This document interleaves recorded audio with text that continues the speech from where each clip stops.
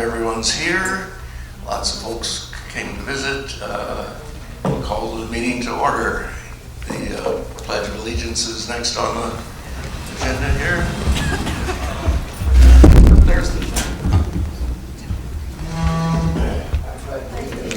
to the flag of the United States of America and to the republic for which it stands, one nation, under God, indivisible, with liberty and justice for all.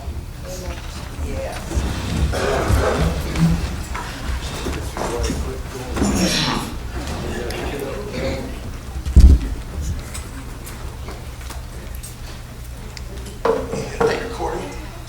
Oh, I'm sorry. I don't think we missed anything important.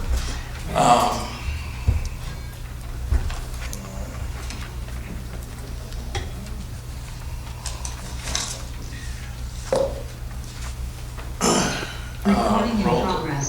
There we go. Roll call. Okay. Roland Lynch. I'm here, so is Roland. Are you Roland or Roland? You're both today. Okay. Stan Weiner. Here. Leroy Perrin. Here. Turek. Present. And Dolores. Jacqueline.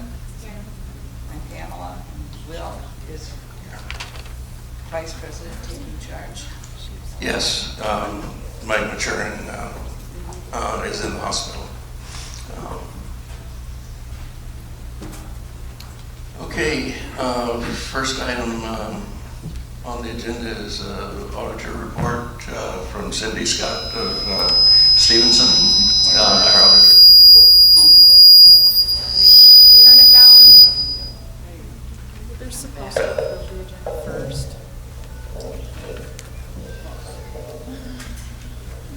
Yes, they're right. Point of order, sir. Mm-hmm. We must have an agenda before we can We have one. do anything else.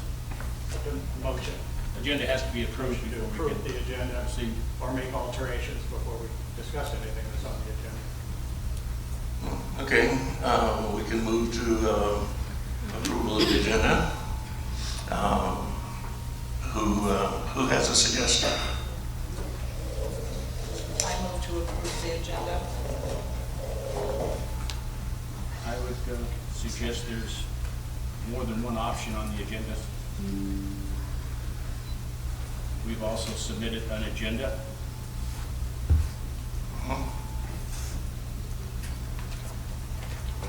So we have two agendas. One is in red and one is in blue. I have a red one. Okay. Can you hear me? I think what he's referring to is that we had discussed in the past how Director Perrin and I had wanted to put some items on the agenda.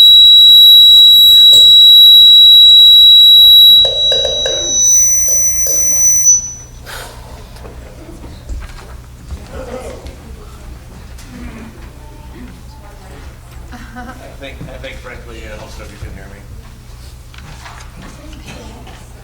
Is this better? The people back there. We have a point of order right now. Yes. We're trying to fix the technology. We're coming to it. Okay. I need to explain my. Yes, that would be helpful. Okay. Can you hear Mr. Perrin? No. Okay. That's the power button on the front, down at the bottom. Okay. Move it closer. Okay, can everybody hear? Yes. Okay. As was discussed at our last meeting, Dr. Turek and I, ever since we've been on this board, have never been allowed to put a single item on the agenda. We have been restricted from that. Now, as the Robert's rules indicate, the president is supposed to confer with board members about items on the agenda which has never been done.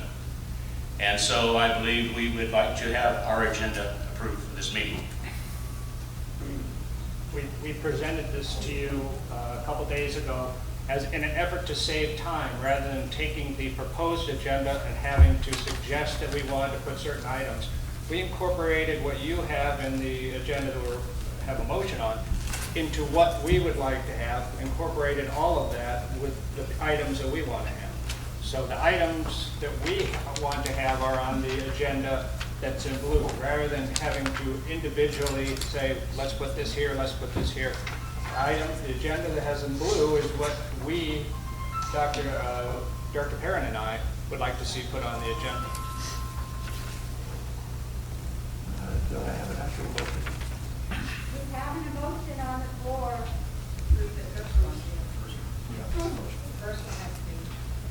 Okay. Which we're Can discussing. I have a second to that motion? We did have. Oh, okay, we did. Okay. Sorry, I missed that. Right now, you're having a discussion. All right, so we're in discussion. Any further discussion? In my understanding, this is an approval for the red agenda? This is for the regular agenda, yes. Okay. Which includes none of the items that Director Perrin and I submitted. So a vote no would be to vote against the proposed agenda, Right. Thank you, Bob. not our proposed agenda, the agenda that. Yes. We understand. I think we have it. So the current vote is to approve the agenda that came in the board packet. Is there further discussion? No, I'm sorry, am I still not loud enough? Just a little closer. How about that? Oh, I don't have it on. Just guys, this is going to be a long meeting if we continue to have public outbursts. So I'm sorry, we're trying to make do what best we possibly can. This room does have an acoustics, so we can just limit the crosstalk. We can try to move this. We don't need to spend 30 minutes on the agenda. All right. Is that better? Okay. Good? Yep. Thank you. Okay, are we ready to vote? Any further discussion? Hearing none, let's move to the vote. Those in favor of We have a roll call. I'm sorry? Can we have a roll call? Roll call. Sure. Okay, Will St. John? Yes. Okay. Stan Weiner? No. Roland Lynch? No. Jacqueline Schwantz?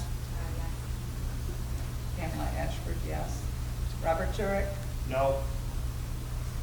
Leroy Perrin? No? Dolores Schleifer? No. The noes have it, obviously. I think Yes, that the was- noes have it. A Okay. point We of order. expected move on. that. Mr. Chairman, since you're chairing the meeting, are you able to even vote on that? Yes, you can. Yes. Yes.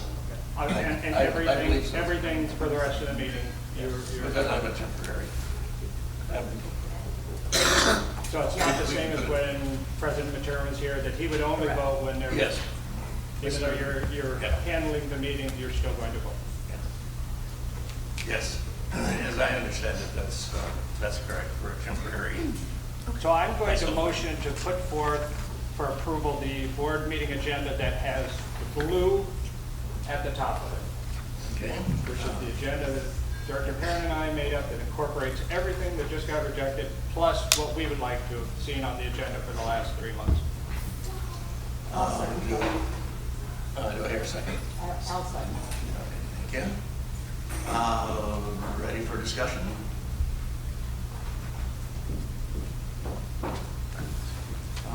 Hearing none, we can move to a vote. Do you want a roll call again? Yes, please. Roll call vote? Will St. John? No? Stan Weiner? Yes. Roland Lynch? Yes. Jacqueline Schwanz? No. Pamela Ashford, no. Robert Turek? Yes. Leroy Perrin? Yes. Yes. Okay, the ayes have it. We'll move forward with the blue agenda. Any other, are there any, Does the audience get a copy of the new agenda? Yes. You make about four. we'll make some. My staff, get mine.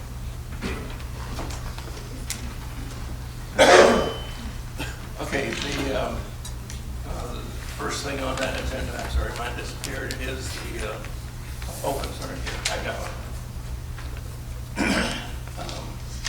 First thing on this agenda is the approval of last month's minutes and the minutes from the special meeting from last week. No. From last month's special meeting. Oh, I'm December sorry, 6th. I'm sorry, the December 6th special meeting. Yeah. I'm sorry. And November 22nd, regular meeting we're doing. Right, yes. Yeah, Right. that's what he said. Yep. Yeah, there was no regular meeting during December. It's just routine for this board. Sorry. Thank you. So, let's do the November 22nd minutes. Are there suggestions for changes, or are we ready to approve? I do have several things I'd like to have changed. Okay. Page 2, this is the beauty of having everything recorded, that you can go back and watch the video and Yes. correct things. There's a statement down in large, maybe 6 lines down, where it says NEMSCA. Right below there, Dr. Turek, I cannot find names of people, sir. That is not what I said. What I wanted to have and what's on the video. Didn't ask for people's names, I just asked for how many specific unique individuals were receiving pop-up Oh, in that so it particular should thing. say So that- I did not ask for somebody's name. So it should say the number rather than the name. Exactly. Right, okay. So I never asked for somebody's name. Down lower, 3/4 of the way down, says Dr. Turek, I'm asking who is the executive director. That's not correct. That didn't happen. I know quite well who the executive director is. I'm sorry about where?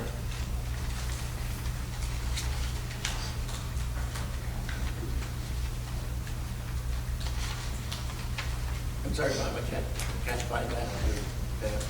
Where are you? You're on page 2. Are you on 2 or on 1? I don't see what you're talking about there. Who is the executive director? Go ahead, show me. I'll show you where. Oh, okay, thank you.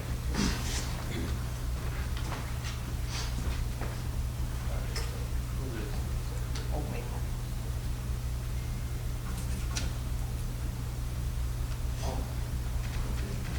And what would say?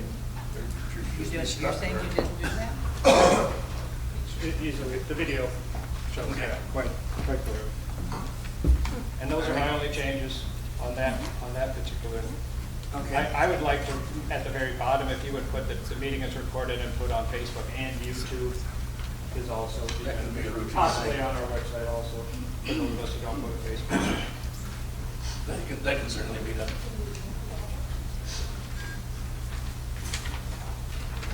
And those are the only changes I have for that particular. Okay. Are there other changes to be made? I'd entertain a motion to approve the minutes as amended. Thank you, Jacqueline. Second. Thank you. Okay, no further discussion.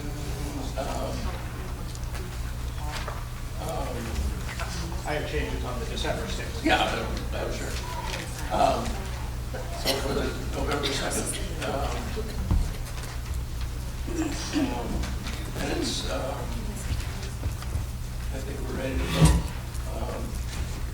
I don't need to vote. Those Those in favor of approving the minutes as amended, say aye. Aye. Thank you. And those opposed, I don't think there were any, so fine. December 6th meeting. I have a few corrections. Yes. Top of the second page where there's a couple different roll call votes made, could you put in actually, since it was unanimous on both those, who voted yes, who voted no? I have that information. You need to get to me after the meeting. First paragraph of the second page, just specifically listing who voted in what way. Yes, Commissioner Drummond told me the other day that we should do that. So Yeah. do that, Karen. And then the only other thing, and I can point it out to you, on the last page, it said, Dr. Turek, I make a motion to reject the 11-4 proposal and accept the 12-6 proposal after consideration. That's not what I said. We were motion to reject the 11-4 and refer the 12-6 proposal to the new building project subcommittee. So I did not say accept the contract, just to refer it back to the new building project subcommittee. Where it says consider, it says refer. It should say refer. Okay. And then here again, it'd be nice to put on the bottom that the video is on Facebook and other locations, not just Facebook, but YouTube also. Yes, we can do that as a routine. So instead of consider, means that you want to refer it.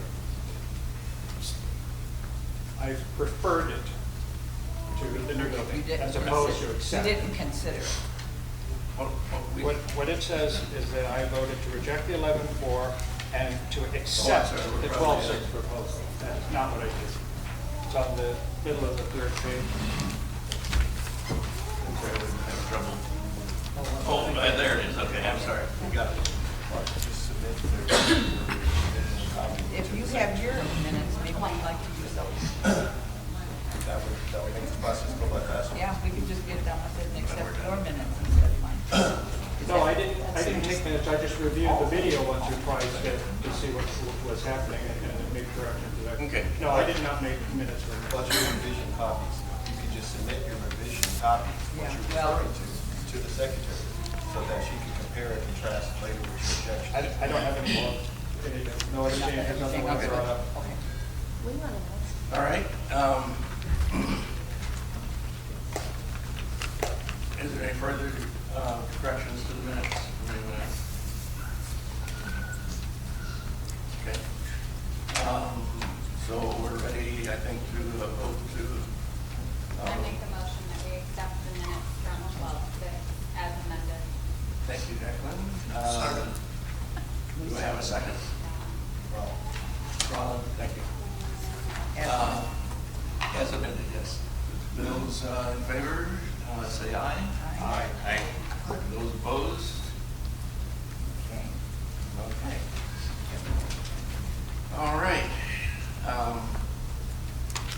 Next item on the agenda is the auditor report from Cindy Scott. Let me read you to find that presentation. I will. When you can scoot that closer to me, or can you hear me? I can hear you. Yes, Yeah. thank you. Thank you.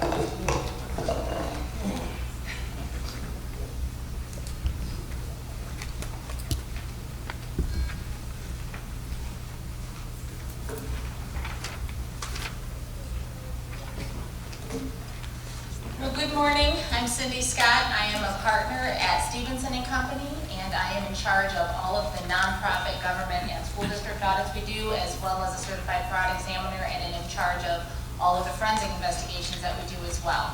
So I've been working on the Alcona County Commission on Aging audit for a few years now. We did it many years back and then took a reprieve, and now we're back at it. So we have the PowerPoint ahead. And also for the board, you have bound audit reports, as well as I sent an electronic copy as well, so everyone can have that. Rather than go page by page through the bound report, which I think would be tedious and not beneficial to you, we're going to go through the PowerPoint and touch on the hot topics and the things that I think are going to be important important to you, what changed from last year. But by all means, if you have questions, ask. If it's not something that I have right in front of me, I can get back with you. So, first slide, Lenny. So first off, why do we do what we do? Why do we come out and test everything and look at your controls? It's to issue an opinion on these financial statements. So we are not saying whether or not you're in good financial standing or poor financial standing. We're looking at the information, your information, and saying, is it accurate and free of material misstatement? And yes, it is. We were able to issue an unmodified opinion, which is the highest level of assurance that we can give. Is that better? Great. Is this better? Sure. So the reason I include this paragraph in the PowerPoint is because I do want to make sure that everyone is aware that with an audit, we cannot give absolute assurance that everything is correct. That would require that we have tested every single piece of documentation that's come through the commission, and that's just not feasible. So by auditing standards, the highest level of assurance we can give is that reasonable assurance. So that's what this paragraph is pointing out to. Next slide. So if you're looking at the bound report, if you were on page 3, you'd see that that's where the financial statements begin. And the first piece of information there is what did you end up with your net assets? And keep in mind, this does include your land, your building, your equipment, and so on. It's the big picture view of how you're doing. And your ending net assets at September 30th, 2022 was $1,345,568.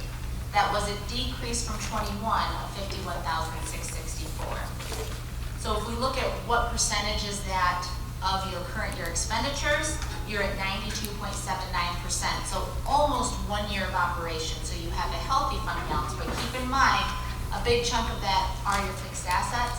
So if we pull the fixed assets out, you're at 69.10% of your expenditures. So just over half of the year. Next slide. So if we're looking at the big changes from 2021, so if you had your 2021 audit report in front of you and your 2022 audit report, just some of the big ticket items that jump out at me that I want to point out to you is that your revenues did decrease $273,000. From there, your tax revenues went up $28,000. Your donated food revenue and expenses, so that's when you get that donated food, you have a revenue and an expense book, so both of those fluctuate. Those both increased $67,000. Your investment income did decline this year, as everyone in their own retirements have felt this year. You did experience a loss on investment.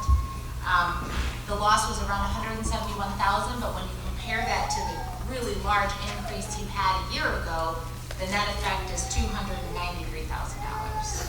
Quick question. Yes. You said the word decrease. Did you mean to say increase 200? Oh, I'm sorry, I'm on a different slide than you. I skipped a slide. So if I go back to your slide, cash increased about $235,000, investments decreased about $238,000. But they were still the net profit. That is the net, correct? They're still the net profit. Yes. Your fixed assets increased $38,000. And I do have, when we get in a couple slides, the breakdown of what your fixed assets changed. And that did include additions, some disposals, as well as depreciation expense. So I apologize. So now the next slide is where I was at. A year ago, you had the loan forgiveness of the payroll protection program loan of $69,000. So since that was not there this year, that results in a decrease in your revenue, because that was a one-time thing. You also had decreases in your grant revenue of $63,000, but if you recall, in 2021, there were many one-time grants that you were awarded that helped boost those revenues in 2021 that aren't typical of a normal year. And then program donations. So this would be when people are donating towards their congregate dining, their in-home services, their home delivered meals. Those increased about $56,000. And the two big factors that really pushed that increase were the transportation program that you have, as well as additional dollars on the in-home services. Next slide. Yep, next slide, please. So your expenses, total expenses increased about $172,000. $71,000 was directly related to wages and benefits and taxes. Your food costs increased $106,000. And I do have a slide down the road a little that we're going to talk about your food costs at more depth. Travel costs did increase roughly $27,000. This is not only gasoline prices increasing, but also your travel program, the number of transportation services you were providing increased significantly. So that's a big push of those travel costs increasing. Your administrative expenses, such as legal costs, your phone contract, tablets, employee relations, the livestock sale, in total, those increased roughly $46,000. Your workout equipment from the large grant that you received this year increased $19,000. And then those were offset by the significant PPE purchases that were purchased a year ago due to COVID. And those were about $23,000, as well as the technology purchases a year ago, because you received that one-time technology grant, and those were about $88,000. And then vehicle maintenance and repairs were down about $6,000.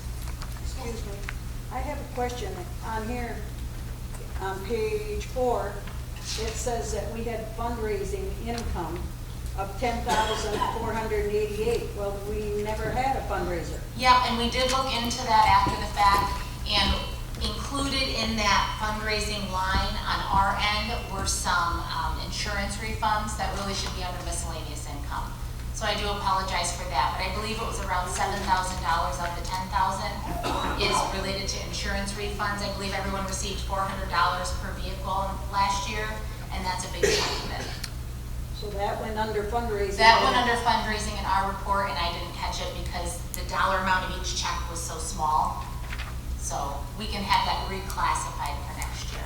Is it easier for you to answer questions afterwards or during when we're talking? If it's related to what we're going over, I'd say during. During? Yeah, and if it's something that I already have a slide for down the road, I can let you know that too. I'm interested in the investment returns net. Okay. On page 4, you just spoke about that. I show that in 2022, we have a net loss of $173,486. Yes. And then compared to 2021, where we had a gain of $119,450. Correct. So a difference of. That's that 293,000 or whatever that number was. Great. I see a large difference in the expenses, the home delivered meals, C2, Yep. from 2022 to 2021. Yes, and that I do have a slide on that we'll talk about. And the large decrease in the grants and special projects. The grants and special projects, the big change there are all of those significant one-time grants. So for example, that technology grant of $88,000, you had PPE grants that came in a year ago, the payroll protection program money. So a lot of specific grants that the director had gone after because there was so much grant funding available during COVID that weren't repeated. They were one-time grants. Understood. And then I have other questions about the types of audits that can Okay. be performed that I think we can talk about afterwards. Okay. Next slide, please. So looking at the meals that were being provided, we have this separated between home delivered meals and congregate meals. And you can see the congregate meals in 20 were doing much better, and then COVID hit and they dropped and they just have not recovered. So you're back up to 1,548 congregate meals during the 22 fiscal year, but that's not where you were at in 2020 at 6,481. However, the home delivered meals have increased. They increased about 2,000 meals from 21 to 22. Next slide. So one test that we do during the audit is we want to look at what is your average donation per meal being served. And we look at it separately between congregate dining and home delivered meals because the process for how that operates is different. So when we look at your congregate meal donations and compare it over 5 years, you'll see that it has continued to increase a little bit each year with a larger increase this year. So for 2022, the average donation per meal was $4.23 for congregate meals. Next slide, please, Linda. Now, on the off side, and this was a concern to us when we look at the home delivered meals and the average donation per home delivered meal, you'll see that there's always going to be some fluctuations with the economy and what people can afford and so on. But in 2022, there was a large decrease in the average donation per meal. It went down from $1.16 per meal to 82 cents per meal. So to give you a feel for what that would equate to, looking just at the 2021 compared to 2022, had the average donation per meal stayed the same, that's $11,173 of a difference. So that is a significant difference, and we will talk about those concerns later as well. Food costs per meal. And this is one thing that you guys had mentioned that I said we would talk about. Another test we do is we want to look at how much are you spending per meal being provided. And in this test, we are combining congregate meals and home delivered meals because it's really hard to separate what food is being purchased for which meal.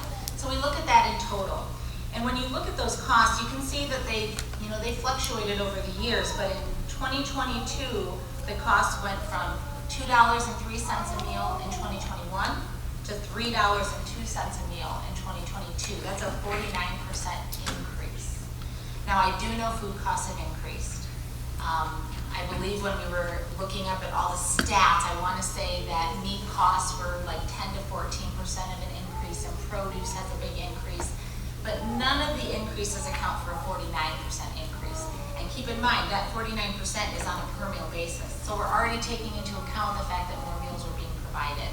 So we did do extensive testing on the meal cost, the food cost, to make sure that there was nothing that seemed alarming to us, and everything worked out well. Everything was being delivered to the center. It was for things that we could see on the menus. We don't have any concerns there.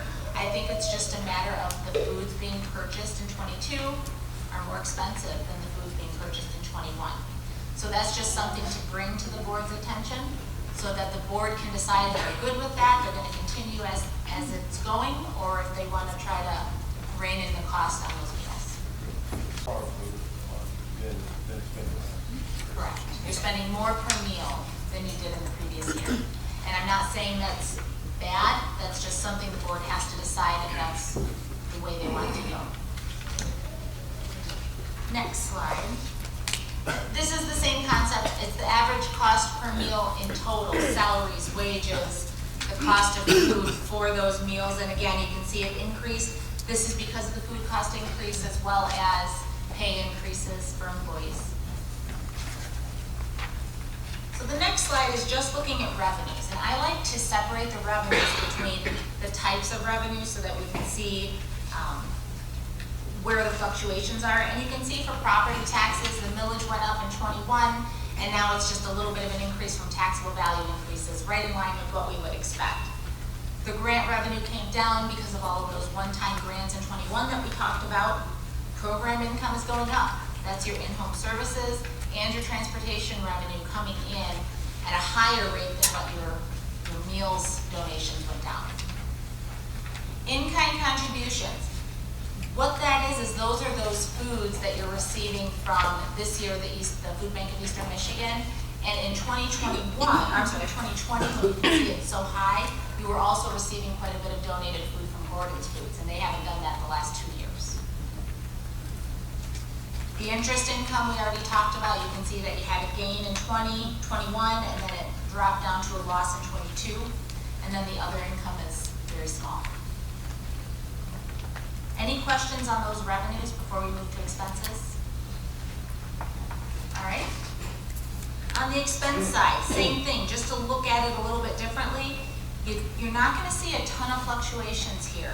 On the salaries and related expenses, it's going up because you have additional full-time equivalent people, as well as pay increases, and then the health insurance and the taxes and so on are going to fluctuate with those. The food costs, you can see the big hike from 21 to 22, but the reason 2020 is so high is because of those Gordon food donations that went into the pantry. Depreciation, repair, and maintenance. I mentioned earlier that your repair and maintenance did go down this year on your vehicles. Contracted services remain consistent. Travel is increased because of gasoline prices as well as the transportation program. The supplies. I do have one question there on the expenses. Where it says other on page 6. Yep. Your report. Oh, on page 6? Not your slide. Oh, I'm on the draft. I wasn't presented the actual book until today. So you're looking at the audit report though? Yeah, that's it. Yeah, page 6. Okay. Still there. The bottom of expenses where it says other, under utilities. What would that be? I see that it was $44,000 in 2022 and $18,000. Can you give me an example of what would other be? I can't tell you what these are without pulling all of your accounts because I don't recall exactly what accounts are being pulled into there, but I can get that for you. But a miscellaneous expense would really be any category that in and of itself, if it was its own line, would not be significant enough to constitute its own line. So there are miscellaneous expense lines in the general ledger, but there could also be something like, I was gonna say dues, but dues has its own line. So I don't have that on the top of my head, but I can get that for you, a grouping schedule that will list all of the accounts for you. Would that be helpful? Yes.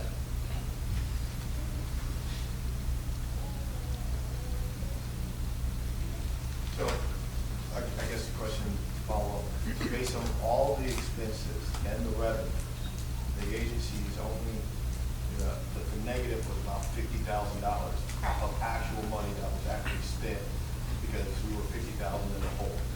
But all the other revenue and expenses, even the increase in the expenses because of things, actual what came out of our pockets was about $51,000 for this fiscal year. Correct. And this is different than other fiscal years previous where you show in your PowerPoint profits in those areas. I don't want to speak to what your gain or loss was in previous years without having those in front of me.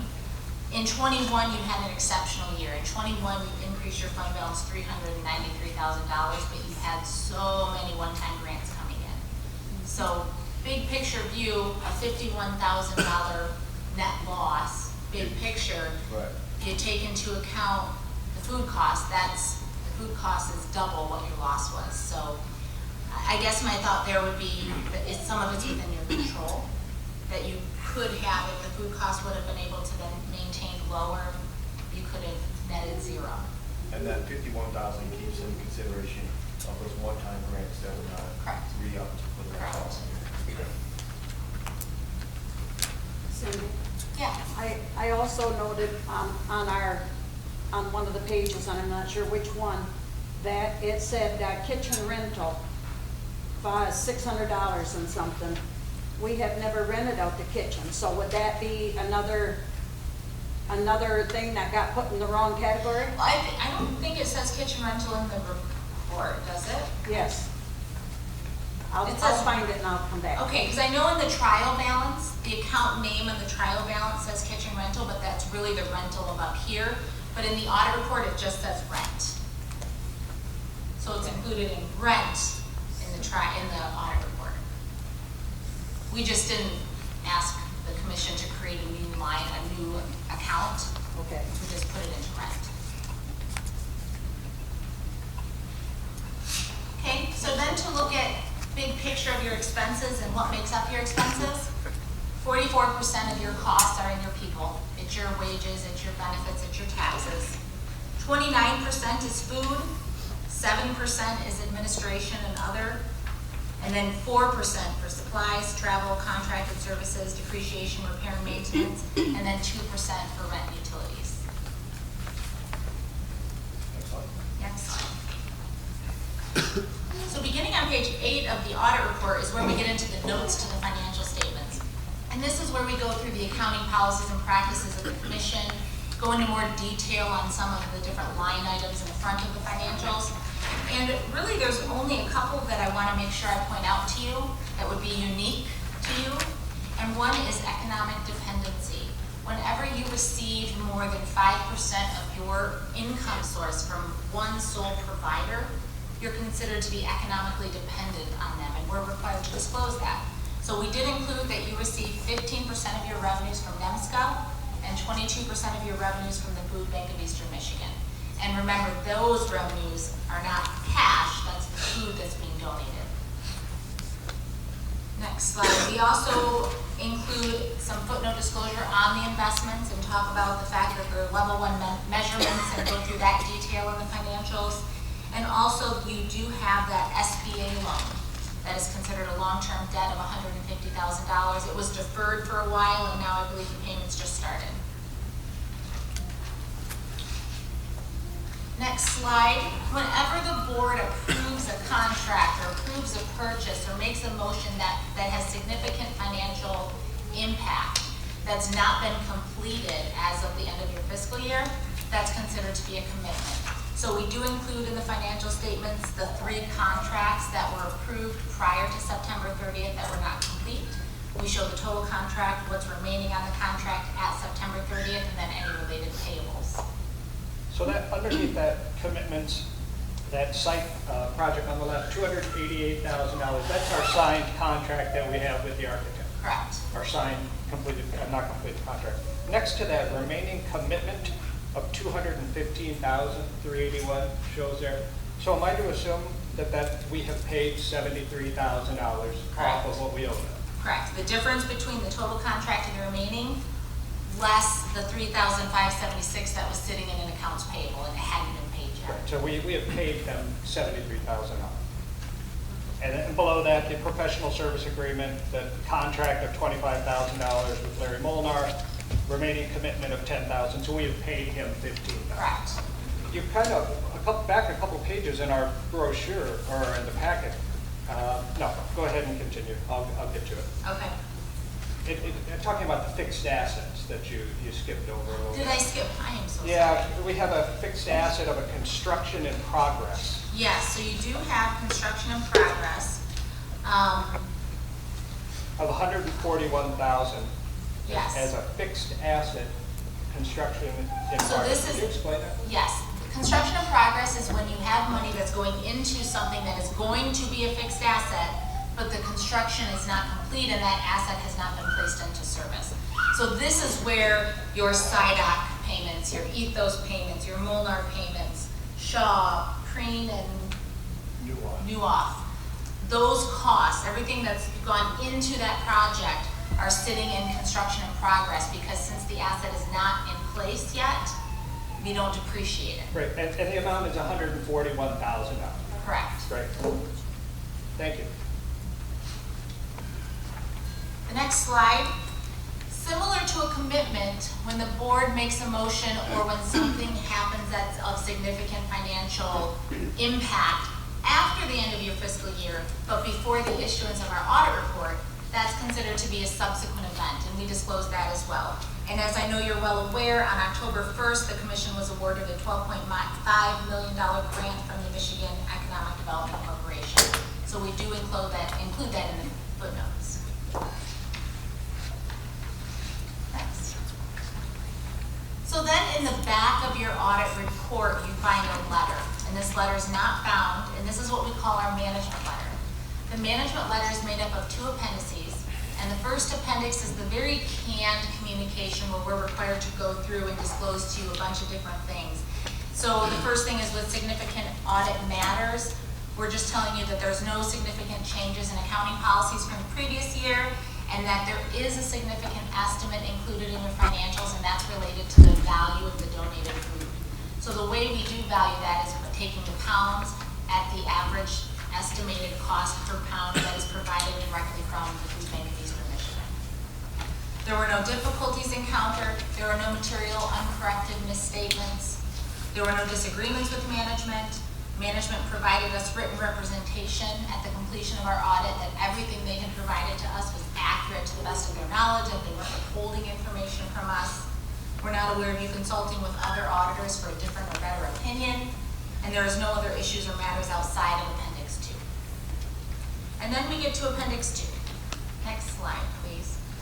So when we do an audit, we're always looking for compliance concerns, areas of improvement, internal control weaknesses, and there's 3 different levels that we classify those. The first 2 I'm going to define for you together. A material weakness and a significant deficiency. By definition, both of those would require the concerning area to be a significant aspect of the financial statements. And then what you look at is it reasonably possible that with the current situation we're looking at, something could go wrong to misstate the financial statements, yes or no? If the answer is yes, then you have to decide, could it be material? If it could materially misstate the financial statements, it's a material weakness. If it would not be material, but it could, at a smaller value, misstate the financial statements, it's a significant deficiency. And then everything else that we find that doesn't meet those definitions becomes an other matter. So we do have some in each category to talk about. First, with the material weakness, financial statement preparation. This is a disclaimer and a comment that I put in every single audit report that I issue, so I want to make sure I explain clearly what this is. The ACCOA guidelines say it is completely acceptable for you to have the auditor prepare this bound report. Completely allowed. But in doing so, there is a risk that the board has to be aware of, and this is me making sure you're aware of that risk, that if I make a mistake, would you catch my mistake? Dolores went through this thing with a fine-tooth comb. I think she'd find any mistakes. But this is the risk that we're disclaiming, is we're just saying it's allowed, but we want you to know that there is risk that you're accepting by having us prepare this. So because we do have to post journal entries or propose journal entries to the commission during the audit, we always make sure to include this in our letter. Then we come to significant deficiencies. And again, this is saying that it's reasonably possible something could go wrong, but it wouldn't be material to the financial statements. And as I mentioned earlier, the average donation per home delivered meal decreased pretty significantly this year, which is a concern to us. Now, the commission has really good policies and procedures surrounding the cash receipts, whether it's congregate dining or the home delivered meals or the in-home services. They have really good policies and procedures that have been in place. And what we found is that those weren't being followed during the year. So we are recommending that management encourage staff, train staff to know what those policies and procedures are to make sure they're being implemented to correct that issue. And then the other two matters that we wanted to point out, again, these are not material weaknesses or significant deficiencies, but things that we think are important to talk about. And one was with the board minute documentation. We go through and we read all your board minutes and we recap all of the motions that are made that have any audit relevance. And we found a lot of times where something was discussed, but there's no notation of actual motions being made. And then we're able to find something else down the road that supports that it was approved, but those motions weren't worded well enough in the minutes to help truly identify the intent of the board. So I just want to encourage you to really make sure your minutes are solid, and as I saw you doing tonight, going through and making changes as you need to, so that what you're putting out there as your approved actions is truly the intent of the board. Thank you, Bob. And then the final one was the in-home visit signature. So the commission has really good procedures in place for making sure that when employees are going into the homes to provide in-home services, that there's either a written signature or a voice signature and something to support, yep, they were there, the services were provided. And so we did a test of those, and we did find a handful where that wasn't happening. Just want to encourage you again, just make sure staff understand the importance of following those procedures. Next slide. So last year, we had some different comments, and so I just want to catch up as to how'd you do? How did the improvement go? The financial statement preparation comment was there. It's still there. It's going to remain there. Just the disclaimer. Purchasing policy. So last year we had some comments on making sure that your purchasing policy was worded in the way that the board intended and then accurately followed. And we saw progress made in that. We know that you worked on a purchasing policy. We tested the adherence to that purchasing policy, and we did not have any findings. Meal count reporting. If you remember, a year ago, there were some issues that were uncovered during the audit where some frozen meals were being counted twice and reported to NEMSCA twice, inflating the meal counts. And so we worked with the staff at that time on how to make sure that those were being tracked, and we retested it this year without exception. So those are being tracked correctly. And then inventory counts. When we were here a year ago, inventory counts were not being done on a consistent basis. And especially with food costs on the rise, it's really important to make sure that we're on top of our inventory. We know what we have, we know what we can use it on, and that we're making sure nothing can potentially walk out the door. So this year, I did say progress was made because at the time of the audit work being done, they were doing timely and inventory counts. Not during the whole year, which is why I didn't say corrected, but being done timely by the time the audit was started. Yes, I have several. In particular, the management comments that we were just going over, 2 words or 3 words keep coming up: internal control deficiency. Deficiency in internal control material weakness. You say, accordingly, we do not express an opinion on the effectiveness of the Alcona County Commission on Aging's internal control. Our consideration of internal control was for the limited purpose described in the preceding paragraph and was not designed to identify all deficiencies in internal control that might be material weakness or significant weakness. Therefore, material weaknesses or significant deficiencies may exist that were not identified. I know you do several types of audit. This is basically considered a financial. This is a financial statement audit. Yep. You do I see you're a forensic fraud investigator, so you do fraud examinations. Do you have some type of audit or procedure that you can do to help us with internal control deficiencies? So there's different engagements that can be done. So just to explain the difference with a financial statement audit and a forensic audit, a financial statement audit, as I defined earlier, is an opinion on these numbers, are they accurate? When you look into a fraud audit or a fraud investigation, to do one of those, you have to have what's called predication of fraud. And that means that something has come to your attention to make you believe that fraud has occurred and there's enough evidence to support that. So you're doing a forensic investigation on a specific area, a specific purpose or person to determine did it happen, how much, and find the support to prove that. But now, somewhere in the middle ground, which is I think what you're referring to, because we don't have the latter, we do have procedures that we would consider agreed upon procedures that we have done, where you could do an internal control review of specific areas where you say, I want you to thoroughly examine and test this area, and this area. And what we do is we come in and just at a more deeper scale, gain a better understanding of exactly who's doing what, and then test it much more thoroughly to make sure, is that really what's happening? Are there places things can fall through the cracks, and provide those recommendations? We do that internal control evaluation. We do that as part of the audit, but it's at a little bit of a smaller scale than if it was elaborated to be just that engagement. Thank you. All right. Are there other questions for Ms. Scott? I have one before. Are you finished with? Yeah. I do have a question. I'm on the finance committee, and I come in once, twice a week, whatever, to sign checks. Is it my responsibility, which I am assuming it is, when I see a check and it says something that sends up a red flag, is it my responsibility to ask questions about that and see? Absolutely. Why are we paying this person $5 or $5,000 or on the mileage checks?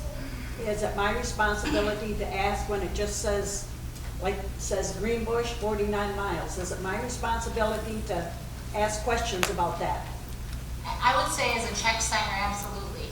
If you're coming in to sign the check, you need to be comfortable with what you're putting your name on. So I would encourage you to not feel like you can't ask those questions or look at that support to be able to say, yes, this is a good expense for the commission. Okay, thank you. I just wanted to clarify that. Would you have a problem if another board member sat in with her and had an extra pair of eyes looking at her? Not at all. I actually have met with many boards over the years where I've suggested that they rotate that responsibility, because if the same person does it all the time, you've always got the risk of collusion if it's only one person looking at them all the time. But then there's also just the risk of you getting so used to seeing a specific vendor that it doesn't throw up a red flag, where with another board member, they might say, I don't know why, what's going on with that vendor. They might dig a little bit differently. Yeah, so you're saying not only is it okay, but it'd actually be beneficial to I have think someone it is else. beneficial to rotate that responsibility. How often you rotate it, is up to the board, but I think that is a good thing. You have issues with somebody taking pictures of the checks on their personal cell phone? I'm responding to the board, so I'm asking the board if you want me to reply to that question. I would like to. Okay, so the question was, is there an issue with taking pictures of a check? Right. So I think what you have to keep in mind is that Alcona Commission on Aging is a nonprofit organization, it's not a governmental entity, and so the confidentiality rules are different. So what I'm gonna say is, taking a picture as a board member who's already privy to that information, taking a picture on a cell phone is not an issue. But if you are breaching your confidentiality agreement by sharing that picture, now you have an issue. And I don't know what the confidentiality policy is for the commission. I'm sure I have it in my file, but I don't know it on the top of my head. But that would be the question, is what is the confidentiality policy for the board members, and would sharing that breach it? But the board member themselves. There's no problem taking a picture or a photo of something. The problem is if you're sharing it with somebody Correct. outside of the public. Correct.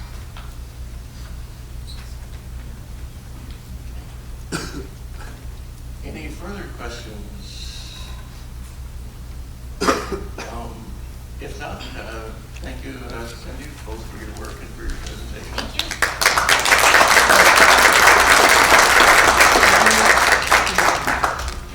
Board members sign their checks, or, Do your checks require 2 signatures? yes. If it requires 2 signatures, then you need to have 2 signatures, but whether or not those both have to be board members, really, in my mind, the control is somebody looking at stuff after the fact? Is somebody making sure that the bank statements and what's coming through the bank account is what was approved by the board? Whether or not that second signature is the second board member, I don't think would be the key control. But you do need to follow your policy, so if your policy says that that has to happen, you need to do it. Okay, thank you. Okay. Oh, I'm sorry. Not for you. No, as I was reviewing the new board agenda, I was wondering if we could potentially propose to move Director Taryn's presentation to right before the public comment, so that way we can hear what the public has to say with the new plan. I have no objection to not having Mr. Perrin go ahead. Does anyone? Objection. Okay. We're ready to go. Very good.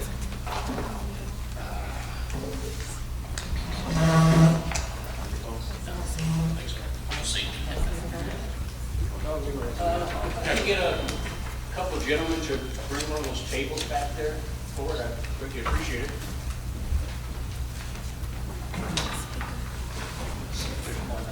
Sorry, I didn't realize we had this one empty.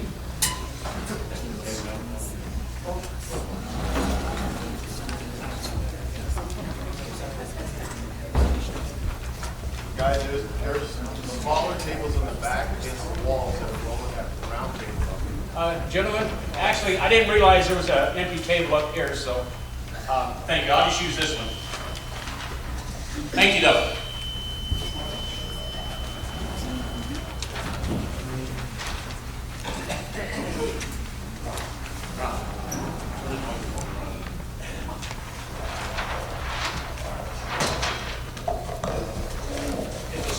Unroll my roll-up.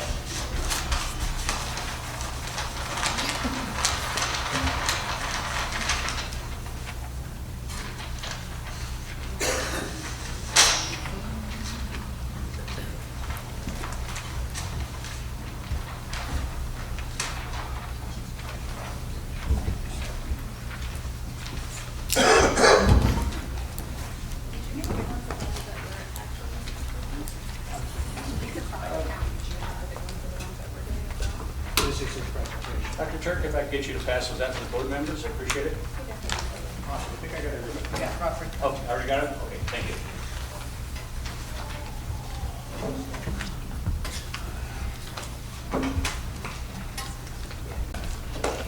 Okay, my purpose, everybody, is that I am a member of the new building committee. And I'm sure everybody's aware that over the last several months, there's been a lot of squabbling over contracts, building, the whole process we're going through. Excuse me, Leroy. Would you be able to take your table over there? That way you don't have to have your back against anybody. You stand on the other side of it maybe, and then, so you can face the audience too, or? Oh, okay. It's up to you, Ryan. Over there. You only have to turn your back to Ron now. He doesn't mind. Yeah, we're on. Okay, so there's been a lot of squabble. We got this tremendous grant to build a senior center. It's always been our purpose to build a senior center. This grant came with a few strings attached to it. Okay, so we've been trying to work through those. I'm sorry to say that as a board member and a member of the building committee, I have not been able to look at certain documents to see what those restrictions are. But anyway, moving forward, we've had these plans in place for 30,000 square foot senior/community center. On those plans presented, there has been, I think it's about 10 ADA compliant senior villa. And then there was another approximately 16 townhomes. And I don't want to get into the various things about the income and blah, blah. However, at the last board meeting where there will need to be a correction in the minutes, I was actually told that the townhomes do not have to be in this project. Okay, that's great. So my proposal, I would like to have permission from the board. I have these plans. I contacted Crawford County, who are in a building project right now, doing a new senior center. Their plans, which you'll be able to look at these after the meeting if you like, are approximately 12,000 square feet. That's a long ways from 30,000. In these plans, I believe you will find everything that a senior center needs, plus a few things. Now, I am not saying that this is what we want to build. What I'm saying, this is representative of 12,000 square feet and what can we get for a senior center in 12,000 square feet. And then I believe also that we can cut down, we can totally do away with the townhomes, which many people do not want, and that also raises a problem with our 501c3. That's outside the realm of senior center.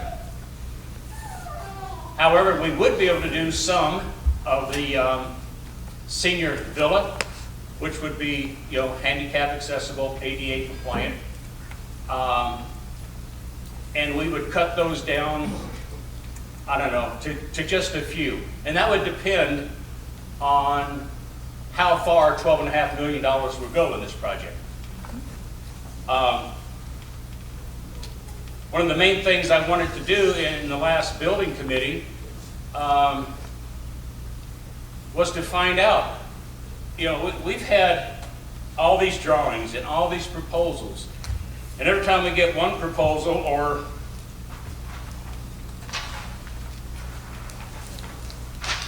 one proposal in the contract, before we can even wrap our heads around this one, there was another one on YouTube. Yep. I'm kind of opposed to that. I think the building committee should have some say in this, and the board. And so I have passed out to the board some floor plans, and smaller than this, of the Crawford County, their floor plan for their community center, which I believe when everybody takes a look at that, they will see it as quite adequate. Building a 12,000 square foot structure next to a 30,000 square foot structure, a lot of price difference. The whole squabble for me this entire time has been, we have $12.5 million to work with. We cannot afford the estimates of anywhere from 20 to 30 million to do this project. We can't do it. It's not fair to the county. It's not fair to Lincoln to get into a project and not be able to finish it. I want to know going into a project, do we have the money? Can we complete this project? And will it do for the senior center? We are the senior center. Okay? It's our duty to provide a building for the senior center. There's lots of well-meaning people and projects out there for other things. However, there are also other entities that take care of those. We should be looking at building a senior center. Okay? Now, in this so-called hub, we are going to have housing. That's where a few of the senior villas will come in. And we also have to have outdoor amenities. We have acreage there, and it's wooded. And, you know, I want to make sure this project removes as few trees as possible. I want it to look like Lincoln. I would love to have the walking trail, a nature trail around this project. I would love to build a pavilion, hopefully with a barbecue or a fire pit, a gazebo. You know, the senior center has always had, we've hosted weddings, graduations, fundraisers, you know, special events, family reunions. How would you like to have a wedding take place with a gazebo in a beautiful nature area? I think that would be great. That's part of what makes the senior center a community center. We've always hosted the community. Besides, most of our community are seniors. So I believe that's what we should be looking for. Later, when you want to come up and look at these plans, I invite you to do that, to see things that were proposed, things that I'm proposing. As a member of the building committee, I am the only person on this board that has any building experience whatsoever. I've been in the building trades for over 50 years. I've had a lot of contact with architects, engineers, contractors, whatever. I think that should be taken into consideration. You know, I don't want to go to a dentist for a heart transplant. So I think many of these things should be taken into consideration. I would invite you, like I say, after the meeting, for the audience, if you would like to take a look at these blueprints. And yeah, one of the things that I would like to do. I can wait till you're done. I can wait till you're done. Oh. I'm just notifying you that I have. That's helpful. Okay. One of the things that I would like to do, the property that we have, you know, there's a lot of slopes on it. Okay, in one of the drawings, the latest drawing that we have on YouTube, it shows the Lincoln Food Pantry and the garage for our vehicles as a future project. I'm sorry, but I think the Lincoln Food Pantry should be right up there first on the list. Now, on the terrain that we have to build on, it'd be quite easy to build the basic senior center, one level of course, but underneath a portion of that, due to the slope, we could have a garage that could house our vehicles. That could house the food pantry. I would like to see our kitchen built above that. And that way we could have a service elevator from the kitchen down to the garage. So as those in the kitchen prepare the meals, for the Meals on Wheels and such, they can put those on a cart, put them in the elevator, take them down, put them into the vehicles that are inside, out of the weather. Up go the doors and out go the vehicles. I think that's pretty common sense.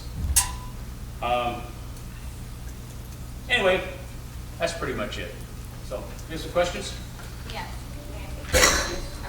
So all of those things were addressed and are in the binder under our committee report in regards to what is currently the new recommendation of $12.5 million building the senior center with a wellness fitness, with ACCOA admin, senior villas only, and also the outdoor amenities that are made for seniors.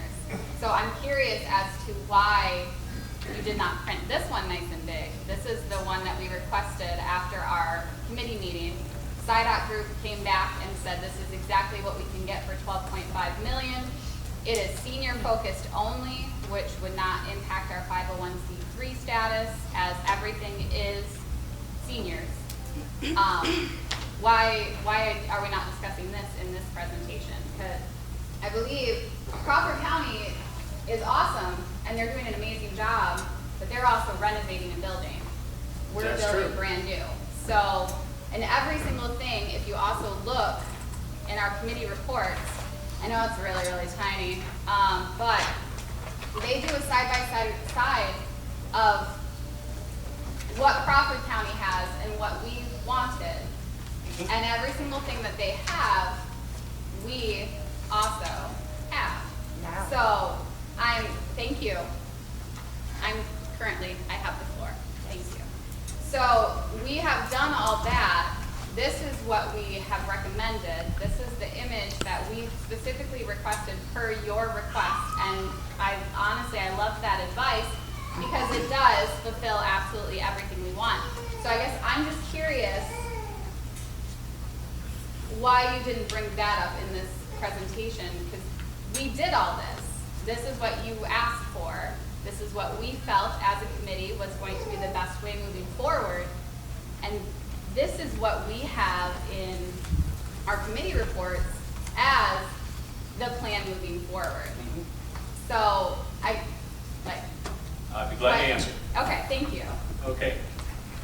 In that committee meeting, by the way, where I was ambushed, which will be corrected in the minutes later on, there's 3 people on the building committee.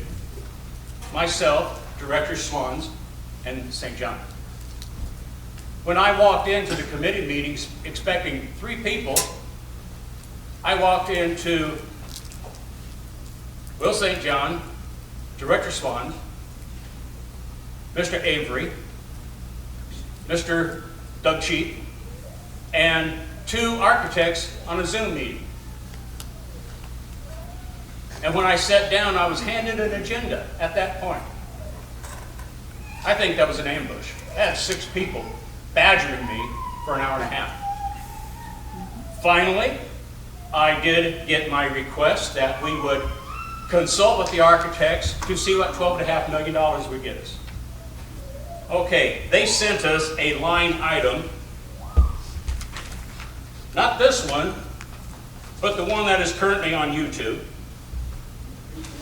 And they just took a pen and struck out a bunch of things.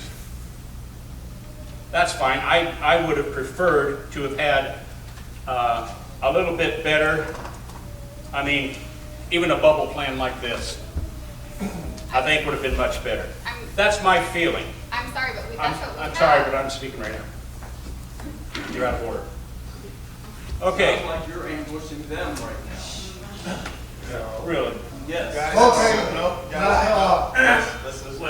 If they have that kind of stuff in here, I'll call the police, like I said last week, and have you removed. And if you think I'm kidding, try me and see. I've done it before, and I'll do it again. Thank you. Let's go back, Mr. Barron, you're talking. Okay, so I request at this time to make a presentation what I would like to see. All right, we can squabble, we can fight. I've also want to ask for some other things too. I would like to become the liaison between Alcona Center and the architects. Every time I turn around, there's been a change. And every time there's a change, it costs us money. A change that committee or boards have not approved. So therefore, I would like to become the liaison, along with the building committee. That would be fine.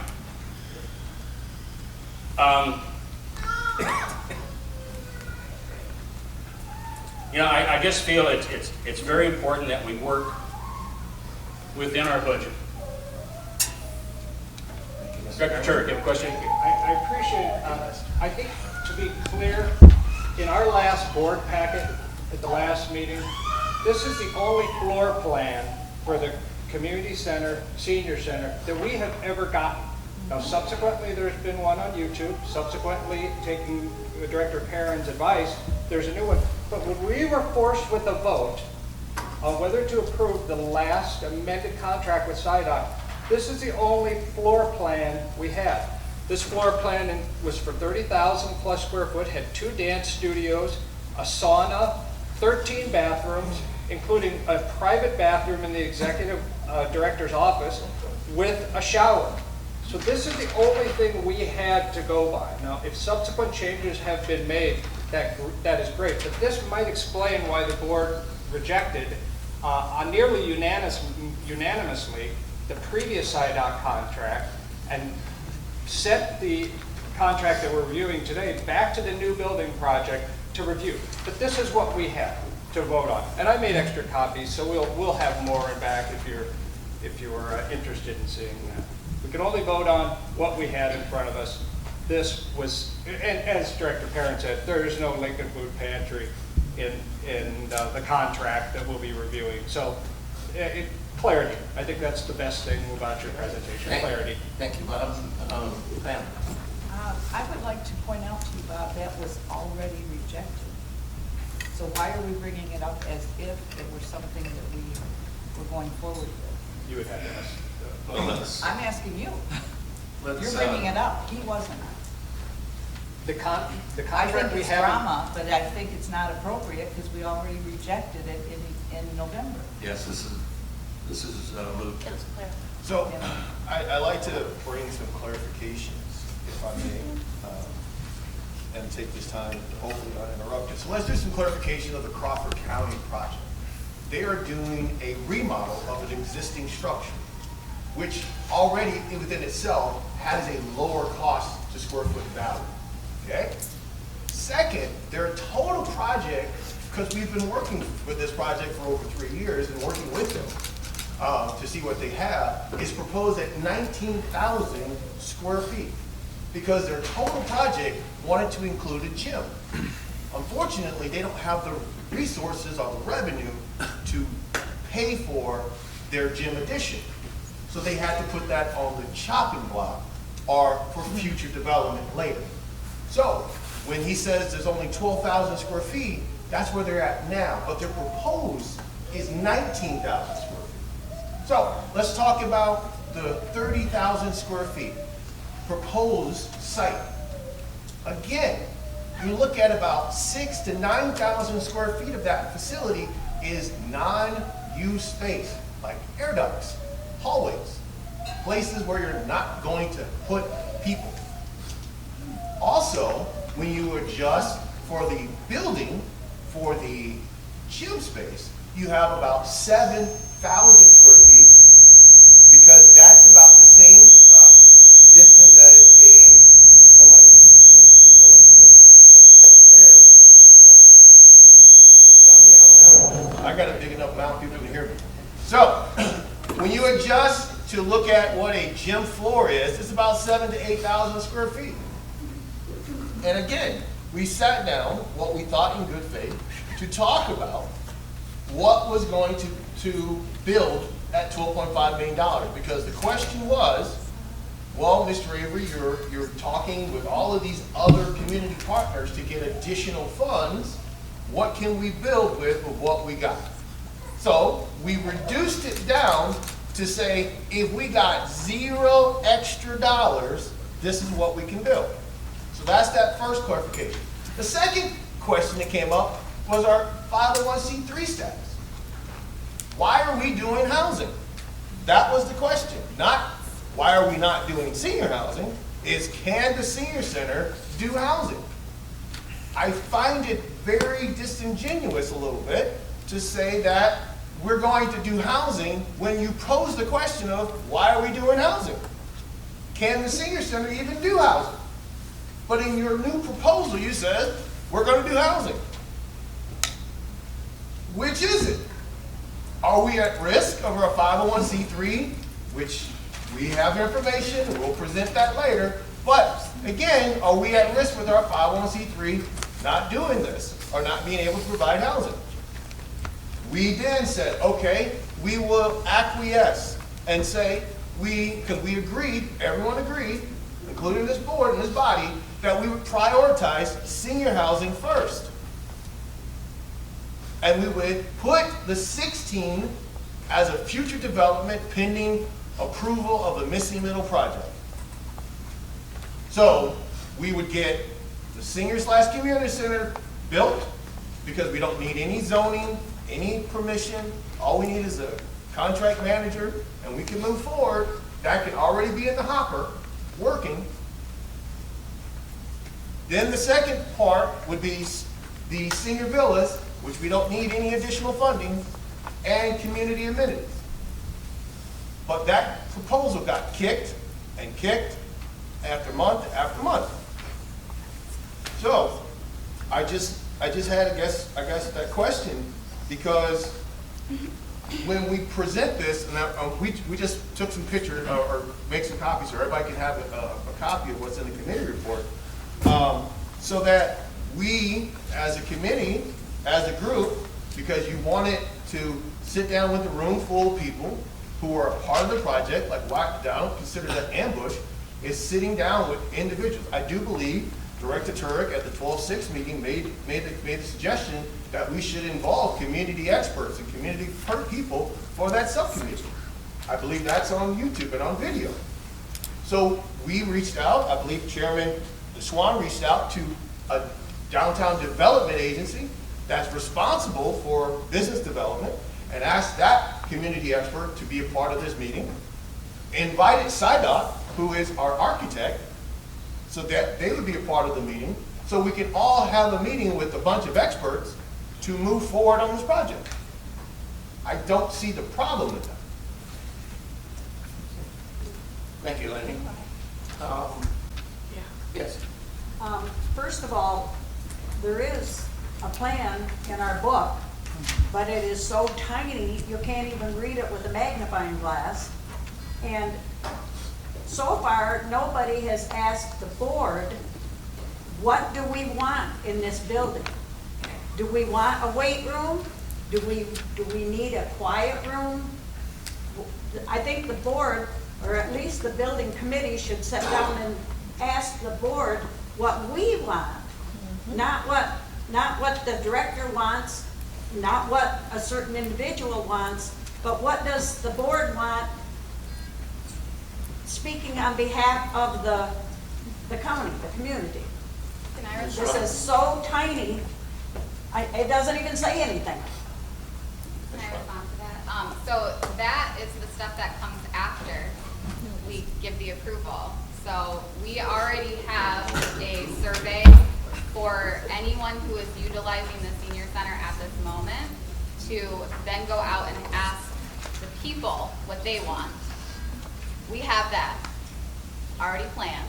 However, I'm not going to ask people what do you want if we're still stuck here. If I can't say, you tell me what you want and I'll make sure it's in the new building because we don't have the plan to move the new building forward, all I'm doing is making empty promises and saying, tell me what you want, oh, you can't get it because we're not moving forward. So that is in the plan. That's already in the plan. We need to get through this portion so then we can get to the fun part, which is the planning portion, which is what we're going to allocate that space to, the decorating, the picking of our furniture. That's the fun part, but we have to get through this part first. Okay, I'll follow up real quickly, just a quick question. So, to answer Director Slicker's question, what was requested in the senior center? So he brings, Director Perrin brings out Crawford County. In your book, which we submit to you in time, to submit your questions, to submit your referrals, when you are presented with the book, and you're presented this information, that is an opportunity for you to provide feedback for that. Also, when you are looking at the floor plan and the design of the current design plan, it models right after Crawford County. Piece by piece, room by room. They have a workout center, we have a workout center. They have a community room, we have a community room. They have a nice little gazebo porch, we have a gazebo porch. It mirrors them. All the way through the entirety, the only difference is we have a 500 square foot room for kids that they don't have, and that's about the size of a 2-car garage. So, and with reference to this, this was a bubble diagram from back from 2000, 2001. Has no bearing. The diagrams, the bubble diagrams are not floor plans. They're just room associations. Like, this could be here, and these things are not final. They can be adjusted or moved. Yes, I suspect I'm going to get a motion to approve Dr. Barron's plan.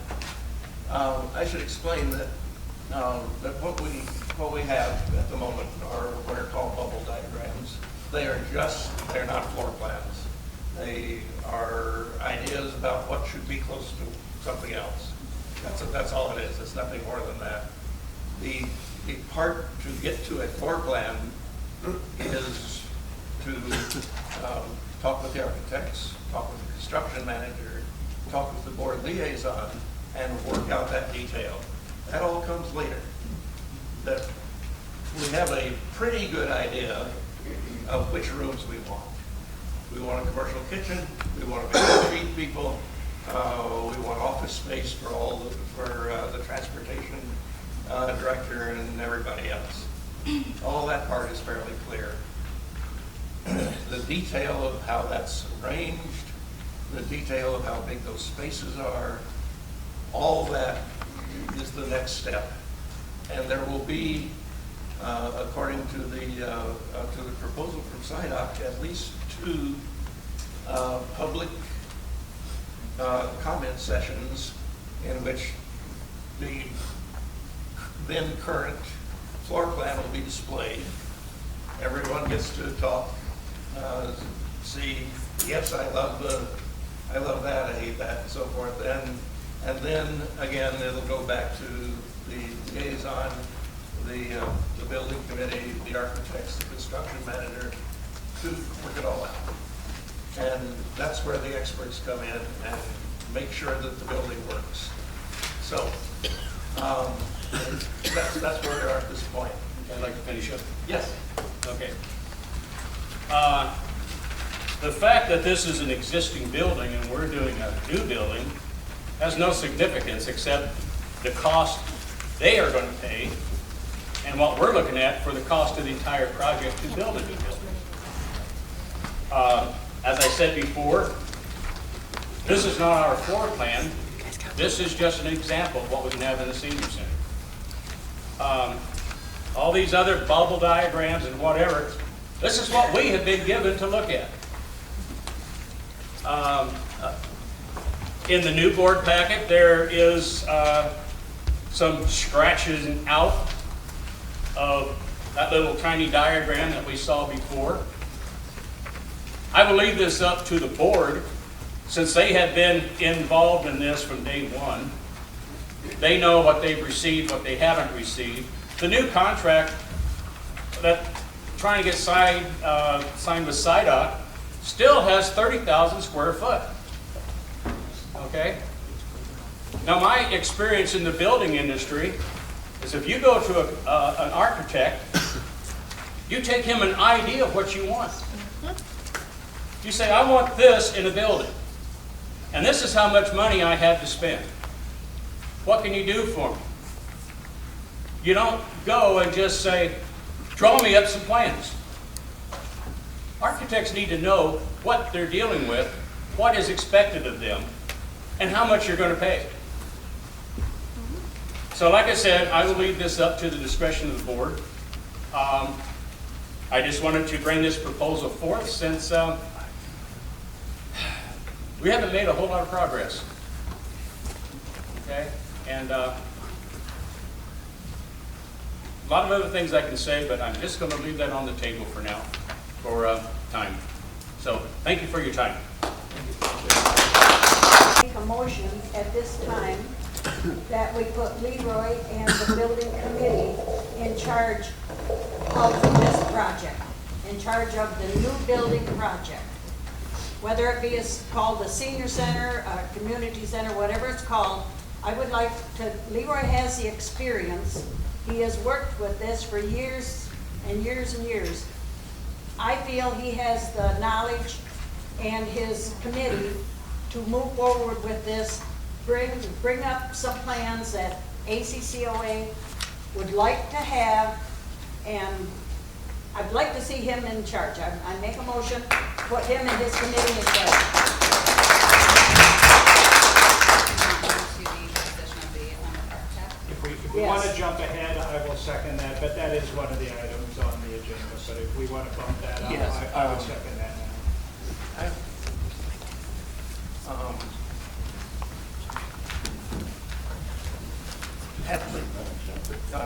This confuses me. At the moment, we have a proposed plan which the motion would assign particular people to.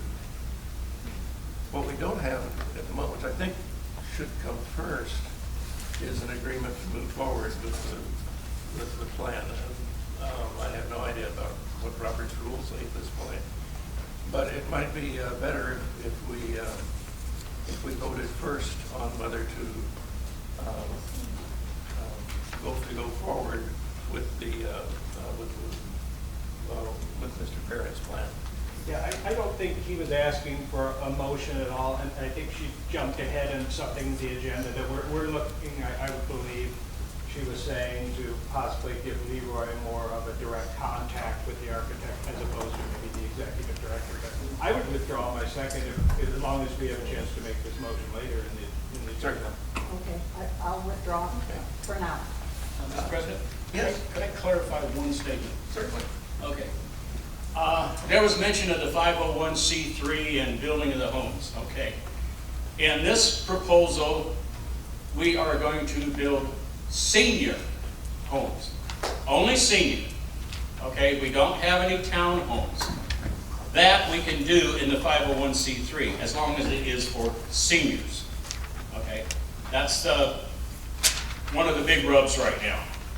So, you know, going forward, I mean, so far we've spent $140,000 plus, and as far as I can see, we don't have much of anything. I would like to go forward and change that. Thank you. The chair would entertain a motion to move forward with Mr. Perrin's plan. Yeah, they want to, they have a systematic approach on their agenda that people can go through. But I think that what the question that everybody else is here listening and waiting for is that if we're going to support the side-out contract that has been placed upon the committee, or what? Or we're even moving forward. I think right now we're done with that, and we're going to public comment because that is what we do. I would think that would come up in the committee reports as from a new building project subcommittee to move ahead their recommendations with the side-out. So I think that's in the committee reports. Oh, okay. I misunderstood. Thank you. Then, if that's the case, then I'd be happy to hear Laura's motion. And I removed my second, you removed your first. So we're just proceeding with the agenda. So his you presentation want to do is it later? over. That's So they want public comment. Yes, Okay. we're in public comment. That's fine. All right, public comment then. Yes, sir. Rick Kiesel, Kings Township. I just wanted to say that my intent was to ask you guys some of these questions and some of the stuff today.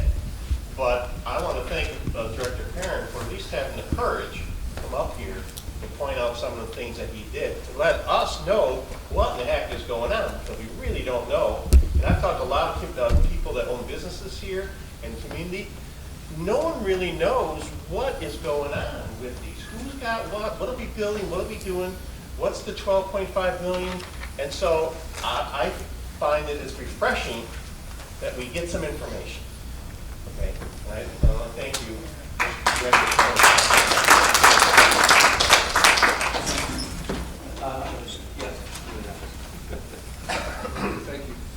I'm Joe Lukashevich. I'm from Greenbush Township. I'm also a senior. I'm also registering here to participate in activities at the ACCOA.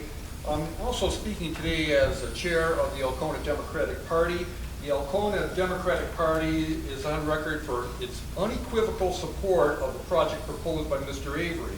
The $12.5 million grant for the project is not pork, as some disgruntled residents have called it, nor is it charity as characterized by others. It's a partial payback of our tax dollars we've sent to Lansing, and now to be used towards satisfying the critical need in Alcona County with an economic impact that spills well beyond our county borders. While I'm speaking here as chair of the ADP, the Alcona Democratic Party, in support of this project, to be clear, this is not a partisan issue. Senator Jim Stamas, a Republican representing this area in the legislature for 14 years, introduced, then passed the grant funding in his Republican-controlled Appropriations Committee. It was subsequently passed by the Republican-controlled Senate afterward. It was then vetted and approved by the Republican-controlled State House Committee and then the entire Republican-controlled House of Representatives, with Representative Sue Alworth, a Republican who represented this area, also voting to approve the funding. After clearing both chambers, the issue was sent to Governor Whitmer's desk, a Democrat, where she signed it for final approval. So anyone now objecting to the use of this grant for its approved purpose had plenty of opportunities to voice those objections at the beginning of Mr. Avery's public discussion, which was several years ago. I remember interviewing him on this probably 3+ years ago, and then throughout the legislative process. For this board to impede grant progress now would be nothing less than malfeasance. So, final food for thought. There's 2 billionaires who are asking the state of Michigan and the city of Detroit for $800 million in Michigan grant money and tax abatements for another private development in Detroit. You tell me, which project would you rather see funded with Alcona residents' taxes?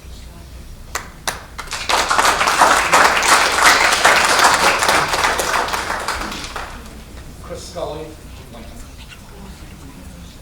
What will happen to this building once it's vacated?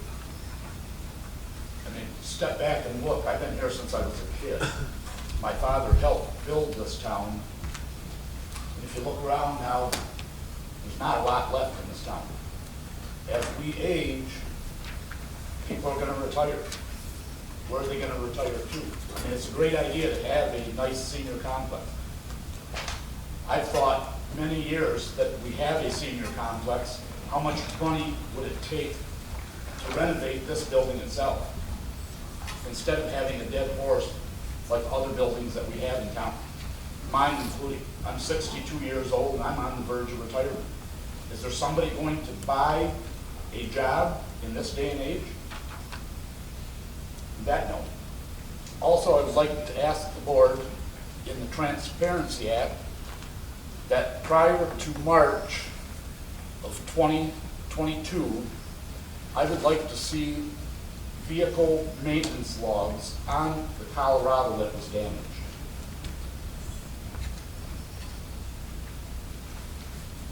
Any comment from the board? Can I get that information? I have no idea. We'll look into it. Okay, thank you.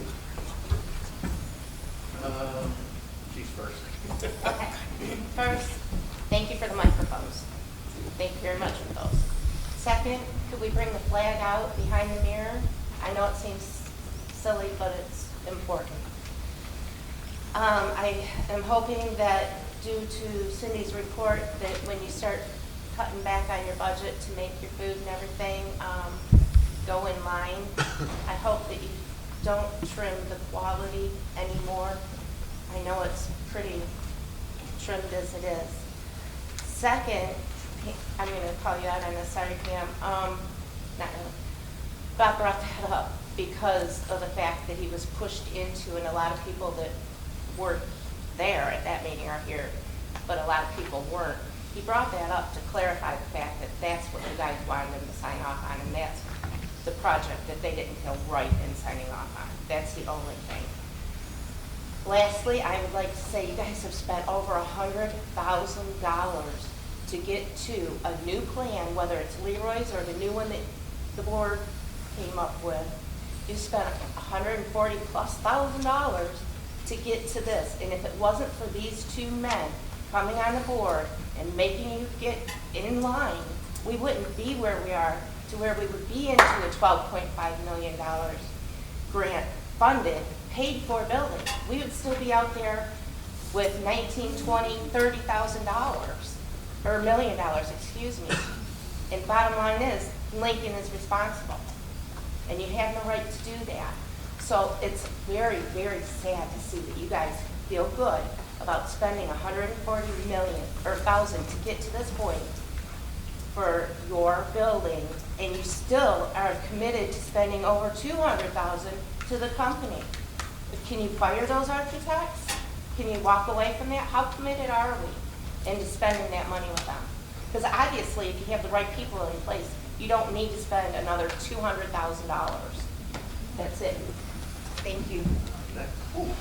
I'll try to keep this really brief. I can believe it.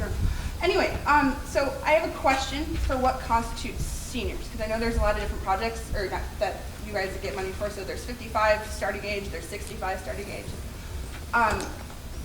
When I worked for NEMSCA and I was school success, Alcona County has over 30% of their seniors are doubled up taking care of their grandkids. And depending on how this is written, seniors who are taking care of those grandkids will not qualify for these apartments. So, and when I was at the school for 3 years, so that number increased every year I was there, and I can only imagine it's gone up since then, especially since the pandemic, and other families have had to double up in addition to that. A comment about Crawford County, a quick Google search while I was sitting here.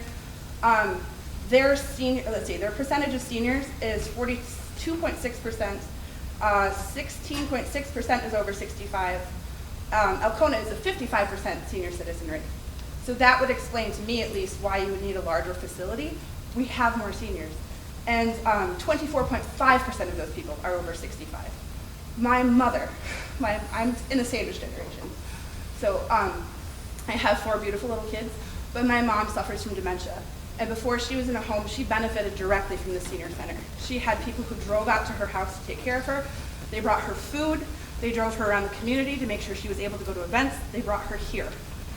And this is not a super safe building for other people to come to, especially for seniors. It is not ADA compliant. It is not okay. And I'm not really comfortable bringing my small kids. I come for dance class, where we only have to go up the stairs. There's no way I would let them go down the stairs here. It's not safe. And they're 8, you know.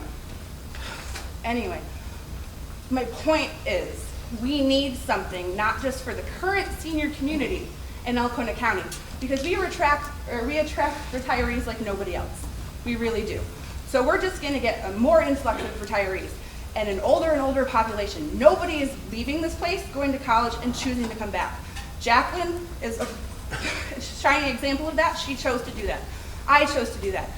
And I don't mean any disrespect for you guys, but you guys are not going to have the infrastructure to take care of the aging population. I'm telling you right now. If you don't have a community center right now that also opens itself up to the public and the under 55 crowd, I'm not that far off. By the time my kids have graduated high school, I will be a senior citizen. So if you don't help the rest of them, you are literally going to be biting the hand that feeds you in the future, okay? And I mean that with all sincerity. I care so much about so many of you guys on both sides of this crowd. And I don't mean to pander to the audience, but I know a lot of you. I've known a lot of you since I was born. I grew up here, I was raised here. I chose to bring my family back here and to contribute to this community and make it better. I've been met by death threats when I was working at the school. I have been met with opposition for the programs that I have brought to this community. So just keep that in mind. Don't cut off your nose to spite your face. Who are you? My name's Ellen. Thank you. Mark. Good morning, still. My name is Margaret Casera from Hayes Township. I'm here in support of the Senior Center Community with housing for our community. And I also have with me some signed statements by, as of last night, 58 other citizens. I'd like to give it to the board. May I approach?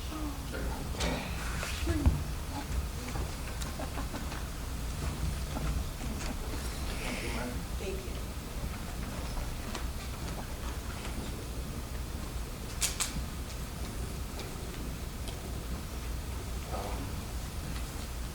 And say how it's run.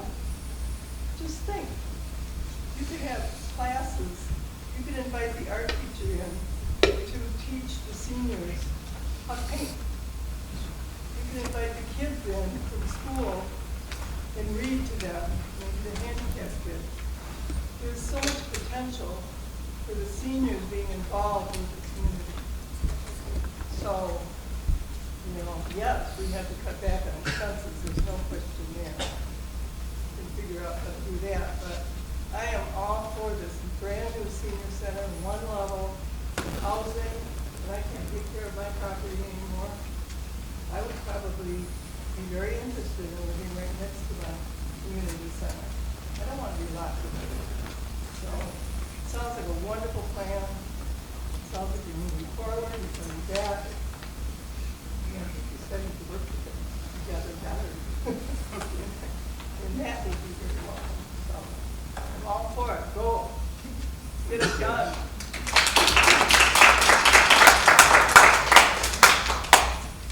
Contrary to the last speaker, there's nothing to be afraid of.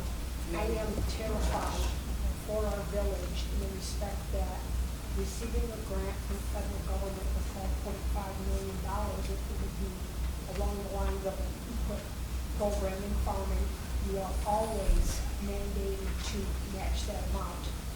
You cannot stop building at $12.5 million when the funds run out. You must follow very specific specifications to the letter, or you owe the money back. And I am terrified for our county, number one, to have to repay $12.5 million if their exact specs are not followed. And I am terrified where in the world are we going to come up with the second $12.5 million unless I have a way, non-understanding of the way these grants run. Thank you. Way in the back.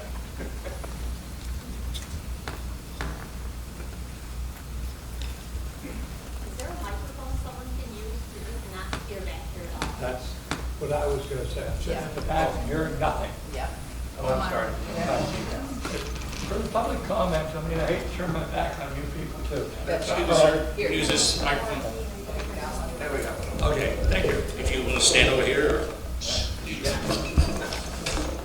Hi, my name is Robert Weber. I live in McCain. Yes, I'm sorry. Robert Weber, North Dakota. I moved here. I live in McCain Township, and I think what you're doing is great. I'm here to ask the board to do everything they can to get along and see this proposal of community hub and mid-level housing through. The state has given us the opportunity to organize with $12.5 billion. I cannot think of any place or any way we'll ever get that kind of amount again. This much money, nobody has ever offered this much money to anybody else in the county. I welcome the community hub. I say open it up to all the public. In fact, the majority of this community is over 25, or sorry, 55. When you get my age 76, you forget a few things. There are stipulations of getting those funds, one being offering housing. I welcome that too, and my wife and I may be living here someday. I welcome diversity and families that may live in the same complex, and I hope they utilize the community hub to its fullest potential. I enjoy watching children having fun, learning, and growth. I welcome every opportunity to teach them what I have learned over 76 years. From what I have seen of the schools, and the fair majority of the earth in this community are, for the most part, amazing young people.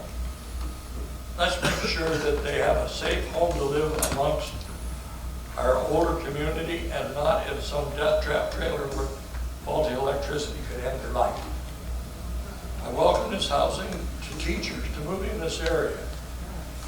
And the lack of housing for the big part is why we can't bring teachers and keep them here.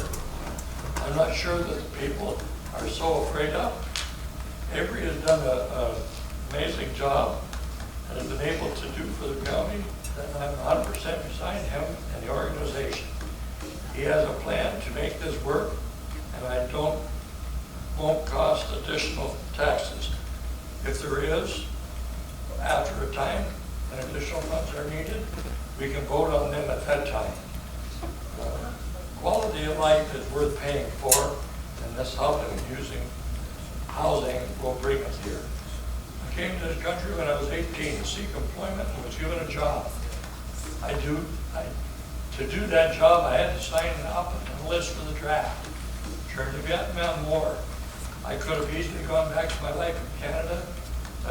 I chose to stay and fight for my rights to live here. Sometimes you have to dance with the partner who brought you. It would be great if NEPSCA would come to the organization and drop $12.5 in our county, but I don't see that happening. I'm begging board and the community to put their petty differences aside and dance with the partner that got us this project moving forward. Thank you.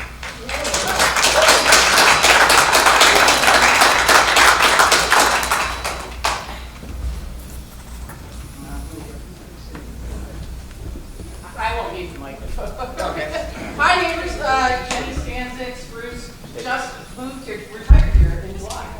So excited to be here.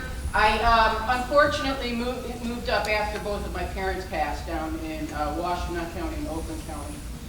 In 2019, my sister and I went on multiple months journey to find one apartment building that my mother could live in. Senior apartment, not assisted living, not any of nursing homes. And it took us 2 months to finally find one in Oakland County and Washtenaw County. Thousands and thousands of places. It didn't have a rec center. It certainly didn't have a community hub. And even though the high school was less than a block away, there was not an influx of young people coming in and out of that building. I can say with certainty, if that was the case, my mother's life would have been extended. Imagine how excited and flabbergasted I was to find out, moving up to Alcona County, that all of a sudden we had over $12 million to do just that. This thing that I had been looking for so long for my mother, now was going to be a possibility for me. Because by some definitions, I actually qualify as a senior. And the thought that I can assuage my children's fears that once the property becomes too much, which sounds like it's true for a lot of us, there will be a place for me. And not just an apartment, but a community. And that's what we've always come here looking for. The other thing, I guess, that I want to say that's pretty amazing about this place is that I think every single person is here for the same reason. That we care about the seniors in this community. We want what's right for them.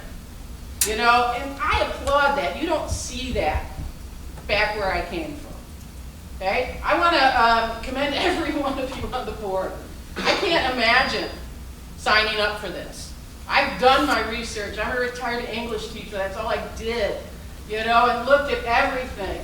And would not put myself in your place. Okay? I have to commend Mr. Turek and the amount of research and the due diligence that you've done. Outstanding. You would have been an A+ in my class, no problem. Okay? And Mr. Perrin, you know, to have somebody that understands buildings and building codes to be part of that process is also excellent. Director Avery, Your grant writing skills must be amazing. I wrote so many grants that were never approved.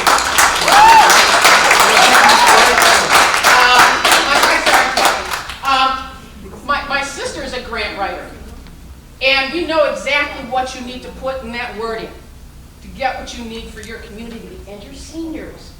So let's all take a moment just to remember that the reason that we're here is because we care about each other. Okay? And some of us will do that by looking at the details and making sure everything's where it needs to be. And some of us will do that by making sure we go out and let the community know what's going on. But we're all here for the same reason. Okay? We have to have a little faith in each other. You know, that's why we're here. And the only thing I can ask you is please move forward, because if we lose this money, I'll be forced to look for another place to live again. And that's a shame, but I will not wind up like my mother. Thank you. We do need a new building. I think it's a great idea that Leroy kind of head that up because he has building experience. I think we need to find out exactly what the verbiage of that grant is as far as the strings attached, because that could potentially be detrimental. So we need to find that out and clarify that and move forward with something, whether it's using that grant money or, you know, how we go about that. But what I wanted to mention has nothing to do with the building. Back in October, at the October meeting, is when the grievance committee was formed. That was put together at that meeting, and that was formed because of several grievances that had been brought to the board about Mr. Avery. One in particular had to do with Chris Scully and the way he was treated. I feel that this board, and I don't know what the grievance committee decided to do with that, but my opinion is that the board should write an apology to Chris for the actions of Mr. Avery. And then recently, it was brought to public awareness that the Village of Lincoln was threatened with a lawsuit by Mr. Avery. That, the board needs to write a letter of apology to the village, and I believe that should be posted in the local newspaper.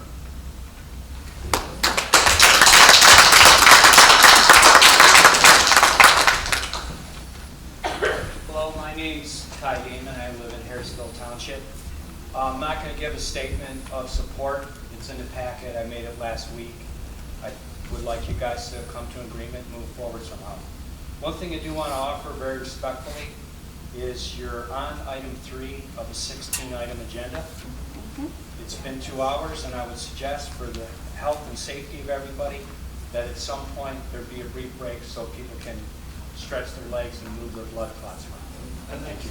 An excellent idea. Next. Yes. Gary went up Mitchell Township. I guess the old adage goes, if you have the facts, you argue the facts. If you have the law, you argue the law. And if you don't, you discredit your accuser. You know, we've been... Speak up. Speak Oh. up, I'm sorry. Not used to talking in a group this large. As the old saying goes, you know, if you have the facts, you argue the facts. If you have the law, you argue the law. And if you have neither, you disparage your accusers. I have to say that, you know, we've been told that this thing is going forward, whether we run, sprint, crawl, or whatever. It seems like it's really come down to, do the means justify the ends? In other words, what are we going to pay to have this thing take place? And I don't see any bridges being built. At the last meeting, I saw one being destroyed with no care for collateral damage. I think this board has to really think about what it's getting involved with. It has lost its focus. The focus has not been the senior community, and it needs to come back to the senior community first. This is what this whole organization was built for. when you start looking at doing all other kinds of outreach programs, and I don't care how good they are, your initial focus is the senior, not the community. Thank you.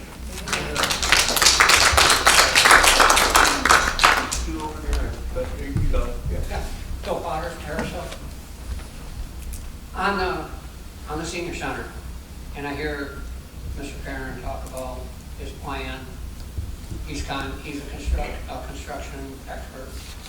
I would like to see this board, before you move any further, because every meeting, the vote goes 5-3, 5-3.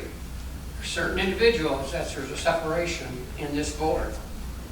I don't know why the separation is, but it's always the same 5-3. I would recommend, if I was sitting in your chair, I would recommend to this board to contact a lot of contractors, Oscoda, Alpena, IOS, wherever, Alcona, voluntarily come in, sit down, go over the plan.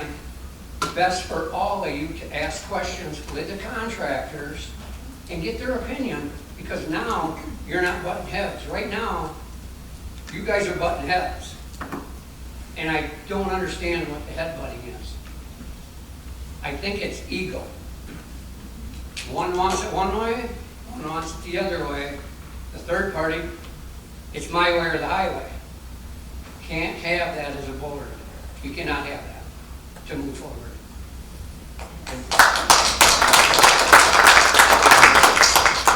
There's the other hand. Yeah, my primary, I'm Dave Blushek, Hollis Township. My primary concern is the grant itself and the strings that are attached. Right. Now, the state issues the grant. Perhaps in their mind they're thinking, yes, housing, it's a great idea. We're fronting you the money because we want the housing. So essentially what you're looking at is ACCOA takes the grant, being the third party. It's not a direct grant because the state's looking at housing. They're going to administer the grant through them and build the housing. My point is, basically, this could be construed as the senior center laundering money from the state to build a housing project, and the kickback is they get a free senior center. It's a really great area, and you should very much look specifically at what's in that grant, because the state might designate something, or you're thinking in your mind it's something else. Watch the money. Thank you.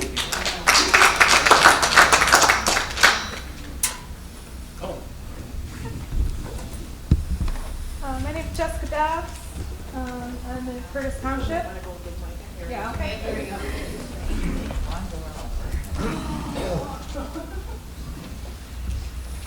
So yeah, everyone can hear me now? Yeah. Awesome. My name is Jessica Dobbs. I'm in Curtis Township, Glenny.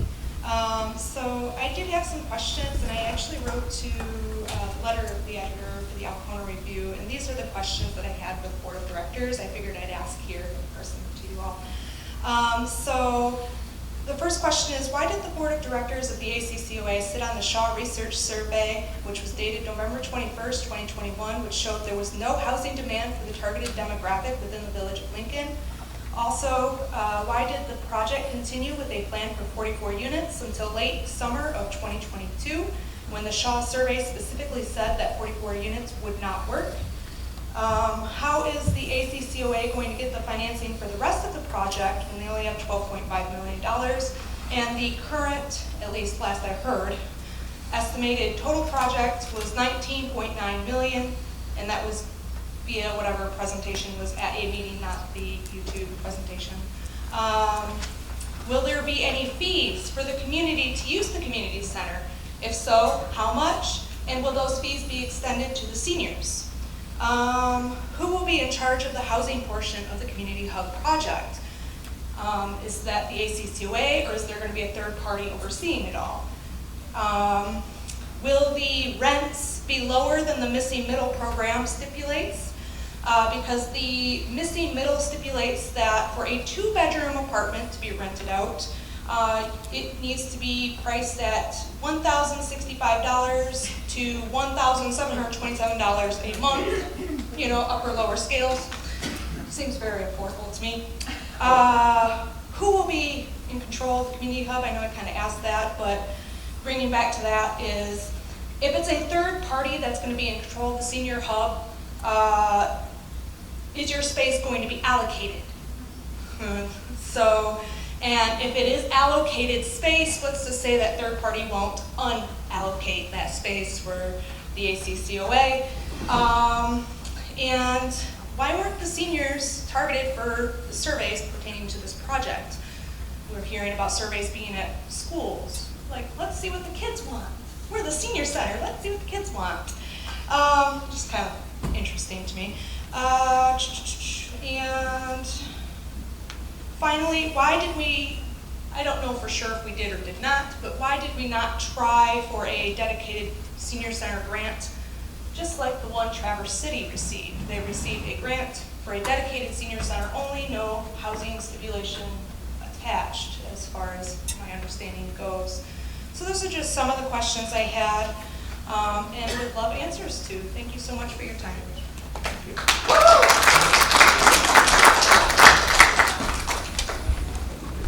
Any further public comment? If not, one second. Yes. Excuse me, one hand.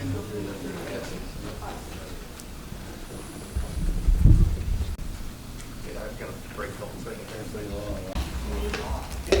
Jerry Goldstrom, I'm giving my minutes to Kathy right there. She's already spoke once. Let's see, before she speaks, let's see if there's anyone else right here. Okay? Go ahead, Kathy. No. Yeah, Paul from Harrisville. Speaking can everyone hear me? Speaking in favor of this project, I have 15 years in grant and contract writing. What Lenny has done by himself, basically, to get this money is unbelievable. And a comment that if this does not pass, we may not get this opportunity again. So things were moving forward the last couple of years, and then all of a sudden a new board came on, and there's infighting. I'm not sure what's going on. Have special meetings, have closed meetings, and work out your issues. If you have questions about whether it's a 501c issue, reach out to the appropriate people and find out the answers. Don't come here with a plan. You're not ready to pass it. It's unbelievable. I just can't believe the board. You're taking pictures of checks. Is that to help each other out, or is that to fight with each other? That's all that I'm hearing doing, is you're fighting with each other, and I'm ashamed of you guys. Lenny's done a fantastic job. Yes, maybe he's not perfect, but none of us are perfect. You can say you're perfect, really. I'm just ashamed of the board. That's all I have to say. Thank you.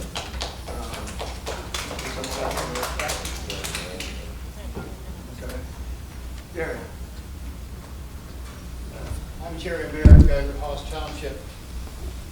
I know I hear these folks are all in favor of this, and I hear what you're saying. But I'm going to go back to what Leroy said in his thing. There was nothing he said about turning the money away or not spending the grant. None of that was in what he said. All he said, to simplify it, was we have to spend our money smarter.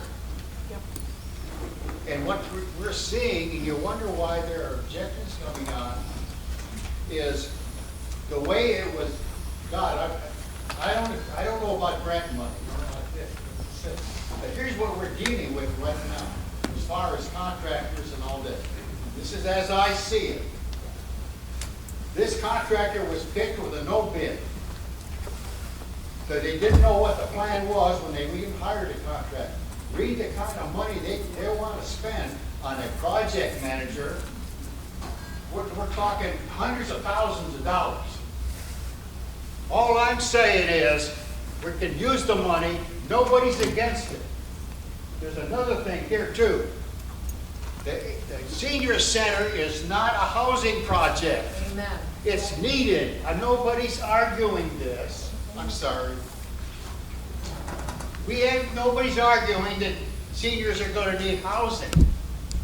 But the argument we're trying to make, and what I'm trying to make is, we need to use that money smarter. The way this contract was written, like I say, it was a no bid. Whoever wrote the grant, the BIDOC or whatever the heck they are, they wrote it, they wrote the contracts. The board did not get an attorney at the time to find out what the contractor was really about or what the stipulations were about. Anybody with any construction period at all knows you don't just go out there and take the first guy that makes a bid and give it to him. Not when you're talking millions of dollars. You have to stand on that. Don't let this idea of $12 million flog this up. The issue is a senior center building. That was it started out as. Amen. That's what it started out as. Nobody that I have heard says we want to give the $12.5 million back. But by God, we better spend that money smarter than what we're spending it right now.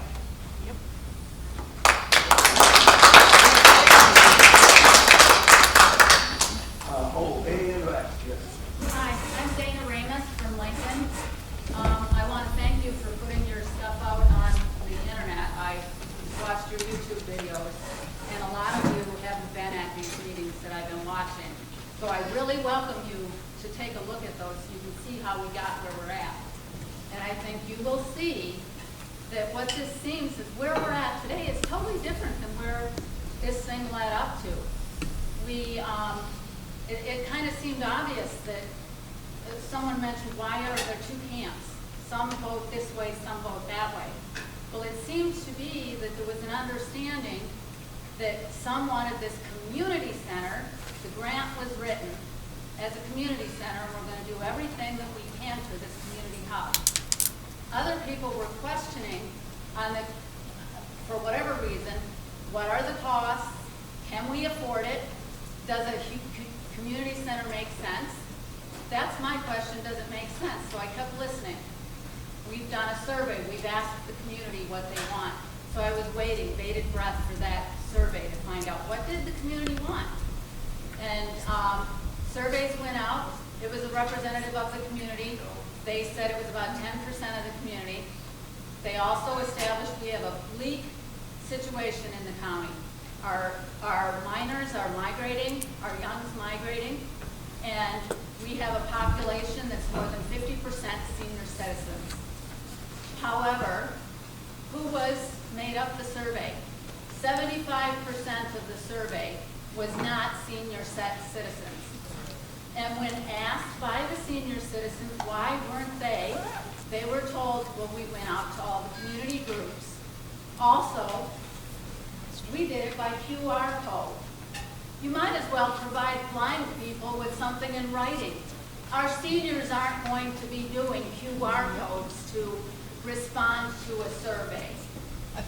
And I simply, and does that mean I'm out of time? Yes. Okay. Sorry about that. But I think we need to get back to the operating costs. Lenny said himself, the community's turned this down multiple times. That's it. Thank you. We voted on it already. How are we going to pay for the ongoing costs of this thing? Thank you. Terry Goldstrom, I give my time to Kathy. No, it works. That works. You can go. Well then, all right, I will talk. My concern with this is one section wants this huge building with all the extras, and we have a more conservative building of what we need. What are going to be the costs to maintain these? That's it. Are we going to be able to continue to heat a 3,000 square foot building? How much of that building is actually going to be used all the time? How much of it is just wasted space? If you go with a smaller building, you have smaller electric, you have smaller gas, you have smaller everything. Is this being taken into consideration with this whole thing? Or are you going to pass the whole cost on to the rest of the community and expect everybody else to eat the cost? When if it's too much that the senior center themselves cannot cover the cost. I believe the Mikado Civic Center had the big discussion not that long ago. They couldn't cover their heating bill. So again, I'm all for a senior center, but let's do this smart. Do it smart. That's all I think everybody's asking.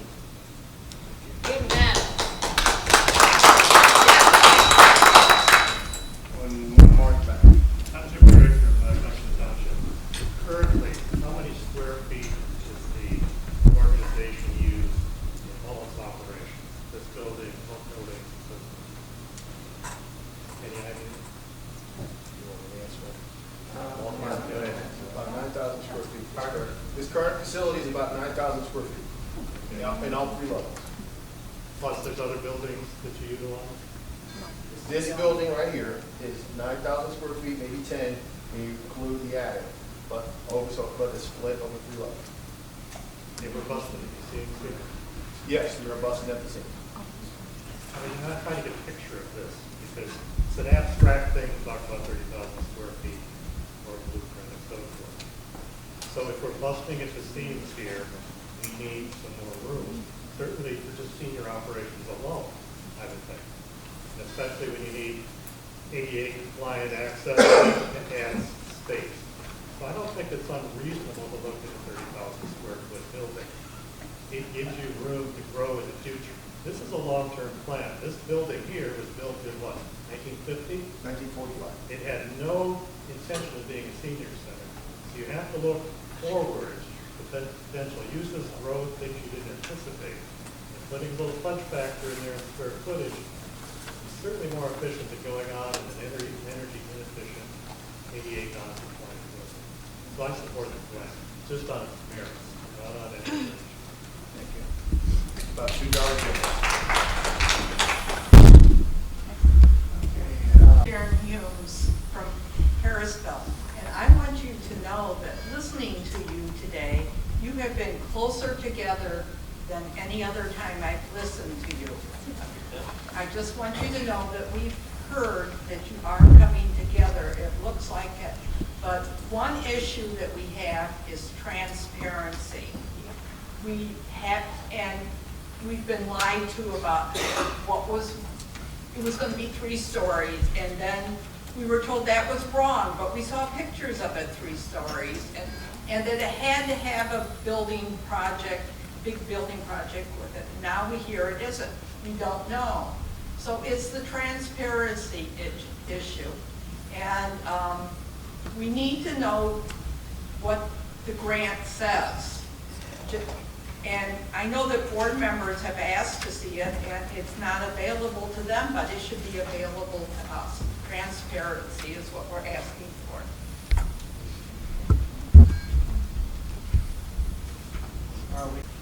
Jeff Anderson from Township Lincoln. Is there any more funding, because I don't think your $12.5 million is enough to sustain a 30,000 square foot building. I mean, I've been in the construction field for about 40 years. Is there more funding available? Because if not, you're going to pay something.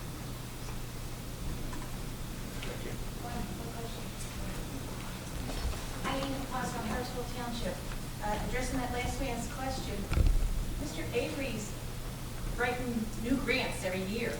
So there's a possibility, a big possibility, that more grants are going to be available down the road to do different things.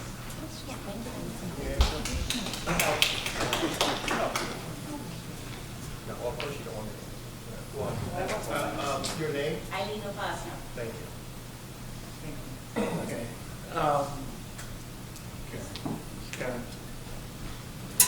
My total focus, I've lived up here since 1969. We need a senior center. As money allows, then you can add on and build the extra things. I know you're tired of hearing us say we want a senior center, but that's what we need, that's what we want. And when the extra money allows, add on, do whatever you want to do. But let's focus on the whole agenda. That's why there's so much yes and no's up there, because you're just going back and forth before I want it this way, I want it that way. Go back to the original plan, seniors money, senior center. Thank you.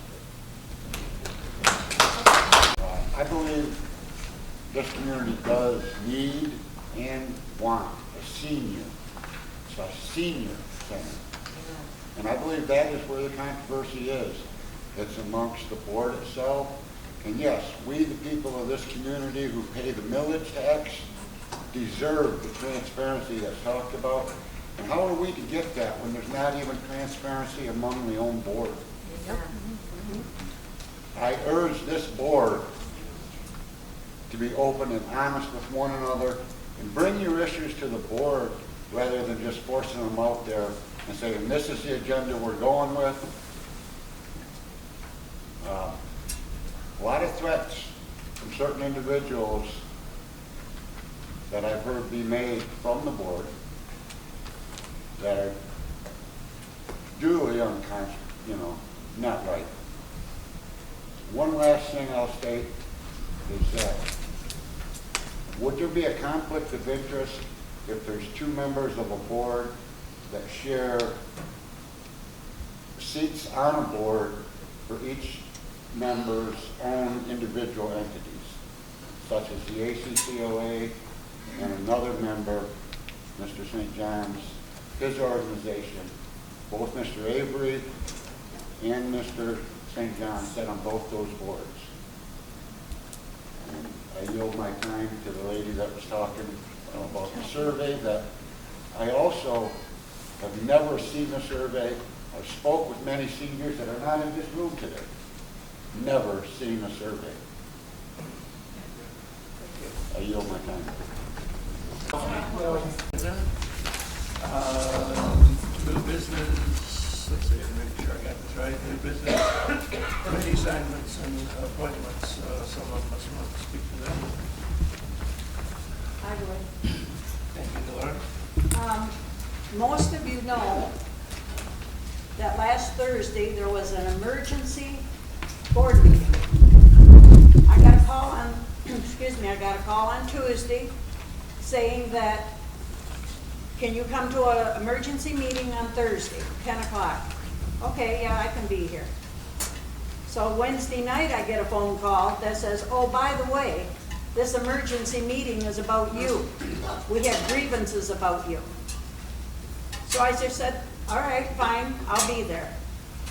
So I came to the meeting, not knowing who called the meeting, well, I knew who called it, I knew it was the president, and I knew it was about me, but I had no idea what it was about.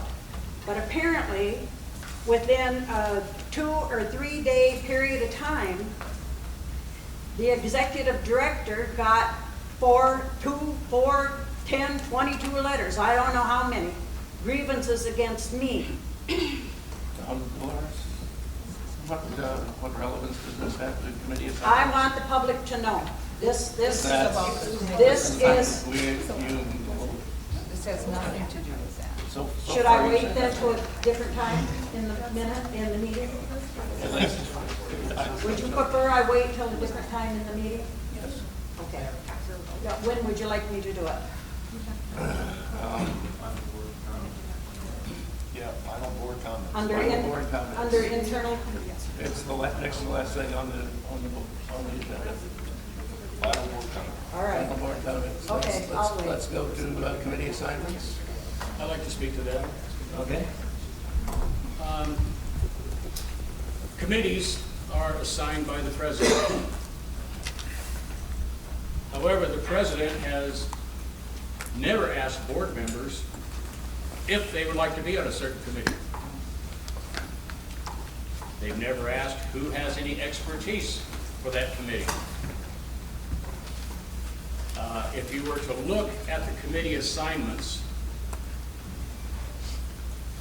they're almost political. I don't believe the president should make committee assignments when certain people are asking to be on a committee, and he won't allow that. Now, we have been asking for Director Turek to be on the financial committee. It's been disallowed. I don't know why. He certainly has the qualifications. There's someone on the committee who would like to be off of that committee because they don't have the qualifications.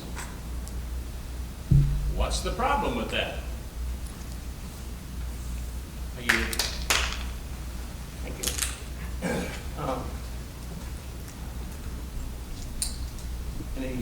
Anything else? I would like to make a motion at this time, if I could, about that. I would like to make a motion that Dr. Turek be on the Finance Committee. I'll second it. That's fine.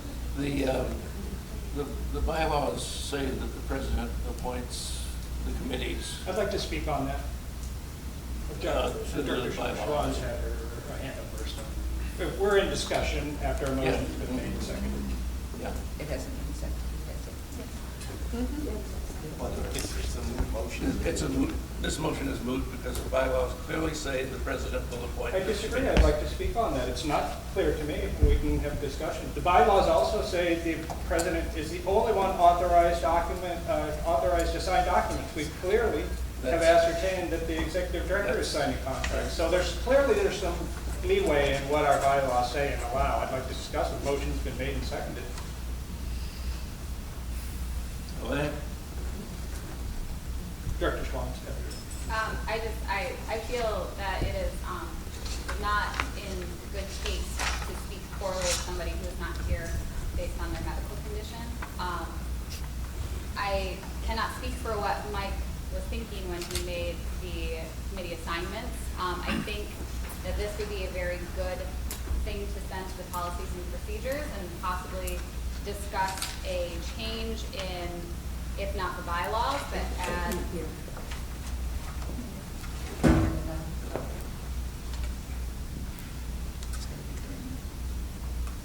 Not on yet.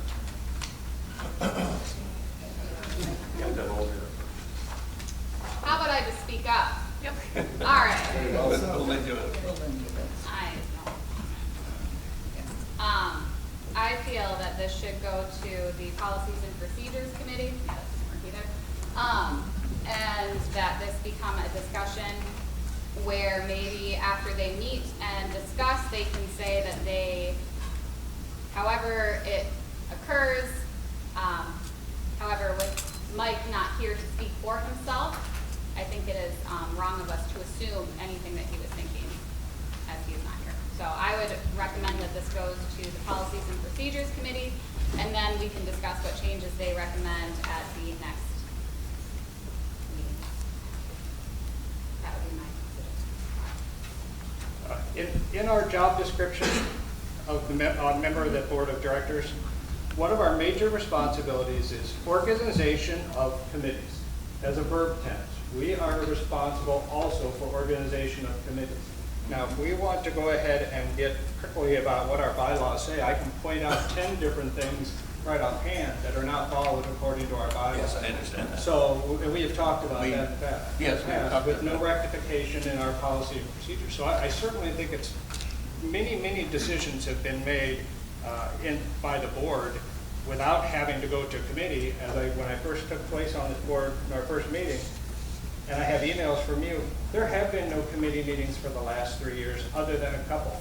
There's no minutes of these committee meetings. Every decision was made by the board. I certainly don't see any problem with getting the board's opinion on this if the actual organization of committees is not meant to be something that's come down from the board, from the president, that he arbitrarily makes decisions. If the majority of this board wants to change a committee assignment, I certainly think that's within their right. I think it's within the board's right to change the bylaw that would apply. No, I think that there's an issue of what the bylaws are saying is in contradiction to what our job description says. as you know, I agree with you that there are holes in the bylaws. There are lapses of conforming to them that are in the past. I hope that will change for the future.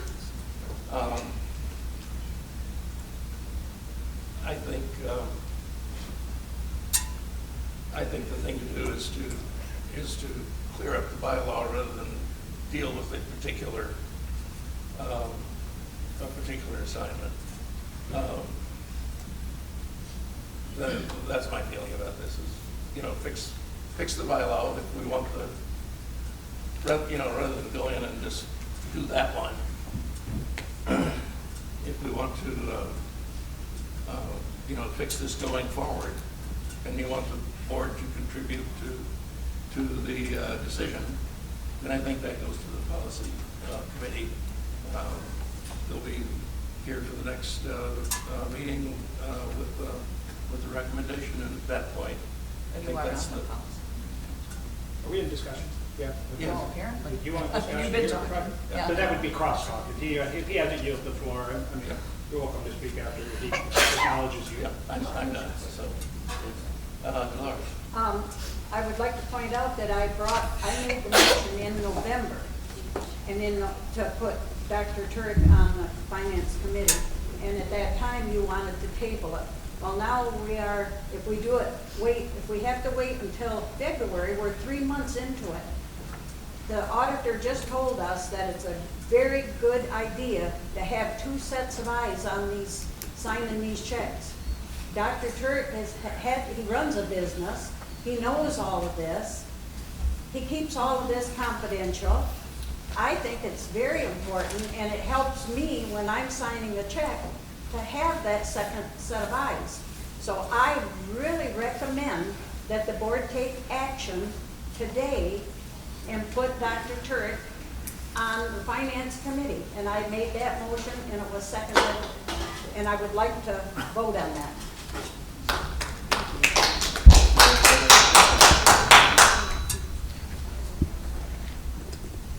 Okay. Sounds like you guys are gonna. There's a discussion for me. Go ahead. I still believe that we need to wait and let our president at least be involved in this decision. Because it may not have been according to the bylaws exactly, but what it has been is traditionally, since long before I was here, that the president set up committees. No? Really? We did it right at our meetings. He would ask us, would you like to be on this? Would you like to be on this one? That was a courtesy, of course. Right. But what if he's not here next month again? Well, that's not a. That's really. Excuse me. Let's not get into the, no. Let's not get involved in this.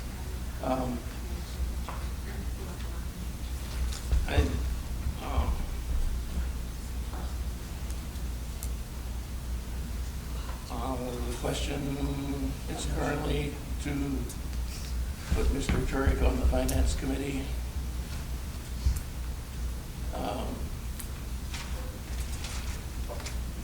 If that's the only thing we do, we'll have 4 finance committee members with the possible. One can step down. Yes, one can step down. That's where I'm coming. That's what I'm going to. If we have 4 and the ex officio person shows up, that makes it a quorum and makes it an open meeting, so it's no longer a committee meeting. So if Dolores and Bob will agree, we should at least decide who's stepping down before we move forward. Who's on the committee? You are, I am, and Rollins. Yeah. Well, then it's changed, that's changed too then, because it was Stan. You were at this meeting where the minutes changed, where you've been on the finance committee for several years as president, and you were there when it changed. Okay, so at least we should before we appoint a fourth person, we should figure out, who's not going to be on that committee anymore because of the open meeting issue.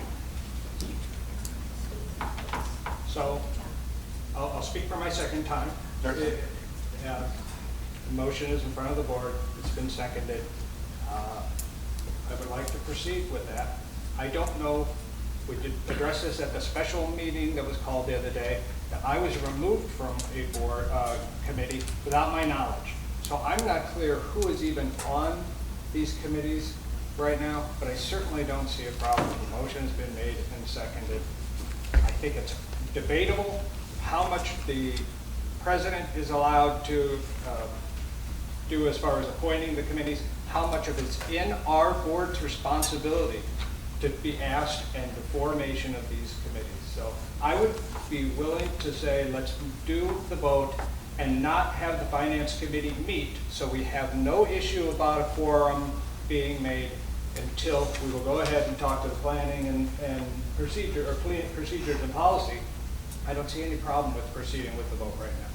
That's my second I comment. think that's acceptable. Can I speak for a moment? Yes, sir. The Finance Committee is Dolores, Stan, and Will.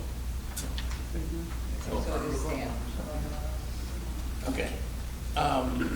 Then, anyone else have anything to say before we go?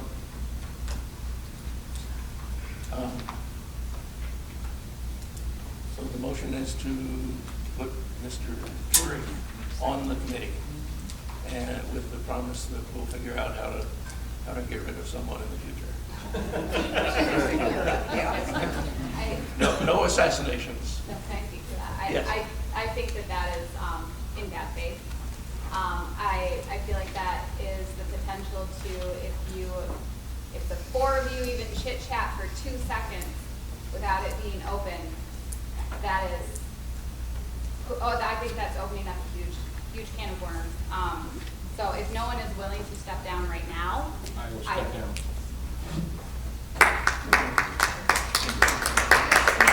Solves my issues.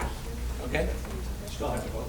Yeah. Yes, we're ready to vote. Do we accept his motion? Oh, we should probably, Should we do it as a motion possibly? yeah, Just say Stan. just to clear things up, can we add to the motion that Mr. I'd like to do it, I'd like to take a roll stepping call and down? see who's opposed and who's in favor of the motion. With Mr. Weiner stepping down.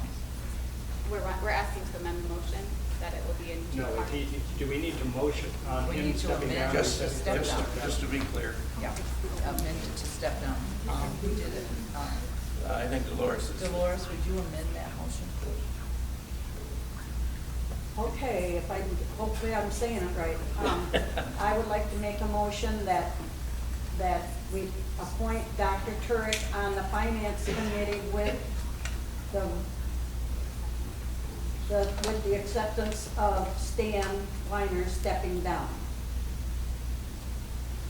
Thank you. And the second, Bob, I think you were. Seconded. Oh, I'm sorry, Leroy. Okay, so we have a revised motion on the floor. Anyone have any further comment? My last comment is that I feel like this needs to go to the policies and procedures. I feel that it needs to be addressed immediately, because we need to identify if it is no longer in the president's duties, it needs to be clearly identified and stated in the bylaws, so that way moving forward, this does not occur again. Thank you. I'll speak on that. I appreciate the director's diligence about following the bylaws, because that's going to come up very quickly and when we talk about the nominating commission. So I appreciate her diligence in wanting to follow our bylaws strictly. All right, I think that's everyone. Those in favor of putting Director Turek on the finance committee and losing, oh, did he? I don't know.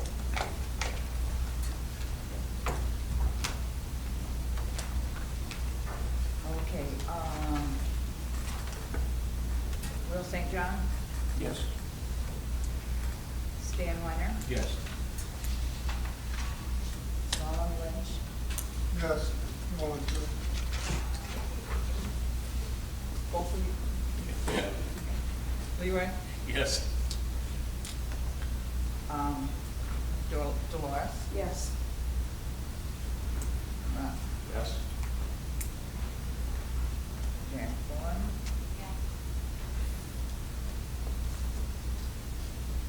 And I'm voting no because I think it's not appropriate at this time, only because of that. Otherwise, I think it would be great to have you on. Okay. $10,000 spending limit. Who wishes to speak on that? I'll speak on it. Okay. Okay. Some time ago, it came up on the board, someone made a motion to allow the executive director to have a $10,000 spending limit without approval of the board. I believe that's totally inappropriate, and I would like to have that rescinded to what it was before. I'm not sure what that was. I would say $100.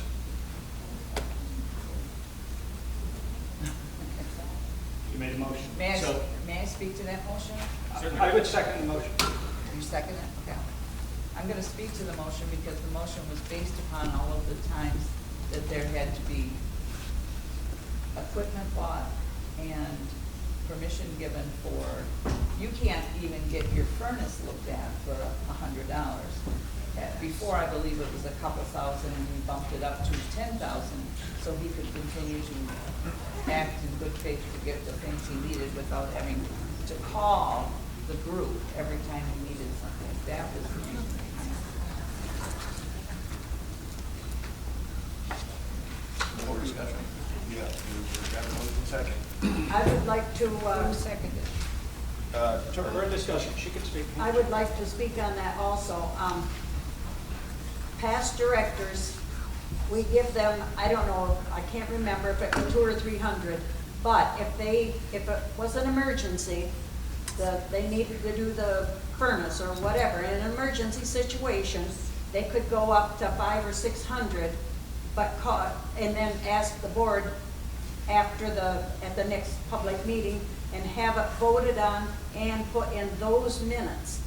But just to have an open door, to spend up to $10,000 is, I wished I had that, but there's been several things come up that I feel there should not be a $10,000 limit. My neighbor says, he sold us deep freezes at his cost. He says, I'll do anything for you guys at his cost. Well, then we ended up buying air conditioners for everything downstairs and went to Alpena to get them. And he told me I could have saved you guys $70 on every one of those air conditioners. I said, I didn't know anything about it. We didn't buy air conditioners. Yes, you did, he said. And he's seen them sitting outside, getting unloaded and brought in here. This is a thing that I think should be stopped. If we need air conditioners, fine and dandy. But come to the board, say we need these air conditioners, get 3 bids, where can we get them the cheapest?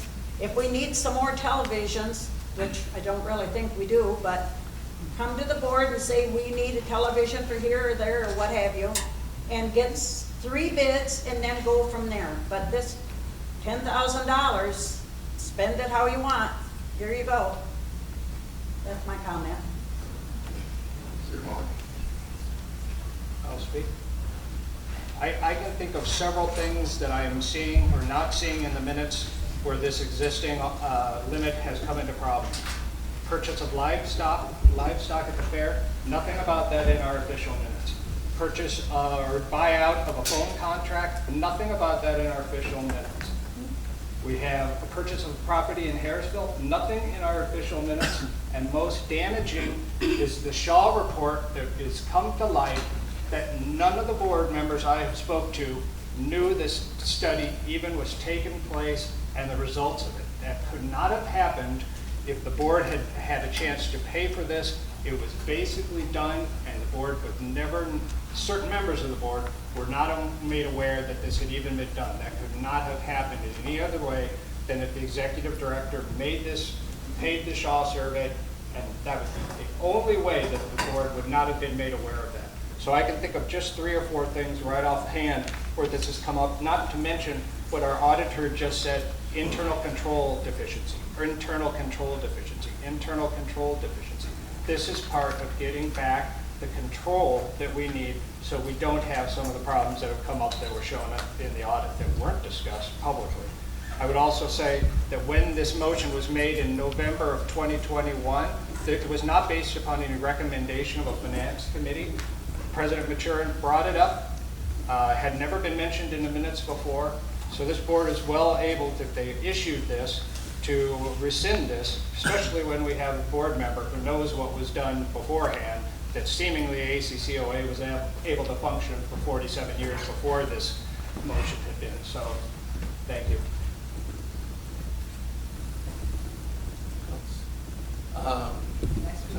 So what are we talking about within the motion?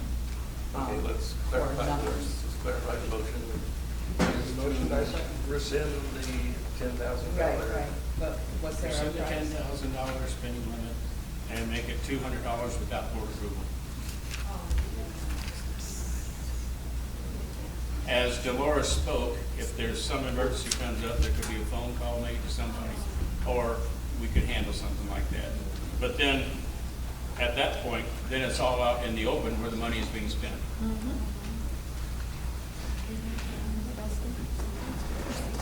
Okay, we have a motion on the floor to rescind the $10,000 limit for the executive director to spend without specific board approval, and to replace that with a $200 limit for the director to spend. Those in favor? Roll call. Oh, you want a roll call? Okay. It's mine. Fine.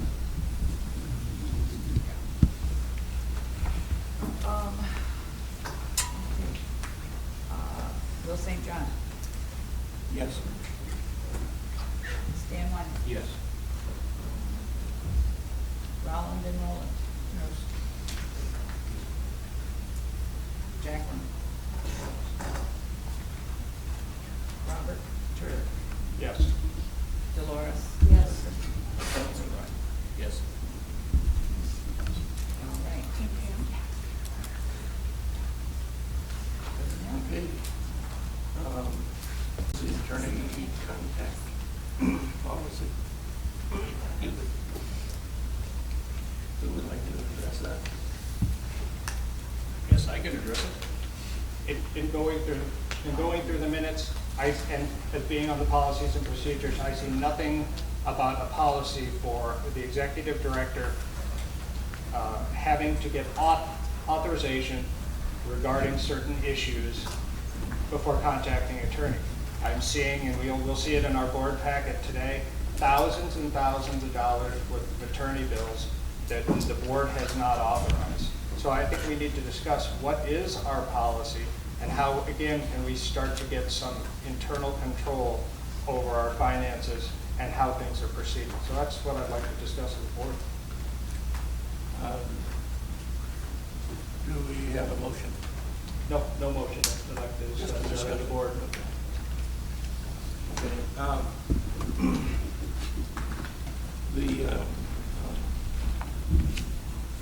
The current attorney has said that he's willing to talk to individual board members as long as the board has previously approved. Not necessarily individual contacts, but as long as the board has said, yes, a board member may go and talk to the attorney. That's where we stand. So I was mainly referring to contact with the attorney that's initiated by the executive director with a specific focus on contacting the attorney on the new building project, finances, 501c3, whatever it might be. Those funds, those bills are not getting put towards what is considered what we've spent towards the new building project committee. We know now that we've spent $140,000. How many more thousands have we spent due to attorney contacting?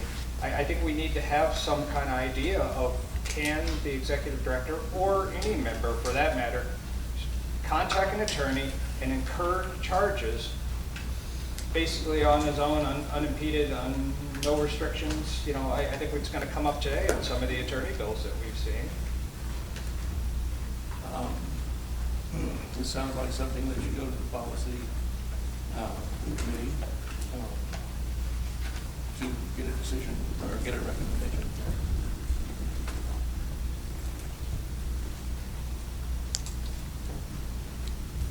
I'm open to suggestions. I believe the executive director should be at least contacting one or two board members before he initiates a contact with the lawyer that will cost us $1,000 or $2,000, especially since there has been no specific direction from the board authorizing him to do that. I think that Will spoke to that. It should go So, before. I'm sorry, I might not have heard. What is the current policy? What we are saying is it probably needs to go to committee. These things need to be going to committee. Which committee do? The board currently has no policy. The particular lawyer who currently works for ACCOA has said that based on his experience, he wants an approval from the board to talk to an individual. So could I make a motion that until that finishes up with committee, that the executive director does not contact the attorney about any more matters until we talk about a specific policy? I'll make that motion. Okay. I'll say it again. For clarity. Will you repeat it for clarity so I can get it done? That no one uses the Until this is discussed more in detail in committee, the executive director is not authorized to contact the attorney without the recommendation or without the approval of two board members. Okay. Is there a second? I think there's a second here. Dolores, yeah. Okay. Further discussion? Ready for a vote? You want a roll call? I don't hear one, so those in favor? Aye. Aye. Those opposed? Yeah. Okay. Position of liaison with architect. Could I make a motion prior to that? Why not? I'd like to make a motion that the procedures committee would meet shortly and resolve this issue, come up with a program. I don't want to see this go on for months. The policies and procedures, I think they should meet relatively quickly and come up with a solution and report to the board. I think that's acceptable. I don't know if we need a motion. But we can. But we can certainly do that. As soon as possible. I'm in agreement. I would like to meet as soon as possible. Okay. I'll withdraw the motion. We're good. So let's Okay. do that, yeah. All right. Lily? Bob, can the sitting chair make a motion? Do we need to make a motion to? No. He wants to know if he can. Yeah. Do we need a motion? Well, I mean, Oh, everybody's not seen for us that. on video, For the we're gonna next get item on the together. list. I didn't make motion, did you? No, we currently have no motion. We're about to move on to the position of the liaison with the architect, about which I would like to make a motion, if I can. Yeah. I would like to recommend that we appoint Leroy Perrin as the principal liaison with the architect. He's the one who knows all the language, has the experience, and so forth. I'll second that. Thank you. Could I just make a statement that I would like that to be with the building committee? Oh, certainly. We can. I believe there should be the three of us. Okay. Sure. So I am happy to modify that motion to say Leroy will be Leroy with the Committee. with the building committee New building. will be the liaison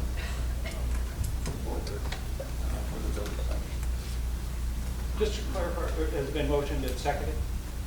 Miller, second. So we're discussing, are we talking about, for instance, if the board or the new building committee has a question of the architects or of the developers, that they should be contacting Leroy as opposed to the executive director? Are we in agreement? Is that what Yes, this is that's what clearly it is. about? Yes. Okay. With the building, correct? With the building. That's what Leroy asked you. Did you amend that to Yes, include? I did. Okay. And who seconded? I did. Okay. Any further discussion? Those in favor? Say aye. Aye. Aye. Congratulations, Mr. Perry. Good luck. And good luck.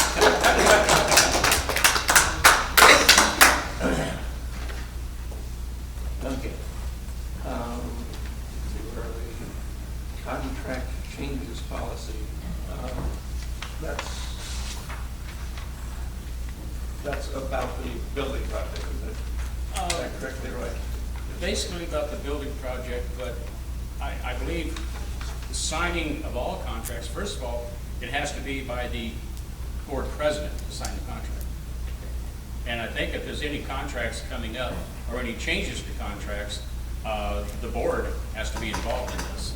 I don't think anybody can just go, willy-nilly and, sign a contract or change the wording in a contract. It's a board matter. Yeah. I think the bylaws are quite clear. Not only the changing, but only the president is authorized to execute documents on behalf of the board. Only the president, and that is not a right that can be delegated to someone. Only the president is allowed to sign documents. I have a question on that.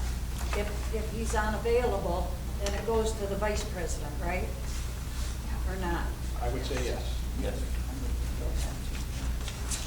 Yes, I signed a document this morning in Mike's absence that allowed Stevenson to file the 990. So I believe that's the only one I've signed.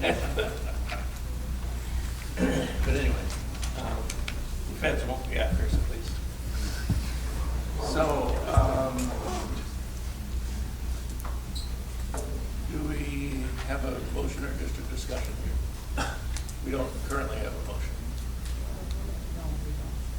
But we just, I'm going to give an example before somebody wants to make a motion. Do we need to? We had a SIDOC contract that we signed September 30th, and less than 2 months later, we had a brand new contract in front of us that raised the square footage up to 30,000 from 12,000. There's no mention of the minutes, how that came about, obviously no committee minutes because they didn't exist. And yet we were presented with that at that time. How did that contract get changed? That's the kind of thing I'm concerned with.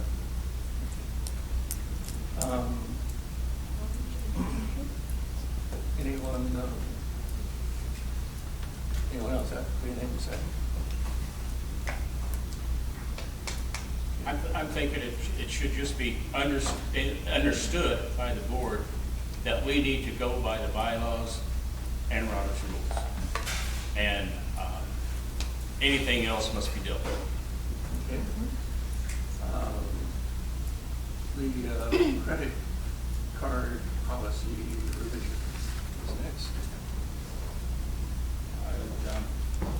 I would say it's come to my attention, there are credit cards that have been issued.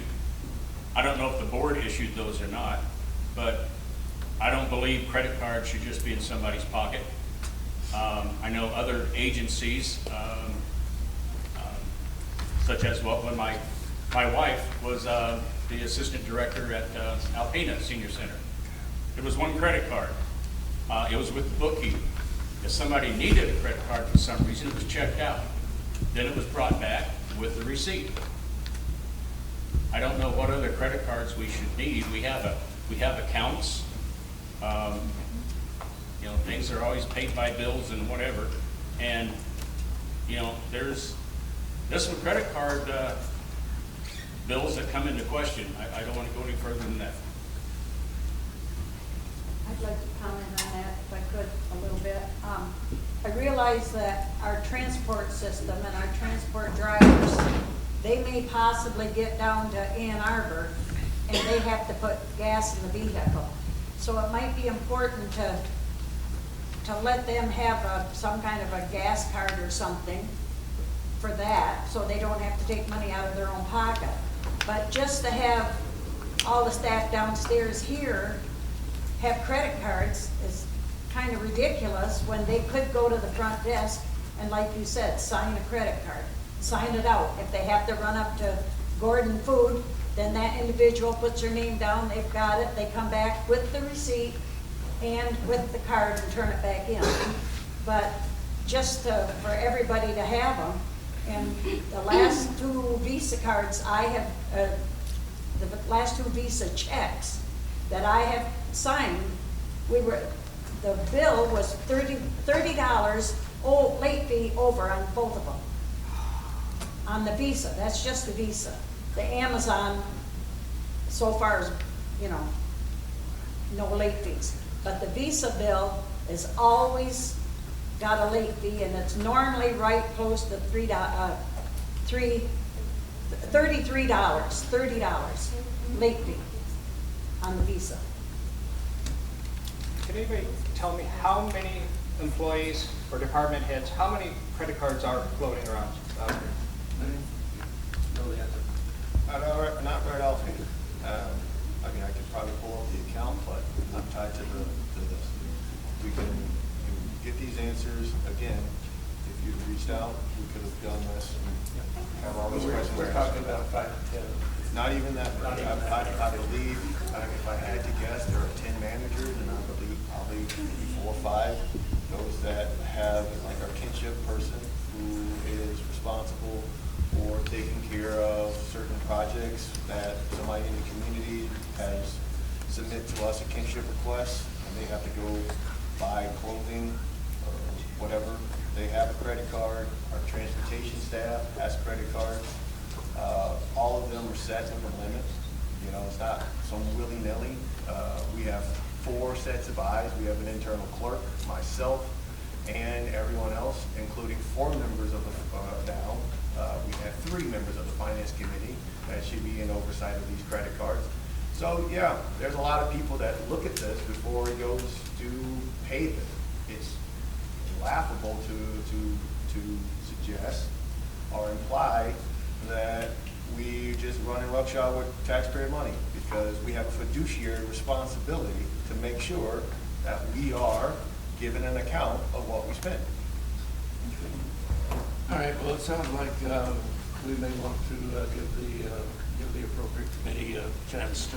Hey, I humbly disagree. I've requested the credit card bills twice. I have emails from you saying that you would shove. I requested documentation, requested it, didn't get it, confirmed to you, you said you would shove. I still haven't got it. So I can't even verify what he's saying because I haven't been provided with the credit card bill despite asking for two months.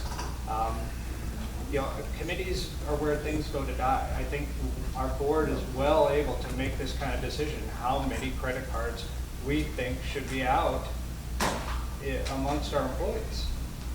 With all due respect, Director, bylaws as well as the employee handbook state that the day-to-day operations fall within the purview of the executive director position.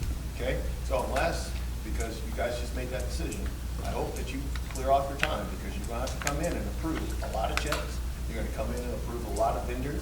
So please make sure that we have no problem with complying with whatever the wishes of the board. But again, what this agency has been on and has stated, has created, was that I am the only employee and that everyone else downstairs is mine. So then, if you have any questions at any time, we would be happy to provide you with any information. But again, this is where we're at. So by all means, we welcome you coming down and sitting down. Okay. I would like to make a comment on the credit cards. Friday, we was closed because of the weather. I think one of the ways that we are mistreating these credit cards is that the one girl that's got a credit card asked for permission from Lenny to go up to the store and get donuts.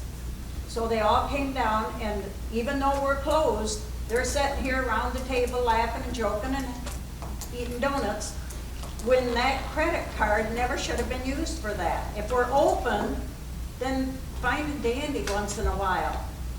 But we gotta, just because it's $5 doesn't make it right. And I know you've told me this in the past, it's only 55 cents a mile.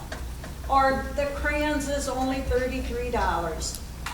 But money is money, and I think we need, like the auditor said, we need a little bit more control over our money. Just because we got it doesn't mean we gotta spend every dime.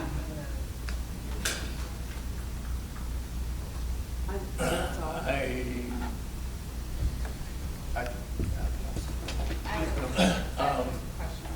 Yes. So do we have a policy on the books, and or are you proposing a policy? Because I do not feel that we are prepared to create a policy at this exact moment. This is the first time I saw this agenda, so I was not able to come up with what I would think a credit card policy would be. So I feel that if this is something that needs to happen and you want the entire board, I think that we need to have some type of base policy if one does not already exist. I do not think that it behooves us to create one from scratch right now. And when you finish, make sure that's turned into MIMSCA as well as to our auditors. I would agree with Director Schwan. I would make a motion to temporarily remove any extra credit cards from staff right now until the Policies and Procedures Committee will meet. I'm not saying cancel credit cards, I'm just saying temporarily remove them, any extra credit cards, with the exception of those who might need it for travel purposes, obviously, emergency purposes. But I think it's something we could probably say, let's just round those up, collect them for a while, hold them until the Policies and Procedures Committee gets together and says, what does the exact credit card policy say? Are we following it, or do we need to amend it? What's deemed as extra? What program is not going to have a credit card?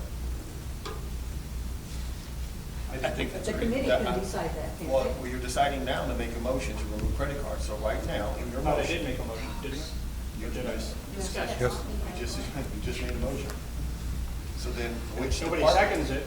then- I'm then we just can have asking to this clarify discussion. your motion. Which department are you taking credit cards away from? What is deemed extra? In all due respect, I don't know what departments have credit cards. So then why make my the motion? suggestion, then let's go ahead, if you need me to clarify my motion, I will say, let's round up all credit cards, just so we know who has them, with the exception of those people who might need it for over-the-road travel. But that's just my suggestion, or motion. Volunteer. Yes, Robert. Okay, one of the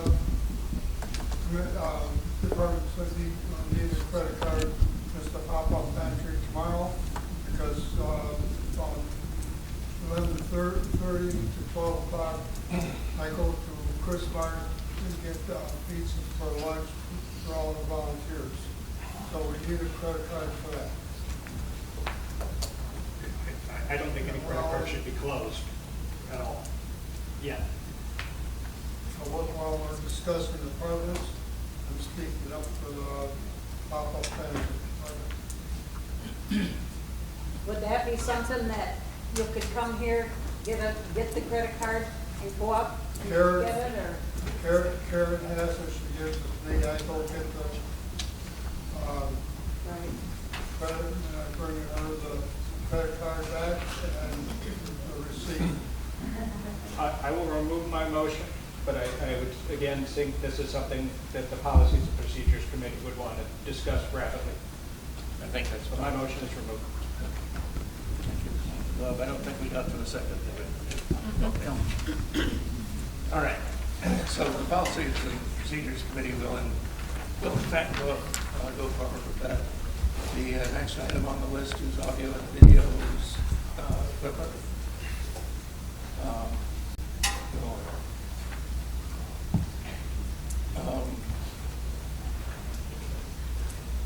Who wants to? I would like to comment on that. I feel it's disrespectful, and I feel it's against the law to have audio downstairs and to have a camera on everybody in the building. I'm not talking about outside. In the building, staff, they should not have to have a camera watching every move they make. If we can't trust them, why did we hire them? It's just not a good policy to have a camera shining on every single person that does something. The one girl told me, I can't even flip my hair without it being on the camera. I can't talk to this person because it can be heard in Lenny's office or at Lenny's home. He can hear everything I say at the lunch table. I think all the cameras, and I know they said the audio was disconnected, but it was not disconnected. It got turned back on, and it can get turned back on if anybody wants to do it and knows how to do it. I would like to see all audio, all cameras inside the building disappear. I think I would make a motion to, I know this was tabled once in the past, but I want to make a motion that the audio and video surveillance equipment be removed except the outdoor video surveillance and the 2 entry doors. And I don't want it turned off, I want it removed. I would second that. Further discussion?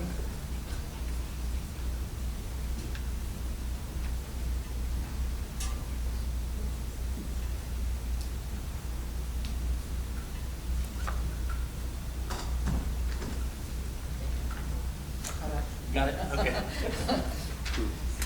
Okay, we have a motion to, do we have a second? Yeah. Oh, yes. Dr. Drew. I have a question. Certainly. Is there anything in our liability and insurance that states, like, I know for me, in my home, if someone slips and falls on my ice and I have it recorded, it can potentially save me from a lawsuit. I'm just wondering if there's anything in our current insurance policy that states that the surveillance could potentially decrease the chance of a lawsuit.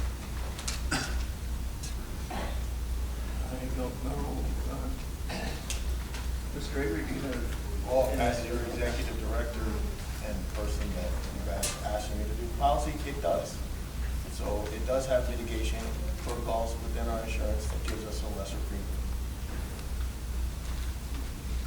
I would say what she is saying is certainly possible that our insurance company gives us some kind of discount. I think that's perfectly acceptable. I think we would have to balance that out. The positive, if this board feels it outweighs whatever financial benefit we get from the insurance company, then I guess I would say, if Dolores would know better than most, we didn't have any audio or video surveillance equipment before 3 years ago. I see all sorts of internal control issues that have been brought up on the audit. If audio and visual surveillance was effective in helping that, it would have shown up.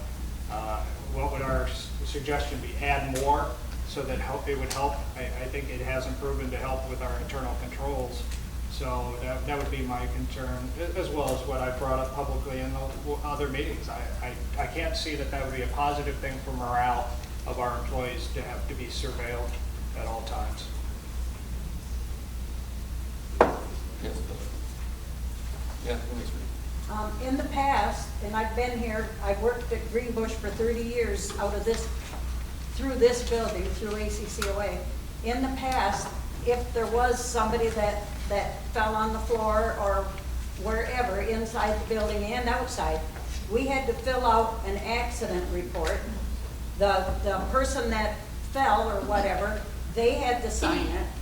The person in charge, which I was in Greenbush, I had to sign it, and it was turned in to the ACCOA. We've never had cameras inside the building. We've never had a problem with anybody coming in and doing whatever. So I don't see any need for all these cameras and all this audio stuff. I think it's invasive. I hear someone over here. One time we had a little problem. One of our secretaries took money, and a couple of young men came in, wanted something. One of them went with her to get, I think he wallet or something upstairs here. She left money on her chair or something. And when she went back, that money was gone.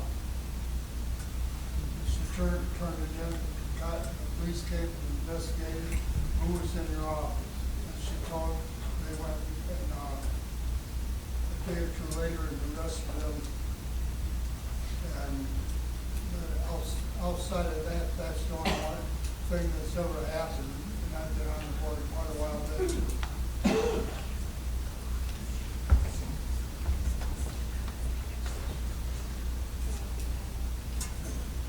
So I think that since this can potentially impact the insurance policy that we have in place, I am not against removing the equipment, but I think that we need to get a brand new quote, and we need to figure out how this would change our fiduciary duties with that prior to overall and outright removing all the equipment. I think that needs to take place beforehand. We get an updated quote and policy, and then we can move forward. Because if this changes it by thousands of dollars, I think we need to make sure that we are aware of that. I said, but if it's a small amount, so it would be worth a small amount as producers to make people feel better about themselves. But if it's a big amount, it makes a big difference.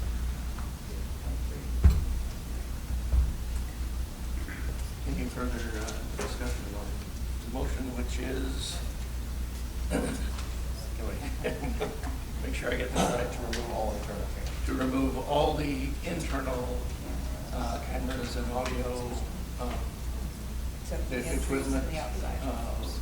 We would leave the exterior cameras around the building and the audio and video at the entrances. Is that correct? Yes. Okay. I'll speak one last time. Without knowing for sure, I think her point is taken. I would imagine most of any benefit we get would be from having the doors, entryways monitored, which we would still be having done in this case. So, Yep. Are we ready to vote on that motion? Okay. You want to roll call on? yes. Oh, because of the financial, Because of the finance, yeah. possible financial, we should do it anyway. Yep, okay. I'm just catching up. Mhm. Okay. Yeah. We'll wait for you. Okay. Carolyn's got her hand up.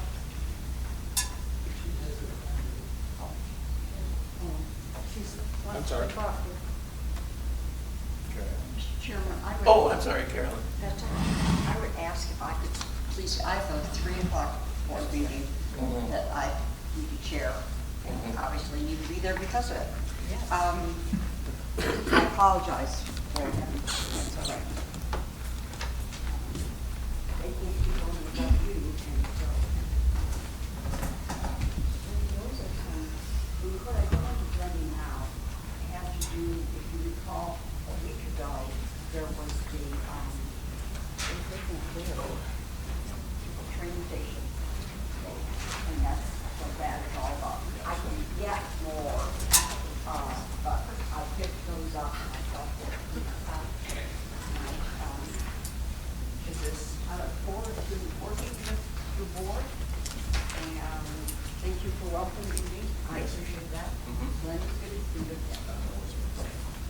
apologize for leaving, but That's okay, thank you. This is a this is a list of the county commissioner committee and board appointments. That's all it is. Thank you, Carolyn. You are most welcome to see you in a month. See ya. see you later, thank If you. not before. Or you could come to our house and see me. Okay, so I used great restraint today. so we're going to do a roll call vote about the surveillance equipment. Okay. Yeah. I'm gonna restate it just to be clear. We have a motion on the floor from Leroy saying that we would like to have all audio and visual surveillance equipment removed except for the outside of the buildings and the entry areas. Is that correct? Yes. And that's what you, okay. Will St. John? No. Okay. Stan Wyman? Yes. Roland Lynch? Jacqueline? No, not Robert Turek? Yes. Leroy Perrin? Yes. And Dolores? Yes.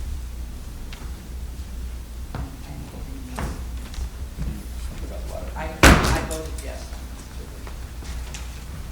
All right, so there's pass. Next is examine internal control. Who would like to speak to that? I would speak to that. I think based upon our audit, the CPA audit, and the number of times that she listed problems, deficiency, and internal controls, I think I had asked her a question. She said they are available to examine that for us, a different type of audit, if you want to call it audit, but they would just examine our internal controls. So I would make a motion to contract with the Stevenson law firm. I don't believe she does it individual, it's probably with Stevenson, to have that type of audit or examination done to examine our internal controls. I'm sorry, the motion was to contact them. Well, I would make the motion to, yes, to proceed with having them do, whether they want to call it examination or an audit of our internal controls. Okay. You need a second? Is that a We motion? do need a second if we're going to talk. Is that a motion? I would make a It was a motion. motion, yes. Okay, I'll second. Okay, thank you. You're right. For the audit for internal. Yep. Okay. And this basically would be to ask Stevenson and find out how much it costs and all that sort of stuff, right? So, Well, it will cost, for sure. yeah. But you'll ask, the board will ask Stevenson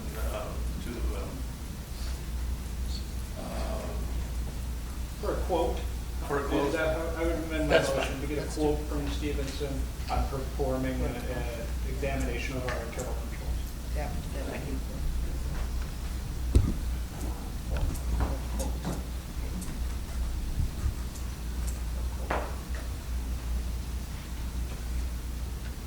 And you're seconding it?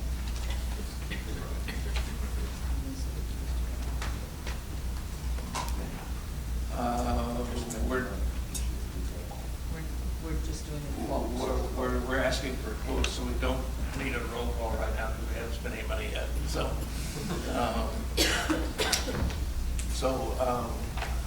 those in favor of asking for this more intense internal control exam, whatever it's called. Yeah, we're asking for a quote for this more intense examination. Those in favor? Aye.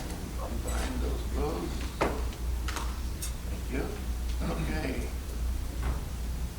Committee reports. Let's go through. Let me find the committees here and we'll. Oh, I'm sorry, went the wrong way. report.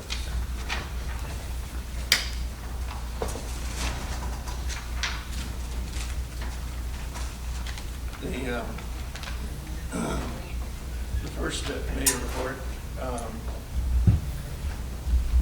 is from the Personnel Committee, which met on the 10th. Jacqueline, are you wish to speak to this one, or do you want me to? Okay. So basically, we were meeting to discuss an annual review for the executive director. We found a couple of things that we wanted to look at. One was we need to make sure that we have a written job description. We have a couple old ones, but nothing updated, so we are going to be looking at that and updating it. Will found and presented 2 different plans of evaluation methods. One of them was a 10-step, 8-week plan for gathering and doing a bunch of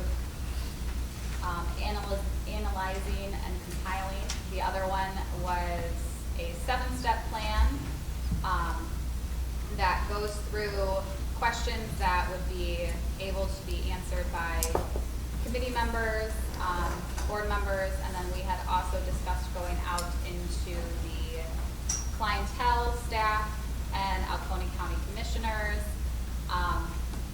with these anonymous surveys. Basically, they would get a survey, send it back, everything would be anonymous, but it would be only to the stakeholders that were identified, which are the board, clientele, staff, and Alcone County commissioners, and Lincoln Council, and appropriate others. I know that I went through and made some amendments to a couple of the questions because I did not feel they were appropriate for the current, what we're looking for. They were more for a bigger, broader organization. So I went through and made some recommendations to make them more streamlined. And then, I don't know if Dan, did you get a chance to review them? And, okay. So, as of right now, we had planned on possibly having a rough draft for today, but I feel that it did not occur, so we will have a rough draft for February that we will then be able to send out. That sounds pretty close. That sounds pretty close. I think actually the first step we can probably do before the February meeting. The first step was to get a set of starting questions, send those to the board for review, decide whether there were too many questions, too few questions, the wrong questions, questions asked the wrong way, so all that sort of stuff.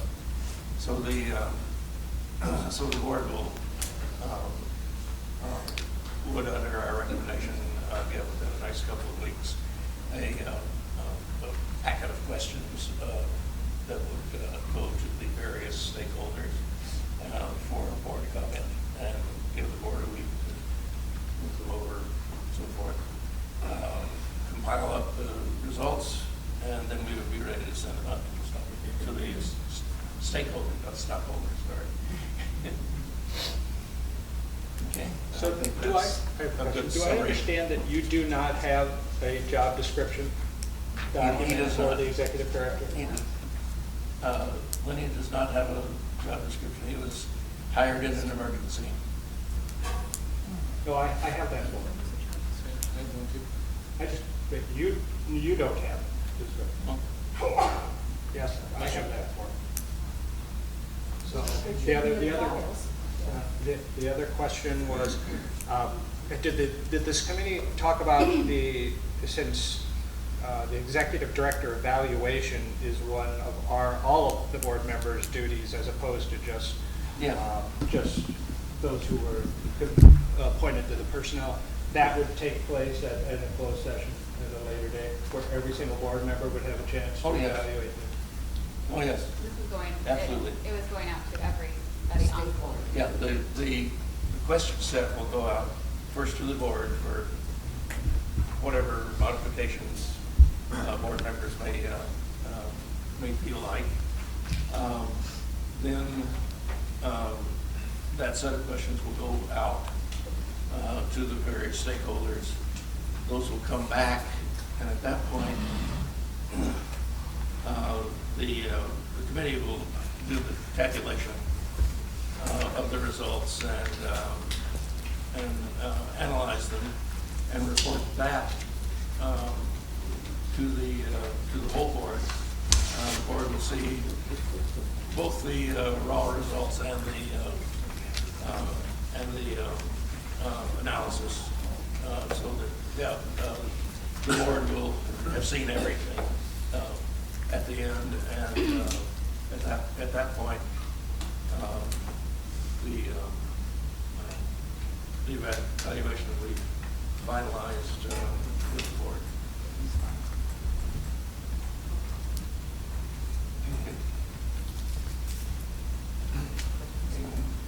Any comments? No? Okay. The next one up is report from the nominating committee. I'm sorry this got into the board book. I was under misapprehension about the recent election when I wrote it. I withdraw it.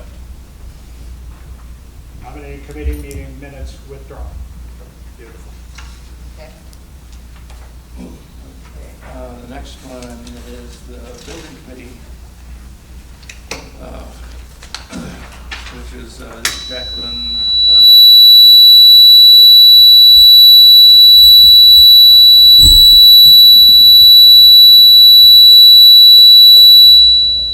We got rid of this. Okay. Technology is trouble. Well, use the push to talk feature instead of always on. Okay. The next one is the subcommittee meeting of the new building committee. Jacqueline, Leroy, me, Lenny Avery, with Doug Cheek and the SIDOC group.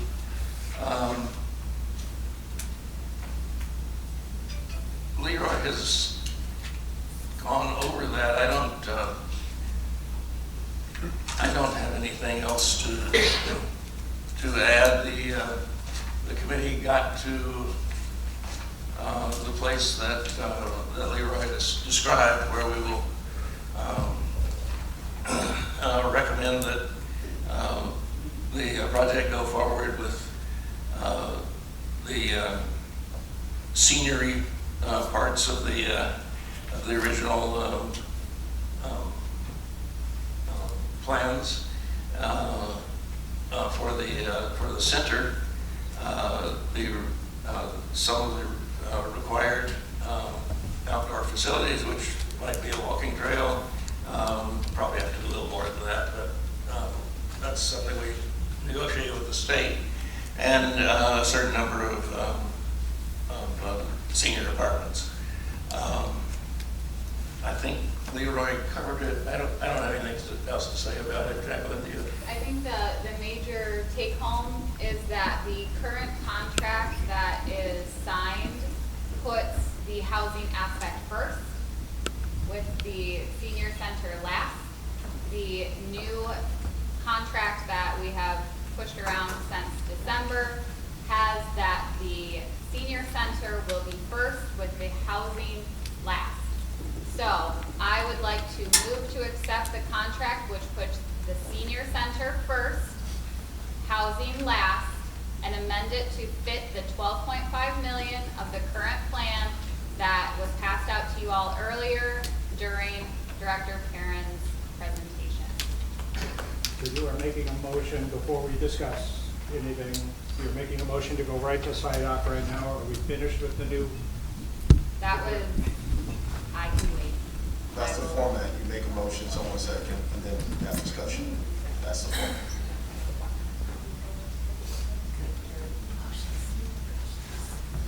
I will second that motion if I can. There you go. Now you have a second.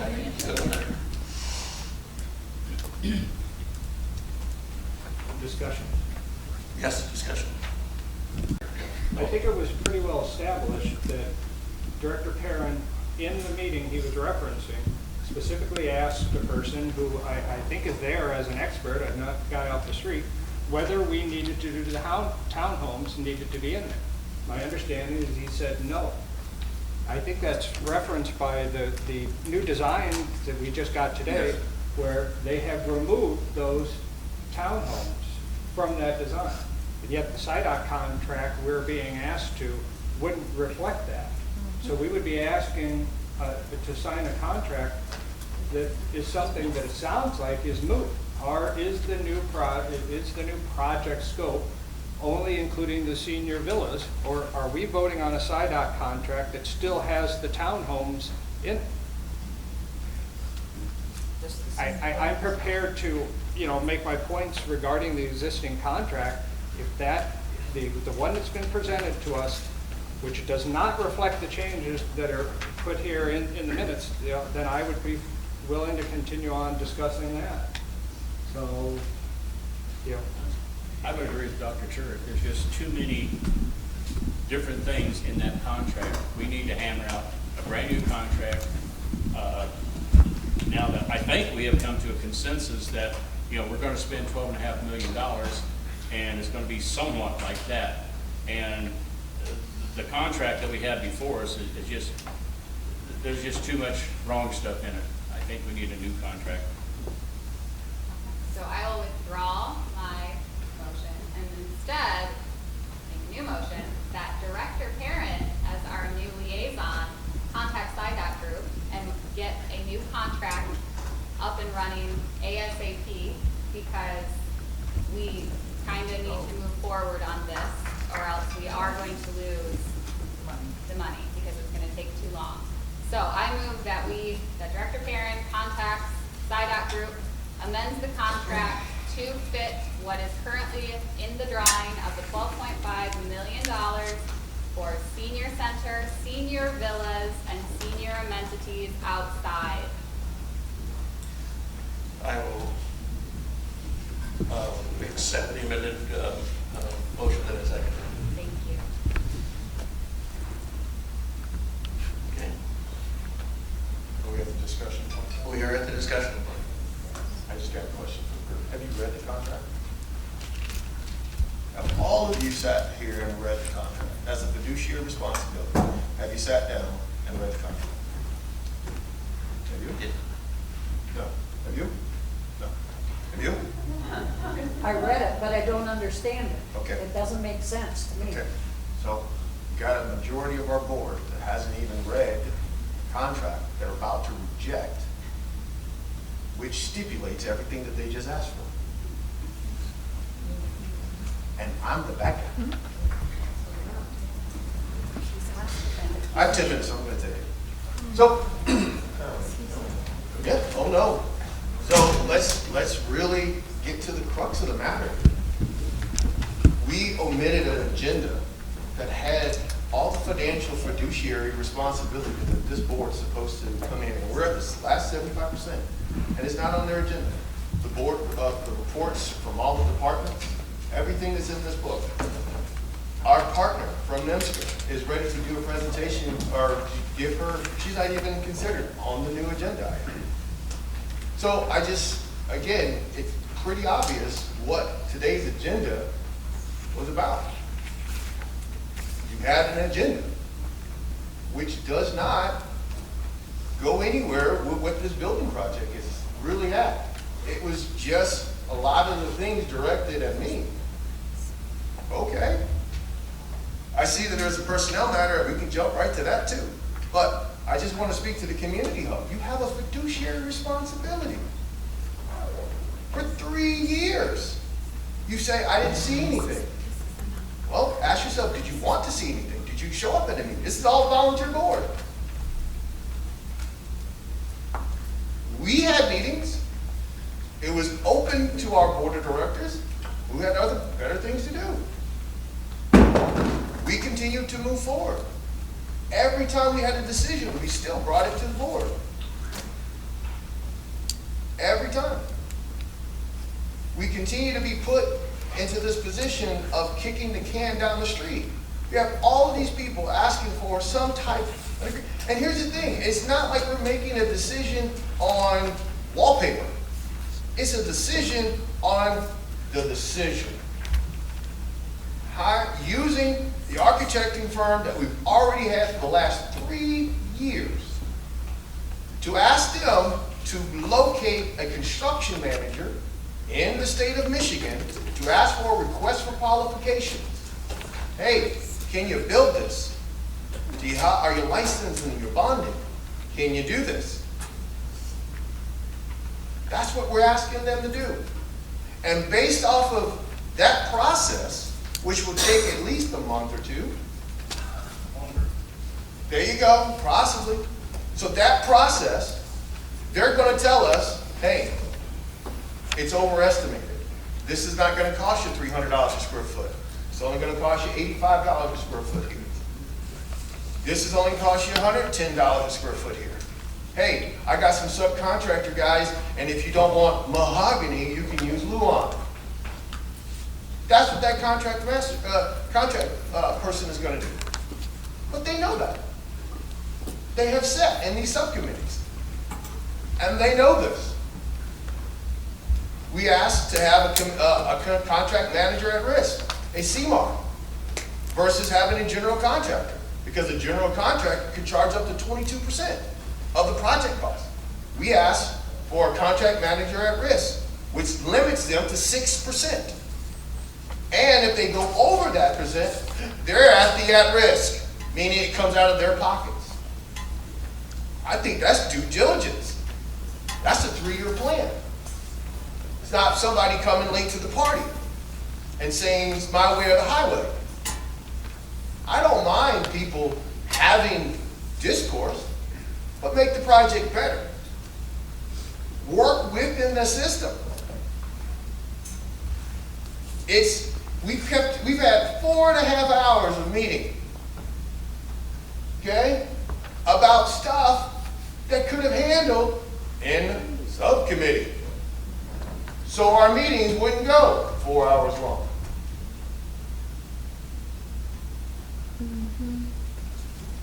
We haven't even got to the good stuff yet. So, I am wondering, now that we are already here, we've already proven that this board hadn't even reviewed the contract that we said that we're going to review back in December. We kicked it to subcommittee. Then what are you going to do?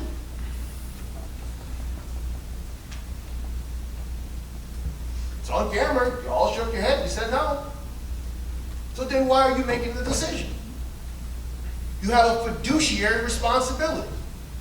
All these people are angry and upset about something that you're commenting on, and you're not even knowledgeable about it. I have 3 years of putting time and work and energy. SIDOC group has 3 years. I heard a comment today, well, maybe we should invite a contractor to come in and tell us, O'Brien has been that contractor, an unpaid contractor for 3 years, giving you that information at every point. And I just sat there and I was like, oh my gosh. Do we not even read? Like I said, we've already proven that we don't even care about this. It's not even on the agenda to talk about.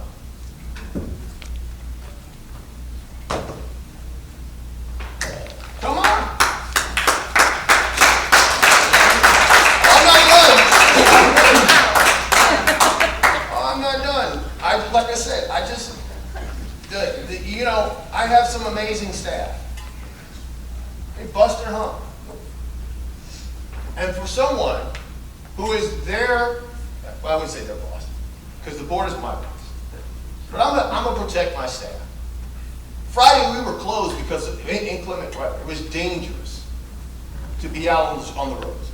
My staff said, I don't want seniors to starve. We're going to come in and do it anyway. And if they got donuts because they put themselves at jeopardy to deliver meals, not to sit around and have coffee, that's a load of crap. And I reject that. I reject this pettiness Because that's all this agenda was today. Pettiness. Yes. 3 people. Pettiness. Yeah, eat it. I'm going to take all 10. Because I know what's coming next. And I'm going to have it in an open meeting. Don't worry, it's going to be open. And we're going to sit here and discuss it. You're being disrespectful. I'm not being disrespectful, I'm being honest. Mr. President, are you gonna do anything? I'm being honest. No? Point of order. So, excuse me, as I continue to have my time, you've had 4 hours. Point of order. You've had 4 hours, sir, excuse me. 4 hours. Mr. President, gonna do nothing, okay. Yes, 4 hours. You've had 4 hours of this. So, I'm asking people in the crowd, if you don't like me, don't hate the project, just don't like me. It's not personal.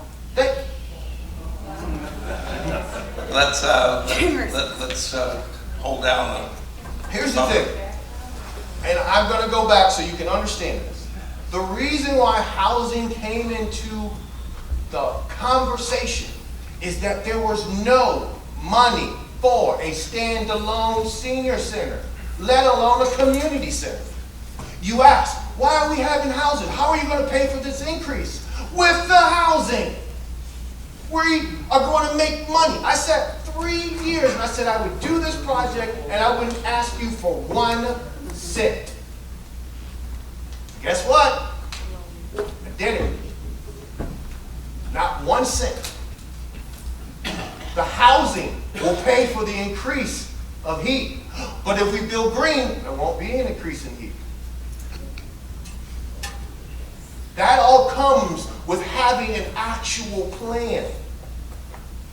Sitting down with experts that can say, hey, if you use this type of paneling and this type of sound refraction on your tiles, you won't need as much incandescent light. We have this plan. It's not like we just hatched it out of the earth and just pulled it up one day. A bunch of people. I'm sorry, I'm not that popular with our state representatives. Most of them didn't even give a crap about Oconee County. I met with them. I pleaded with them. I gave them documents of why this plan is feasible, why this plan is investable. I don't know if that's a word. But then they looked at that, and they reviewed that, and they was like, holy crap, that came out of Oconee? Yeah, that's awesome. Let's try this. And then they voted, like the person who brought it up. And all these people could have objected down the line, and said, no, this is a good plan. We didn't get hooked up by with $12.5 million. We worked hard for that. SIDOC Group worked hard for that. Ethos worked hard for that. O'Brien worked hard for that. Uncompensated experts. And to sit there and say, you spent $141,000 over 3 years. Let's compare financial people. If I told you I'm going to give you $1 and you're going to get $10,000, how many people would take that trade? Because that's what we got. Over 3 years, we spent close to about $141,000, including the purchase of the property. So you made the point and said $72,000. You brought it up. $72,000 we spent for SIDOC Group. And the reason why we continue to spend is because what we continue to do. Give us a new contract, give us a new bubble diagram, continue to waste time and money. Oh, guess what? By the way, every time we do this, the grant pays for it. But still, we're wasting time and we're wasting money. You have a fiduciary responsibility, and you have just proven today that you've shirked it. But I'm being held accountable saying that I didn't do something. No, did my job. I brought it to you. I said, hey, mommy and daddy, I did a good thing. Can you look this over? Oh, kid, get out of here. Your shoes were untied. Your shirt was untucked. Some pettiness. No, sorry. Can't lay that at my feet. Did my job. My staff did their job. and we continue to do our job. And I will do my job until my butt is not in the seat, which could be the next 5 minutes. Let's find out. But for the love of God, let's move on to something that's going to be positive and uplifting for this community. Now I rest my time.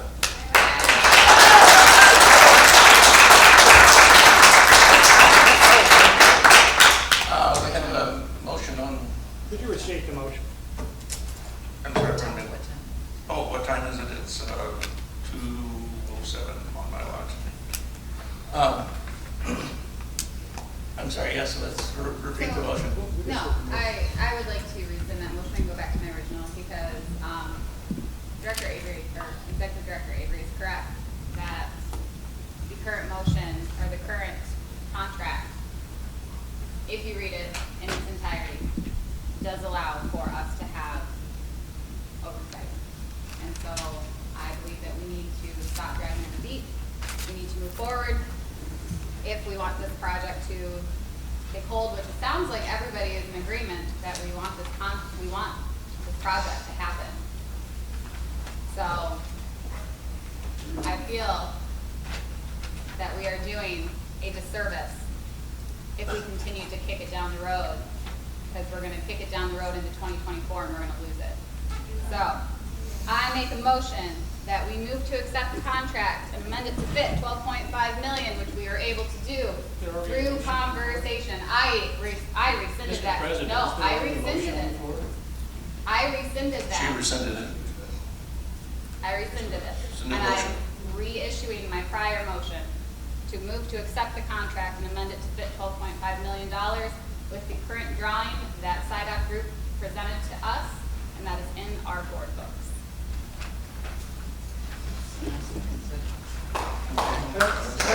Second. It's in your board book. It's underneath your committee report. I believe you have the book a week, right? Yes. So you would find it. Got it right. Does you talk about this? I did. Within a second. Yep, I Candace. second. Discussion. Yes. Truth is truth, whether you like it or not. Yeah.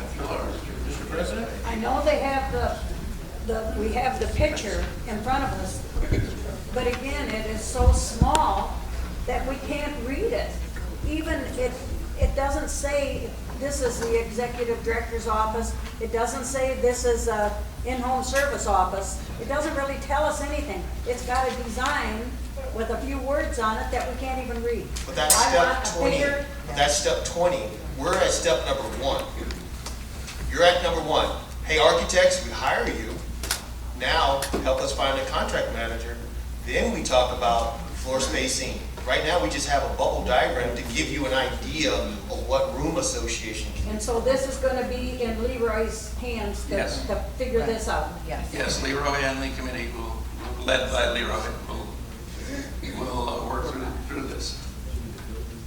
So the most recent plan I have right here, No, that is a bubble diagram that is mostly crossed off. The most recent one is this one, which was passed out. It's in your, but there's no floor plan. There's That's no, because we don't- so I'll go ahead. I'm can't going to get- continue to do my discussion. When, at the previous meeting, this board voted unanimously to send this back to the new building project subcommittee. I believe they were hoping that the new building project subcommittee would take some of the recommendations to hand. To point, one of them was to bring in experts to discuss the fees that we are being charged and what if they are in line. I don't see that that's been done at all. I certainly don't have anything in front of me that says the contract is beneficial for us. It's on video. I said this is a contract written by them, their lawyers, for them, on their terms, to their benefit. Has anything been done like that? No, I see nothing like that. The new building project minutes that came up doesn't even say that now this is the for sure project, that we're for sure going to go ahead and do this and this and such and such and such and just have senior villas. So I'm going to have to deal with the contract in front of me that we're talking about right now. The contract that we're having right now has, well, let me say one other thing about the oversight. It's one thing to not hire somebody to check on things. It's another thing to hire an expert and then not take their advice. The Shaw report, which none of our board members saw, clearly says sufficient market demand cannot be demonstrated for additional rental housing units. It goes on and on and on, but at the why they wouldn't do it. But the reasons don't change. Declining demographic trends, meaning our population has decreased. It's expected to continue to decrease. The occupation level of the existing housing is the worst that they have studied in the whole study area. And the most nearest notable economic centers are 30 miles away. I wonder how many board members would have voted to get this far if they had been made aware of this. We've already concluded that 5 board members never saw this. But if I want to get right to the contract that we're talking about, and I'm going to have to deal with this contract because what the executive director put out in his proposal online and on YouTube says that the community center goes first, then housing and outdoor site amenities. My contract says community center, outdoor site amenities, phase 5 housing. It's completely different from what he said. In the paper, he has said that the community center would be $9 million. My contract that I'm being asked to sign says $10.5 million. He says in the paper that the housing would be $5 million. The contract I'm being asked to sign says $6.5 million. I have a contract in front of me. When I sign it, it goes against our liabilities as our auditor perfectly has established. If I sign this contract, we have a liability of $19.9 million. Let's go right point by point what it says. First thing I would say, the community center now has a total tab of $10.5 million. The previous contract we rejected, it was 11.1 to 11.6. Why did that number drop? I'm happy it did, but maybe it was because we asked questions. We asked questions about why the construction manager fee was 22% of the whole fee.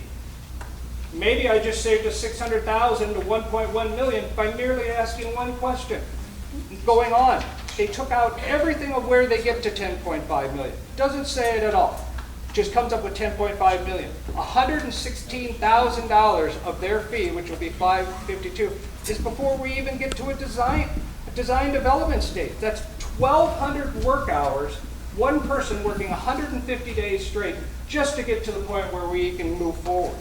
The rest of it is gone. The $2.9 million outdoor amenities, the $6.5 million housing is based upon something that apparently is now gone. I'm wondering, the 150 people that the executive director referenced who were receiving food packages and couldn't come to our last meeting, I wonder how they would feel about this contract not having any food pantry in it. This does not include the food pantry. It does not include the vehicle storage. Don't you think they might want to have that in there? Who asked them? Who stands up for them? Did you know in this contract that this doesn't even include fire suppression? Fire suppression is not included. We're going to have it. So the numbers they're giving us to add up to 19.9 million, they're made up in a sense. We don't have everything in there that we would need to make a decision. I'm wondering how we got to this point where we have not been able to determine whether we want a sauna. It just got taken out. Now we just get the saunas there. How about the unisex shower and changing room? Okay, now that's gone. Splash pad, skate park. How would those things have gotten to that point where they've been removed if we hadn't asked these questions? Why are they in there in the first place? Somebody talks about missing middle. We haven't even applied for missing middle funds. And if we got missing middle funds, it'd be 1 to 1.5 million. So great, now we're only $8 million short of what the contract we're signing. You know this contract doesn't say that if we don't go on with what we're signing, they don't give us our money back. It's the equivalent of paying an architect. You will have money to build a 1,000 square foot house. What this contract is saying, we're going to have you design a 3,000 square foot house, even though we only have the money to build 1,000. Doesn't make sense to me. You can amend away why would we not get a contract and let's have a special meeting? Let's plan right now to have a special meeting, and if they want to do what we're telling them to do, they will come up a contract and have a contract in front of us a week from now that says exactly what you're asking to do. But to sign this contract right now, can't even believe that we would consider do that, but that's it.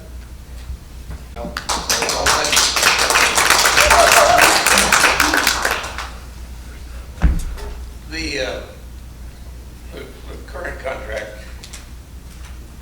that we're talking about is in control of the board with respect to the final amount of dollars. The board, it's clear, will not spend more than $12.5 million. The architects understand that they are adjusting downward. Mr. Turk is asking for details that get done during the design phase of the project.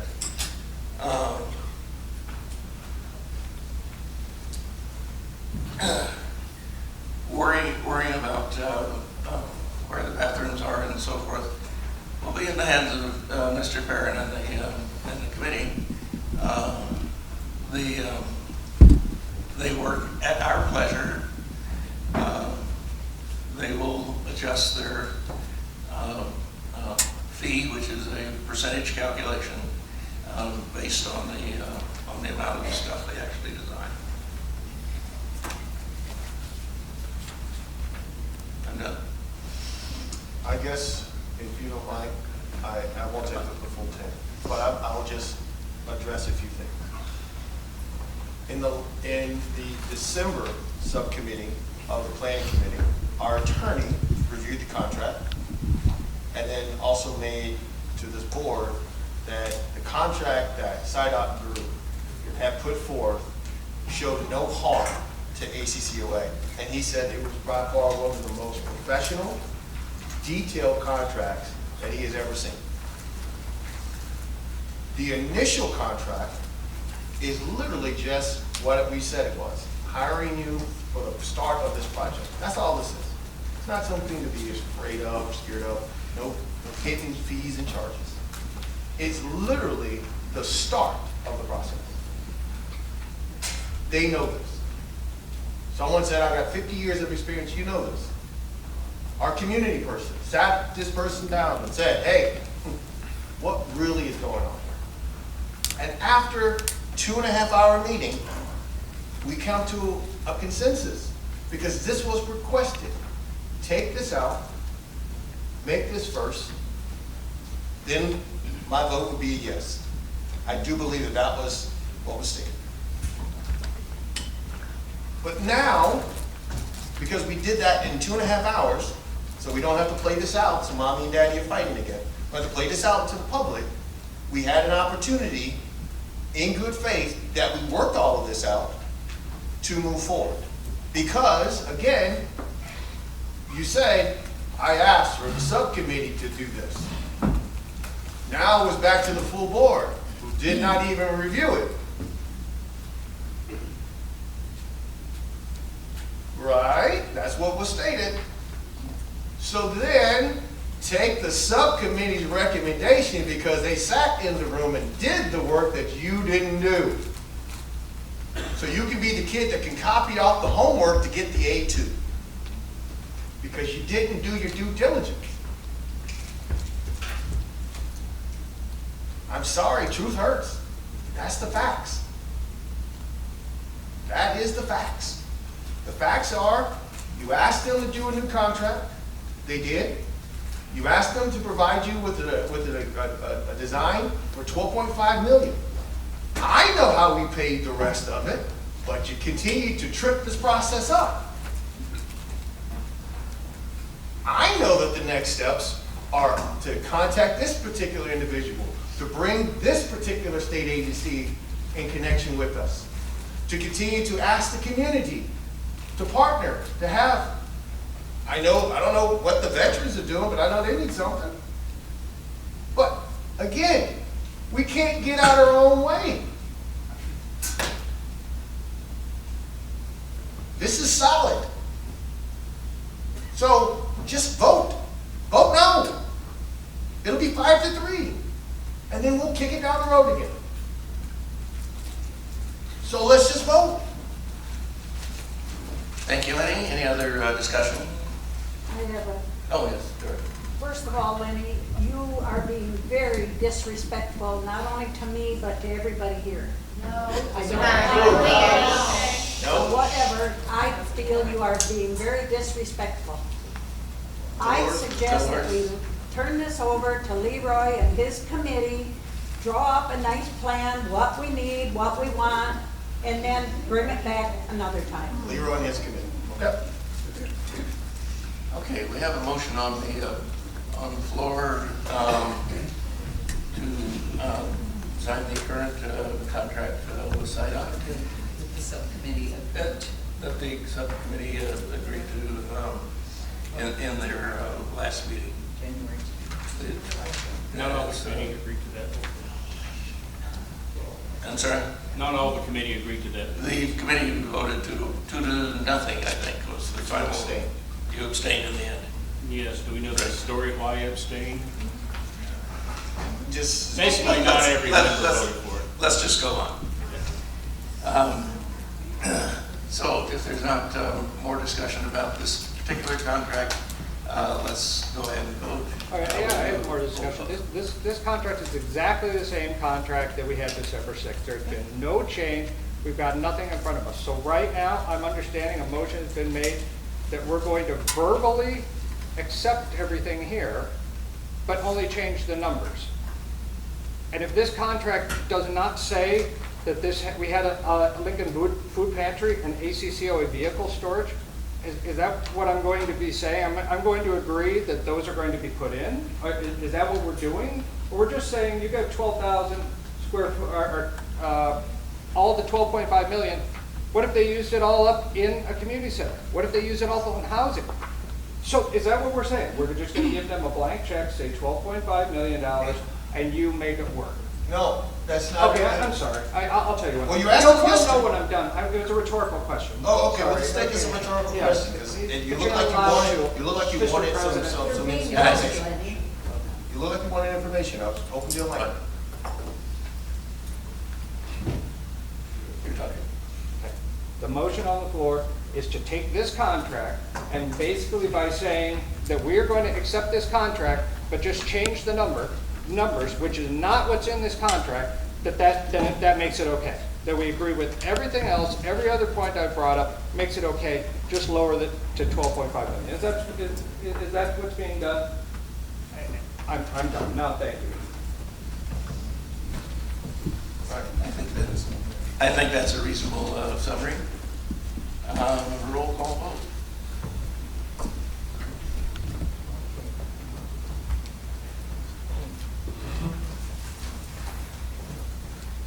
Will St. John? Yes. Just a second. Stan Weiner? No. Roland Lynch? Yes. Jacqueline's? Yeah. Pamela, yes, because I didn't read it. Robert Turek? No. Leroy Perrin? Nope. Dolores Schlicker? No. I ask you? You did. Okay, so there we go.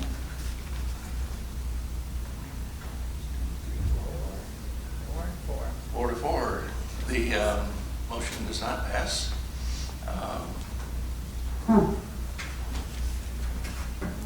No, this is budget. Yeah.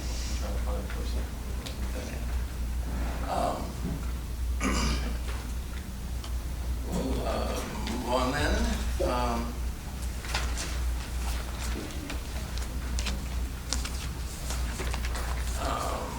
Jacqueline, would you be interested in reintroducing one of your previous motions?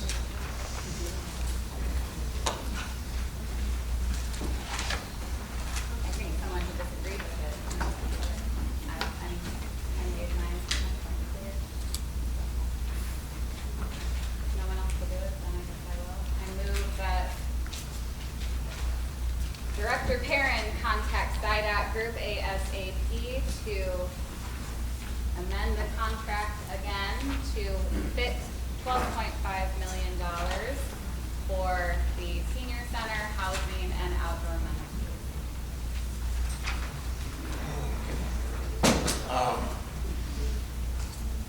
With the caveat that this will be reviewed and ready for vote in February. I do not feel that it is in our best interest to continue kicking this down the road. I feel that this is turning into a potential to lose the funds. So I feel that if this happens, that as soon as we have the amended contract, it should be reviewed by the new building subcommittee. And whatever recommendation is made, as long as there are no issues, we need to vote on this in February and move forward.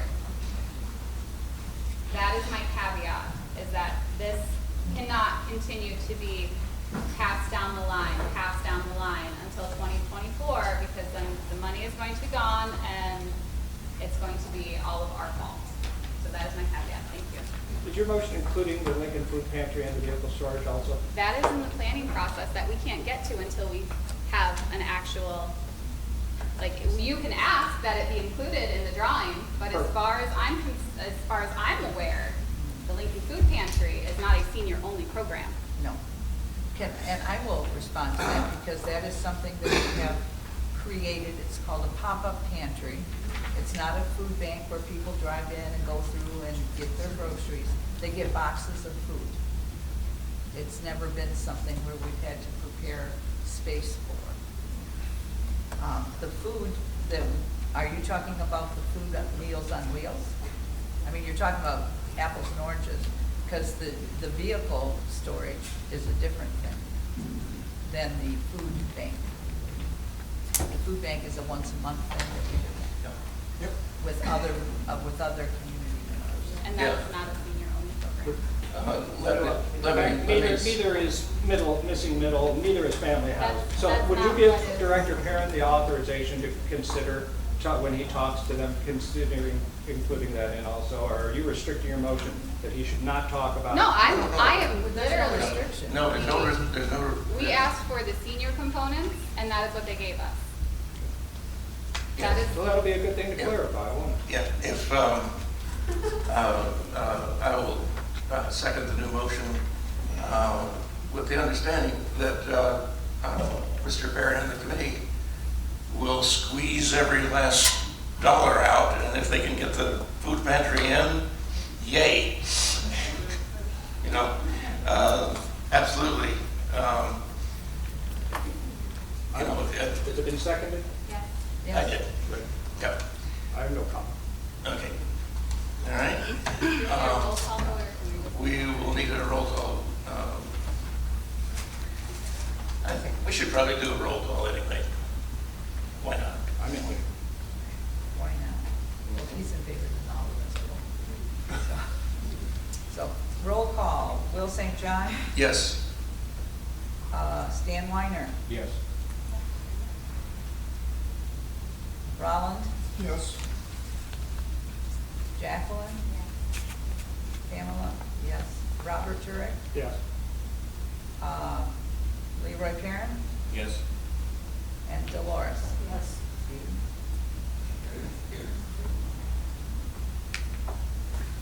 All yeses. Okay. Okay, so we will be moving forward with the construction of the senior center. That's not what that motion said. It's for Aaron to go. Oh, I'm sorry. The contract, we're not moving anywhere. Yeah, okay. Moving forward to have Mr. Perrin and the committee Get another. get Get another contract. Get another contract. Okay. Okay. Let's go with personnel matter. Okay.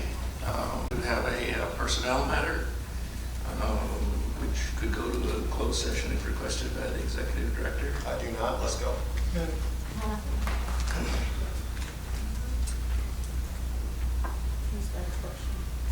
Oh, yes, I'm sorry. quick question before we go in there. What about generator update? I figured that was supposed to be done about 13th. Yeah, That's we have on the a, agenda. yeah, I'll that's tell you yes. the original agenda, but I'll let you know they pushed it back to February because they couldn't get the parts for the generator to install it. So it's been moved to like the first week of February. Okay, thank you. Yeah. There you go. Hey, that's my job. You ask me, I'll give you information. Yes, we can, let's, I make a motion that you we need to move on. recess. I make a motion that we take a brief 5-minute recess because I need to check on my children. I'll second. The personnel matter, I have another one. I have a note from Mike Maturin. It says, "It is with a heavy heart that I announce my resignation from the Board of Directors at the ACCOA. Due to my multiple health issues, my body can no longer handle the stress and drama that has most recently become the norm in our meetings. I love the vision of the ACCOA and of its executive director. I will continue to volunteer and help where and when I am able, as I encourage all board members to do. I pray that you move forward with this building project to benefit the seniors and other members of Alcona County." Came from his hospital room. Okay, oh, that's kind. Yeah, that was me. Did we mention? I'm sorry. 58. Yes, yeah. Did We we did. mention it? Yeah. Yeah, that was turned in and that was sent to all the board, so all the board. Yeah, the board is fully aware. Okay, So we we're saw good. the 58 people that wanted, strongly advised us to move forward. Right, okay. So Mike is officially, do we need to vote on accepting his resignation? According to Robert's rules. Yeah, according to Robert's rule, we would.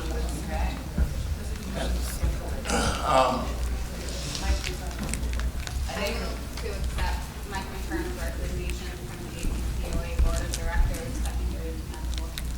I'll second it. Okay. All in favor? Get here.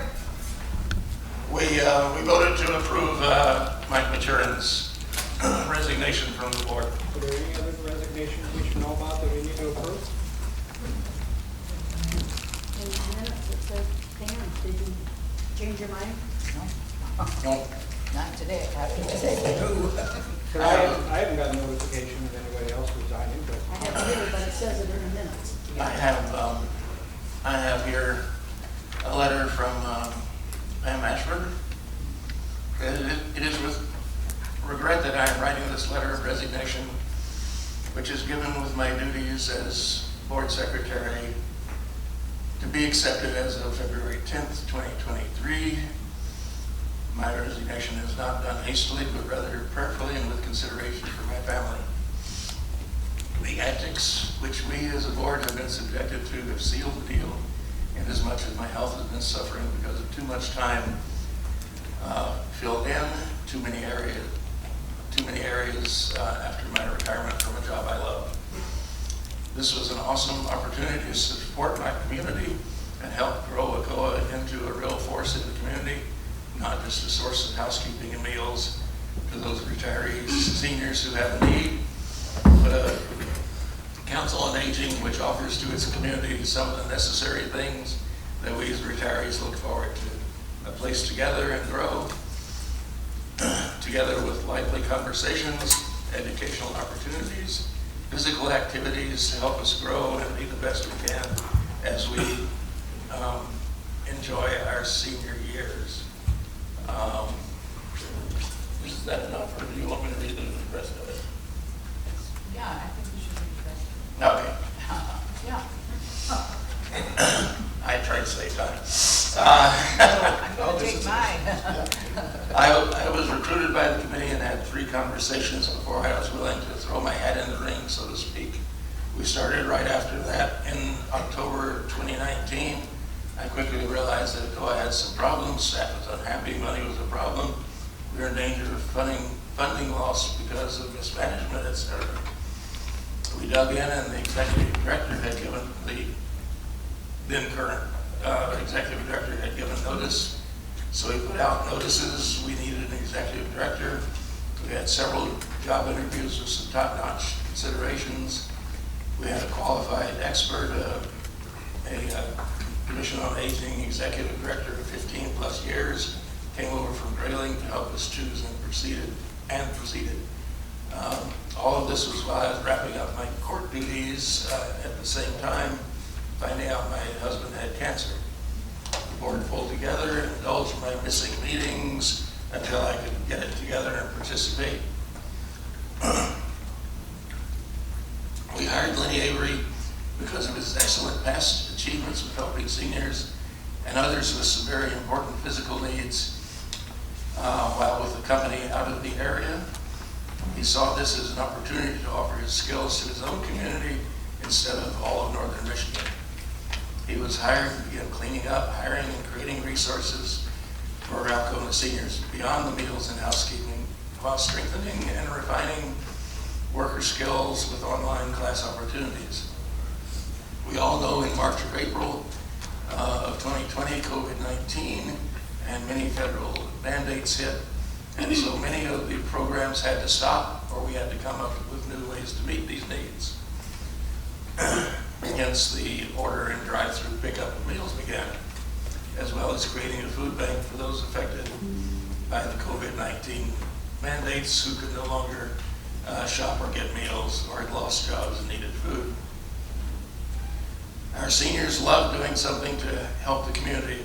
It was amazing. Often up to 240 plus families who were trapped in their homes received food boxes while keeping in mind the mandates and not wanting to become a place where we spread the virus. Our seniors, volunteers, and other community-minded people worked.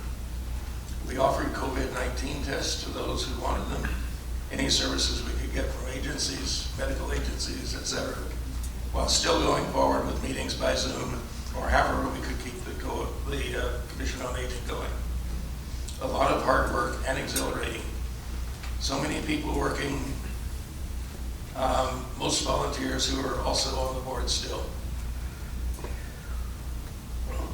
During those times, we were working on our credibility to keep ACCOA a viable agency, hiring an accounting firm to audit us, hiring a CPA firm to pay payroll and give advice on investments as our next step to keep the commission in the black so that we are not making previously made mistakes. First year NIMSCA audit and staff and executive director had only a few minor adjustments to be in compliance after years of limping along. Bravo. As you see, I could go on and on about the ACCOA. I am sold out on it, but since these last few months of haggling and struggling to even get the necessary agenda accomplished each meeting, I give up. My health and my time are more valuable than this situation. We are blessed with a great granddaughter who is in our care 2 to 3 days a week, and I want to be there for her. I am not willing to continue driving myself into early illness or situation for even the sake of this. It has turned into a squabbling mess with people who I know and care for, being pitted one against the other over petty, overblown opinions that were never expressed even 6 months ago. Tiresome and too much for me. I'll be willing to sit on committees if that will help and provide any paperwork I might need to. Thank you for the opportunity. Thank you, Colonel, for your years.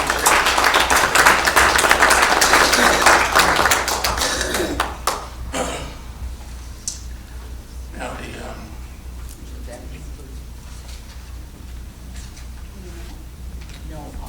were you going to? What's the effective date right now? February 10th. 2/10, February 10th. because I have to turn this paperwork in by February.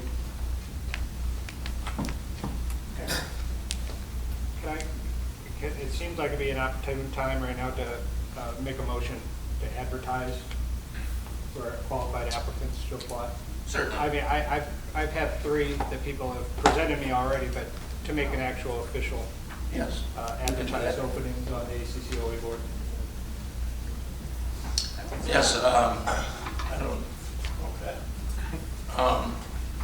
I appreciate you. Thank you for your years of service. I make a motion that we accept Pam's resignation effective February 10th. I second. Those in favor? Aye. Aye. And that's also Mike's, right? We already did Mike. I have a comment. I would like to have the board have a appreciation letter sent to Mike and one for Pam. Well, certainly we can do that. I don't think we need a vote for that.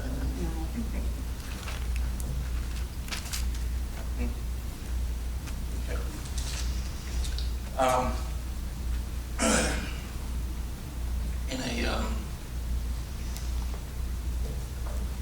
In a couple of minutes, we'll get to the personnel matter,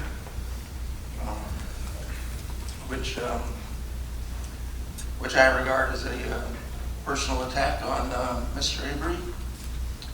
I will not participate in such a thing, and I resign.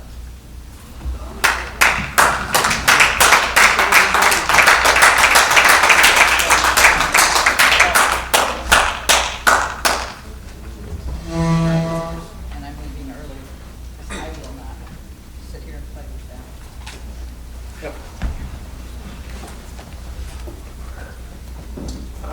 Ron, I'm here, the senior officer at this point.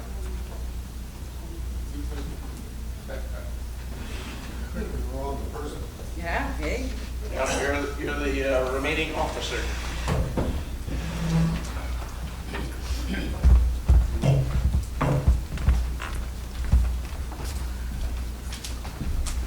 Somebody like to volunteer to take over notes?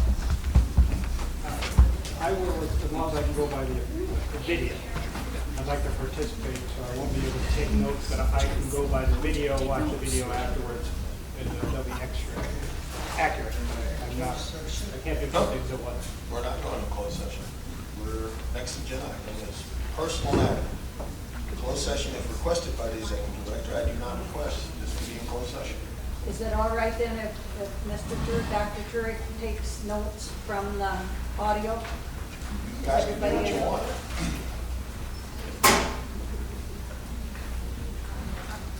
So you guys need to adjourn?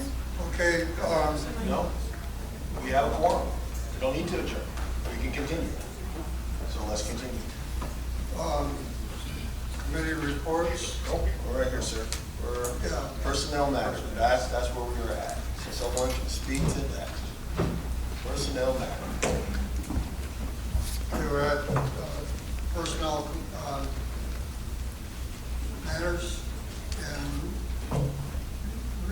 doesn't want to go into closed sessions, so we'll continue to where we left off. Roland, if I could, I would like to go first, as it does concern Lenny. So could I make my statement first? Yes. Okay. I already brought up about the grievances that was against me, which I have still not seen any of them. I don't even know if they exist. In my opinion, I should have been presented with any grievance so that I could respond. As at this point, I don't know who wrote the letters. I don't even know what the grievance was about. So keep that in mind. I have contacted a lawyer, and if Dr. Turek, would you please read my letter from the lawyer?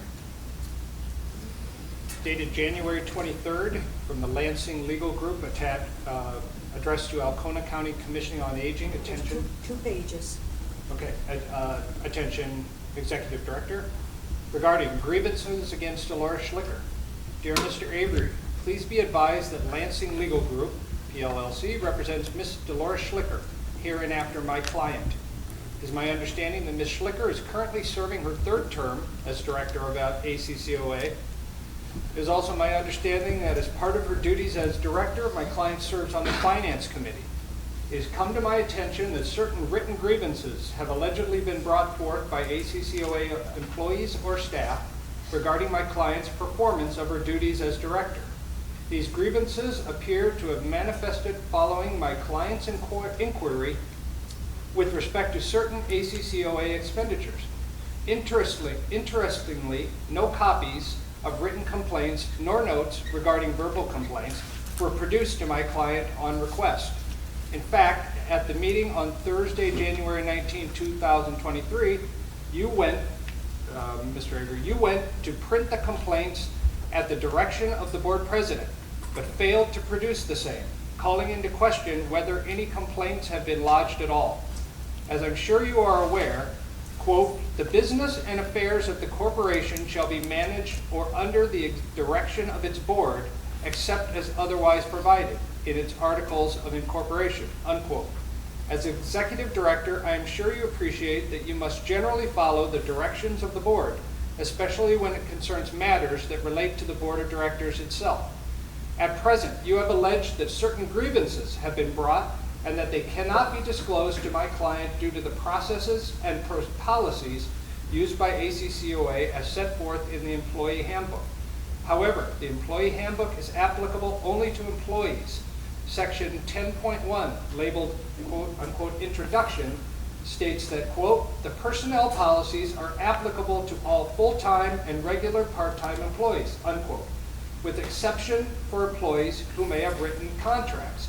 Moreover, section 10.8 clearly sets forth that the board of directors, that the, quote, board of directors employs the executive director and all organization staff serves at the will of the executive director, unquote. Finally, the subsection labeled, quote, chain of command, unquote, clearly notes that the board of directors is responsible for setting policies for its employees. The board employs the executive director, to whom it delegates responsibility for the day-to-day administration of the organization. The board of directors is responsible for the ongoing supervision of the executive director. The executive director manages all ACCOA staff and contractual staff using the policies approved by the board of directors. By its very terms, the employee handbook excludes directors from its applicability by clearly setting up a distinction between quote-unquote employees and quote-unquote the board. The application of the procedure set forth in the employee handbook as against directors of the board is simply improper and nonsensical. In this particular case, it has created an impression that complaints may have been manufactured. Regardless of the error in the process used, your immediate production of the complaints in writing would cure this perceived impropriety. Thus, this letter is a demand for immediate production of the grievances against my client. Please produce a written copy of any and all grievances submitted against my client on or before Monday, January 30th, 2023.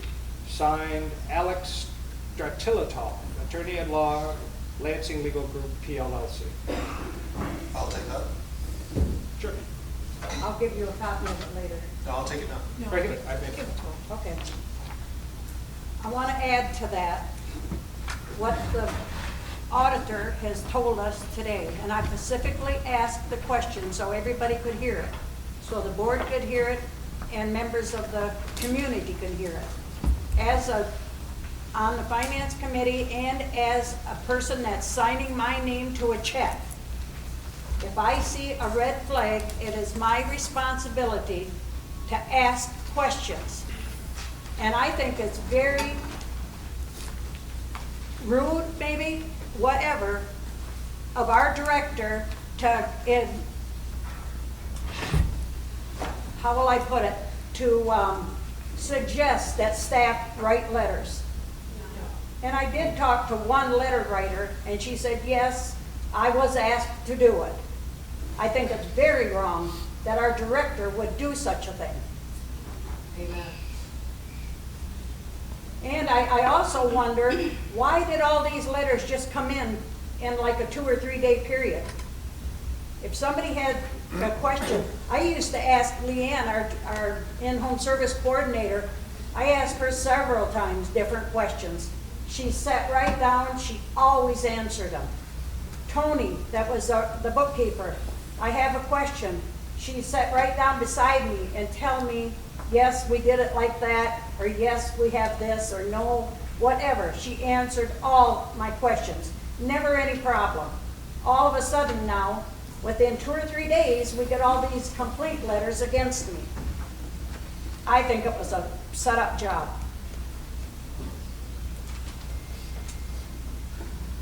I'm done for the minute. Am I able to speak on that? As part of the grievance committee, I think some of your allegations are incorrectly placed, mainly because it was the grievance committee who requested the notes.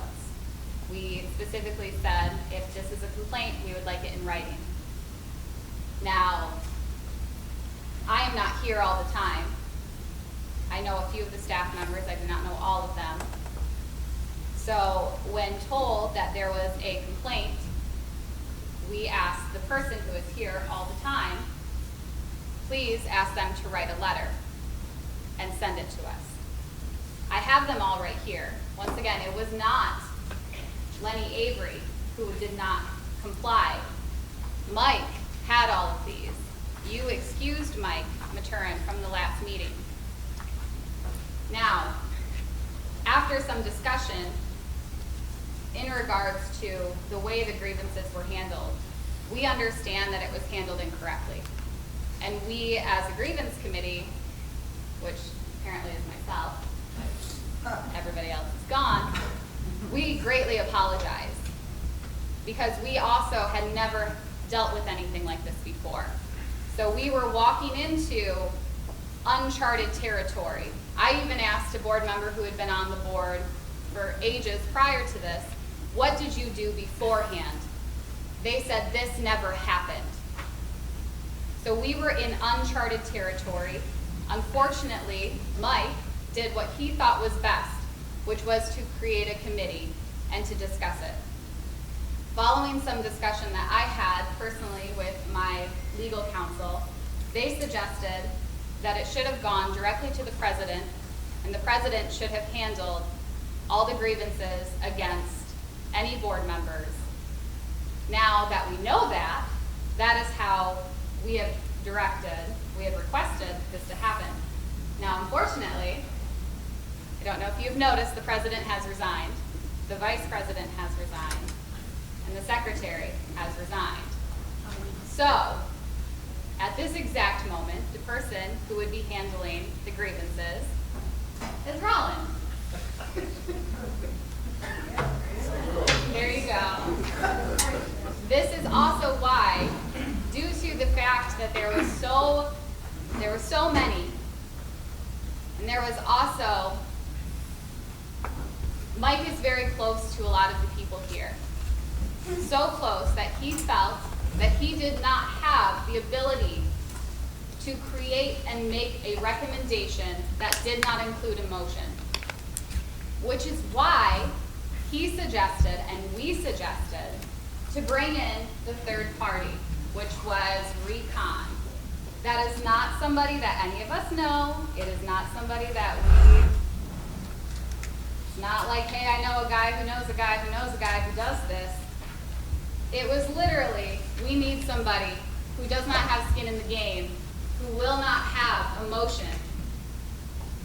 That is why we made this recommendation. When we brought this up last week, it was subsequently brushed over. So unfortunately, I think, while I understand all of your concerns, Dolores, and I understand how you feel, I feel that it was a lot of misunderstanding, not knowing how to handle the situation because we were in uncharted waters, and then it's misplaced blame. It was not Lenny who did any of this because he was trying to get you. It was Lenny doing it because we requested the information, because everything is better in writing. Because if I have it in writing, I know for a fact that it isn't hearsay. Now, I will bite the bullet and apologize on behalf of the grievance committee that you did not get these in a timely manner. Like I said, we had not ever done this before. I also, sitting President Rollin, I will leave it up to your discretion as to what you want to do moving forward. The grievance committee recommendation was a third-party assessor because of the amount of emotion that is currently involved. However, I will leave it up to you guys. I have said my piece. Here are your copies. And there are copies for everybody, if that, well, board members. There is still some confidentiality here. But I will happily make sure that you have them. This is the information for the recon, if you would like it. That was Mike Maturin who had contacted them, so you might need to contact them outside of that. So. No, the board made a motion to send it back.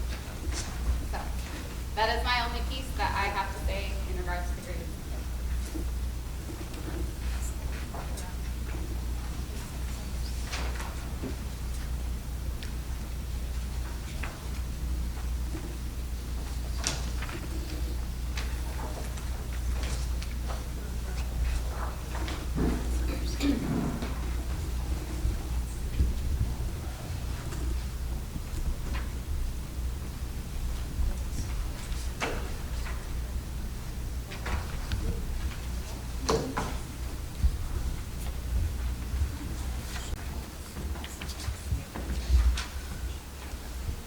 Is this one signed?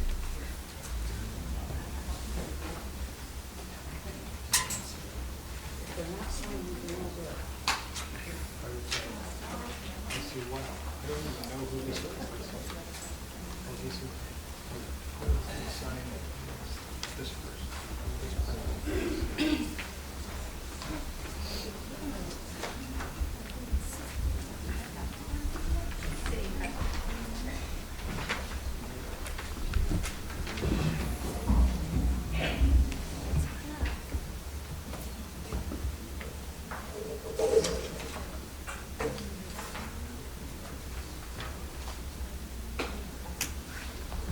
I apologize, Taylor. Should I read this out loud? What is what? The fees? I mean, I've already been, pointed at that I control the board. And you asked me a question. So I believe as a president, you should make your decision independent of my input. Okay, I'll read this out loud. It's service fees for outside firm coming in and investigating this. Standard fees for an investigator are invoiced at $105 an hour.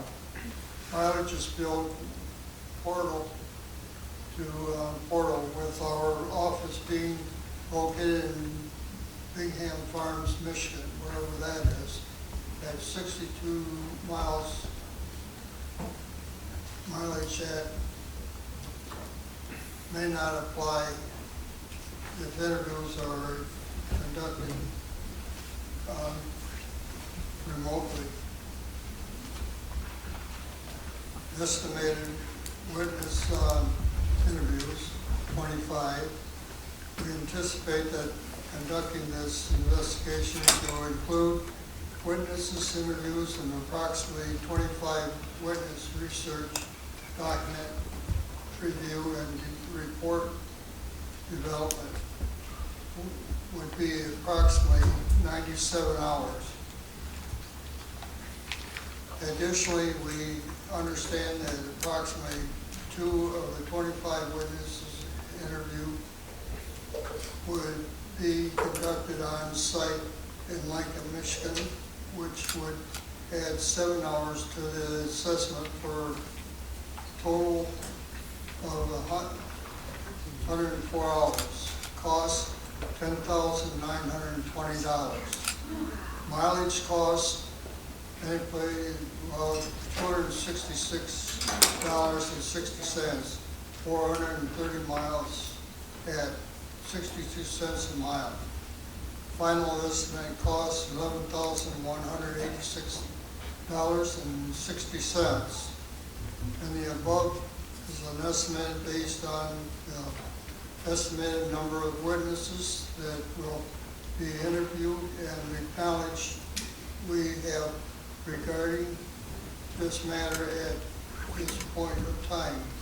Additional investigating may be required based on information that is developed during the course of the above described investigations. More loss of time than above estimated may be required. Any increase from this estimate will be discussed with the Alcona County Commission on Aging prior to proceeding. We look forward to the possibility of working with the Alcona County Commission on Aging in this matter. Respectfully submitted, Mark Koliszewski, Director, Consulting and Investigating Group, Recon Management Group.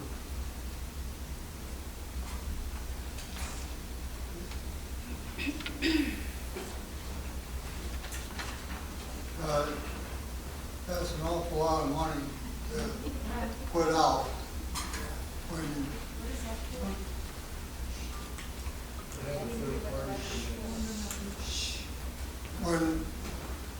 we're already complaining about a lot of money being spent on different things and trying to get the senior center built.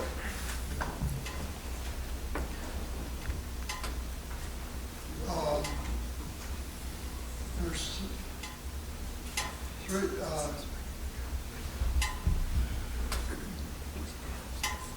trying to think. There's four of us here that could be on a committee and see if we can get this straightened out ourselves and save all that money. Of course, maybe the three of us would like a little split of $200. I would like to try to get this resolved because I'm only reading this first letter and it is completely false. And Lenny knows it, the direct care worker knows it, or the, not direct care worker, the in-home service coordinator knows it. I did not go to her and ask these questions because when I was going to her office, Lenny took the sheet out of my hand and says, I'll ask her. You wait at the table, which I did. And then after he came back out, they handed me a map. Lenny, and you know it, and she knows it. They brought that map, laid it down. If you want to check that mileage out, do it. Rollin and I decided, you know what, we're going to do it. Well, so this from this lady is completely false. And that's only the first letter. Okay. What Dolores says basically true. She wanted to know what the mileage was for why it was 50 miles from here to Greenbush and back again. No explanation of any places in between. And I was standing there and I said, well, Dolores, why don't we just take a ride down to the address, get the address, and we'll take a ride down there and back and go to these other addresses where this person had to go that day. And she said, first she said no. And then a little while later she says, Robert, you want to take a ride? And I said, okay, we'll go. And Lenny brought us a map out of where this person was. left here, went down to the address in Greenbush, came back up, and we had to go to an address out on 72, and then back to Harrisville, and then back here. And that's where it all added up to almost 50 miles. Now that's what was on the paper. Can I say something? Sure. Okay. So, again, this is why the grievance committee stated what they stated. That we don't have the depth for this. We don't have the depth for this. Because they just violated staff members' confidentiality in the public to all of you and identified that particular individual. Now, I'm not saying that you guys would go harass these individuals, but this was a concern. That's a violation. This is why. So is eavesdropping. Excuse me. You don't have to like it, but I am the executive director, and I have almost 40 individuals that are under my care. And I will protect them, regardless if you don't. This is why we said should be in closed session. I said, I don't want mine, because obviously you have something you want to say about me that did not extend to them. You violated confidentiality. Now, had all the members on the board signed their confidentiality agreement, you would have known that was a violation of confidentialities and protection. Because employees have rights as well. And now that we've crossed this bridge, we in some trouble. Because I do not believe that we should continue. I excuse myself from this. You can't. You're the president. You're the one that asked for open session. I asked for me, sir, thank you. I asked for my personnel, whatever. I had no idea that somebody would grab immediately upon receiving. This is what we assume, because emotion overrides rational thinking, would then immediately start reading and immediately start talking. So I am sorry. I represent ACCOA, and I'm apologizing that this is something that we should not have done. But please continue with your concerns about the personnel matter. I don't know what exactly the personnel matter. You have statements and ready and crafted to speak, but please continue. I yield my time back. Well, we came back, and Dolores realized the mileage that I put on my truck. Came back, and she agreed with what was written on the check for that mileage. And as far as I knew, everything was okay until this came up. So the integrity of the person that was questioned came back to be valid when you guys went and checked the mileage, correct?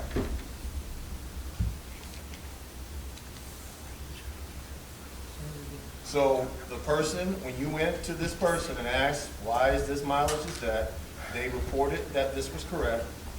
And in your statement just now, you stated that they printed out a copy of the detailed location so that it answered the question. So then you guys went again and then drove the route and saw that it came out to actual correct to the GPS coordinates that was given to you by that particular individual. Correct. Okay. There you go. I would advise at this time that you probably should not divulge any others. Save mine. Or whatever else you guys have.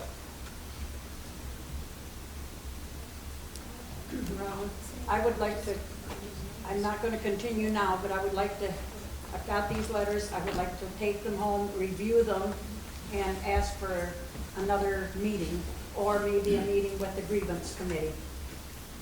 just in a few days. Yes. So we, as the grievance committee, have identified that this is out of our scope. We do not feel that it is appropriate for us to continue. Any further discussion should be completed with the president, and at their discretion. They are the only ones who we feel are able to censure board members. So if you would like, I think further communication should be done with the president of ACCOA. There, several years ago when I was on the board before, there was only one incident where there was a grievance, and it was with an employee who was fired, and she had a grievance against being fired. And so another board member and I asked her to come in, and we listened to her in that. And because of the situation that we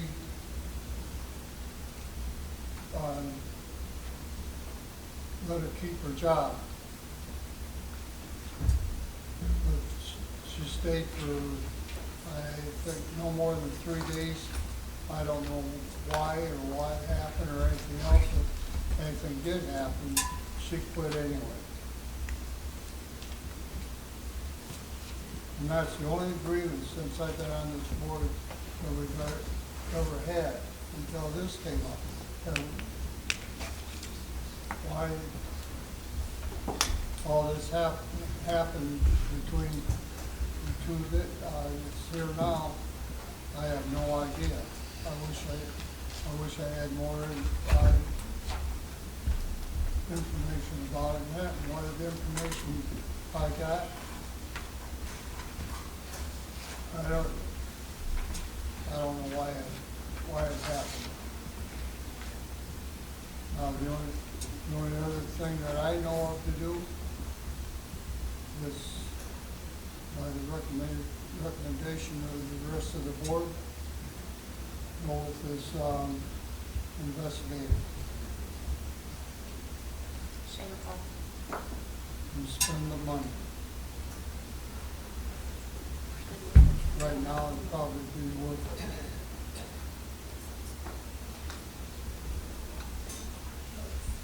Would anybody want to make a motion to hire the investigator, or what do you want to do about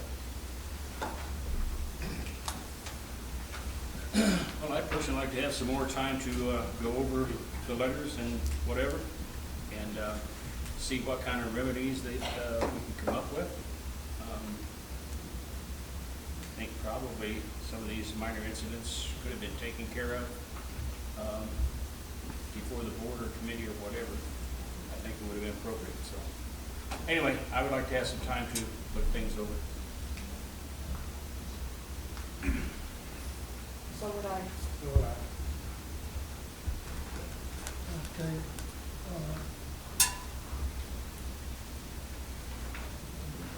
Want to make a motion to? I have a question. Okay, so the movement of the board is to table this until a grievance committee meeting can take place so that they can review the grievances of the employees, correct? Is that what we're doing? They already did that. I was getting to that. So that's what I wanted to kind of clarify. Well, we know it was sent back to the grievance committee. It could have been done not like this, but that's where we're here now. But I just wanted to get clarification. So are we going to take this matter back to the grievance committee? What committee? Can we do that? What committee? The grievance committee. There is no grievance committee because the two people are the people who are subject to the grievance can't sit or should not sit in their own grievance committee. How about this? I get with Dolores, and this is the first time I've seen these grievances against me. Most likely talk to her lawyer also, and I will just leave it at that right now. put it on hold. And I, after today, I withdraw myself from this also, because I screwed up. Well, the person you're paying allows you to. I believe the director is sworn as a motion. Yes. My only concern with this is there are some really amazing people standing back there. And I want to make sure that they understand their voices are heard. The grievance committee has already made our recommendation. We feel that it is out of our scope. It is out of our expertise. I want them to know that we have their back in this. Now, if you want time, I think that is fine. However, I also feel that they need to know that we have their back just as much as the executive director has their back. Because even though they answer to him, he answers to us, we are still responsible for their well-being. We are still responsible for hearing what they have to say and saying, you know what, that's not right. You have proved yourself again and again and your integrity was questioned, that's not right. And we have already, and I know it's only myself because the other two people are no longer there. I feel that this is something that needs to not wait until February. I don't know if a public forum is the most appropriate place for this to occur. I feel that the president needs to have a conversation with people in question and get this resolved prior to February, so that way the staff members know that we hear them, we understand their voice, and we are supporting of them because of all that they do to support the seniors. Without them, we do not exist. Without the seniors, we do not exist. Without our workers, we do not exist. And their voices are important and their voices need to be heard. Now, unfortunately, due to some changes in the board makeup, the person that I had recommended do this was Mike, and unfortunately he is no longer with us. I feel that whoever is going to accept the presidential position needs to have a conversation with the board members in question and needs to get this resolved immediately. For the sake of our people who are caring for our seniors. We want to keep them, we don't want them walking away.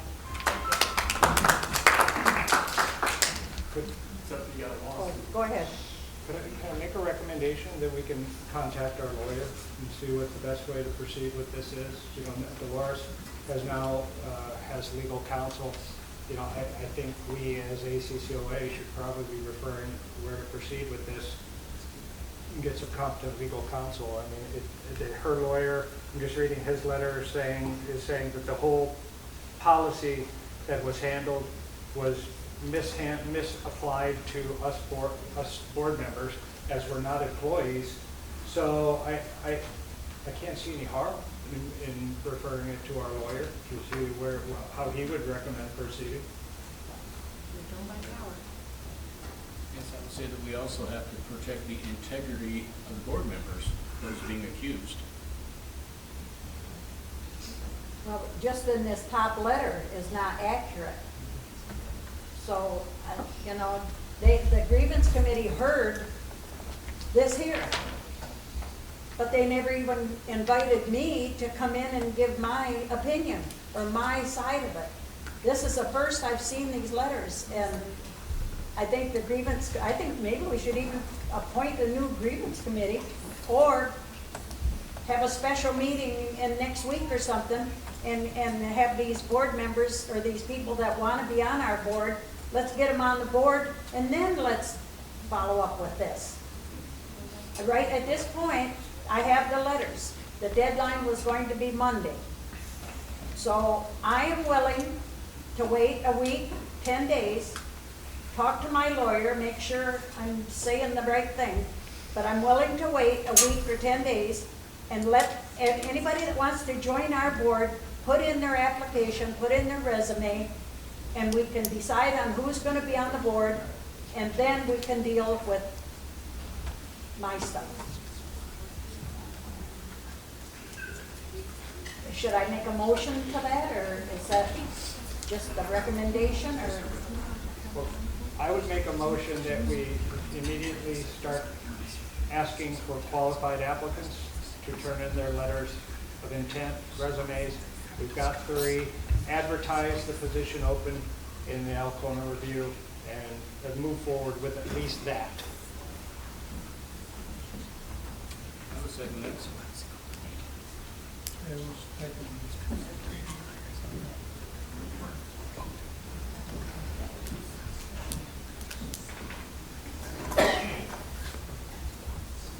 Need to vote? Motion second. Vote aye. Aye. I Okay. can, And I would make a motion on a separate note to contact the ACCOA attorney, given the things that have happened today, get legal counsel on the best way forward. I have a clarification question. I'll second it. Who is going to be contacting the lawyer? Who is going to be doing it? I feel like we can't just leave it open-ended. Who is going to be the one who's going to be contacted? You're the only one on the grievance committee. Okay, so I was just nominated to do so. That's what I was clarifying. Thank you. I think since it involves Dolores and I, neither of us should be the contactor. I'd be more than happy to contact the lawyer. I think it would be inappropriate. I'd like to think somebody else would want to contact the lawyer. So I have approval, if this motion passes, to contact the lawyer and speak with him regarding the current grievances at this time. And how to proceed.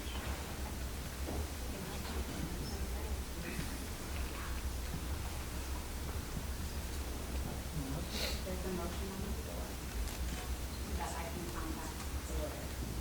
I just seconded, so you need to say all those in favor. all in favor? Take a motion. Aye. Nays? All in favor? So we're still on the personnel issue regarding the executive director. That I think we've cleared up some other things. You want to address that? He has decided that he does not want to have a closed session regarding the matter. I think my concern is... I can't hear you.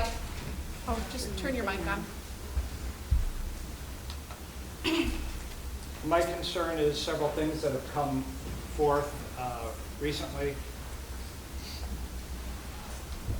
One, what that came forth was a videotape recording of the Lincoln Planning Commission meeting, where the head of that Lincoln Planning Commission meeting said that the director, Mr. Avery, threatened them with a lawsuit if they did not approve the zoning change that's currently in front of them. I don't know if everyone on this board has seen that video or not. So that's one issue. I think there is an issue that I think the board needs to discuss regarding the Shaw report that was paid for. I requested the information to know when it was paid, how much was paid to do it, that the board members were not told about, and how that has led us possibly to this current position. I've had some concerns that the executive director complains that based on a 40-hour salary week, that is not spending 40 hours working, not signing in, not signing out, etc. A complaint that the executive director was asked to check on whether the Harrisville land purchase was buildable land by Dolores by the former commissioner liaison in the board meeting. He said that he had not done that. I personally have some complaints that I'm not getting the requested information that I'm wanting.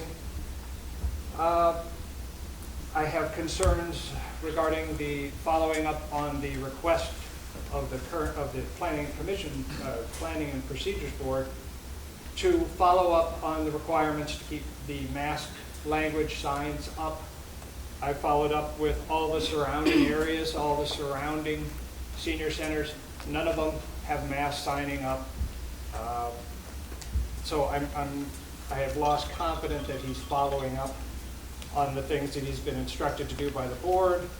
I have letters from a previous board member, her resignation letter, as well as many, many grievance letters against the executive director that apparently have not been followed up by the grievance committee in such a way that the grievances against Director Schlicker and I have been followed up on.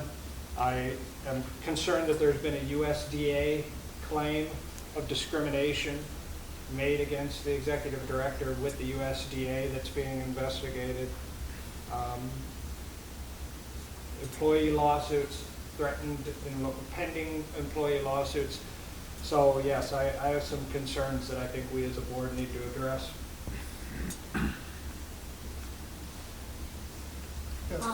I have a question, one for now.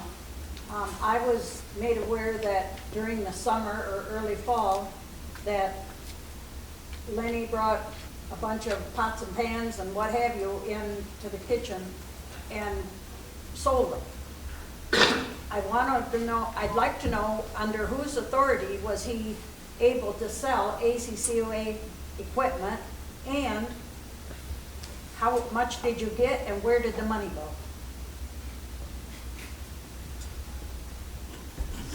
Can you answer that for me, please? Are you done? I mean, continue. Let's continue on. Well, I'd like this answered and then I will continue.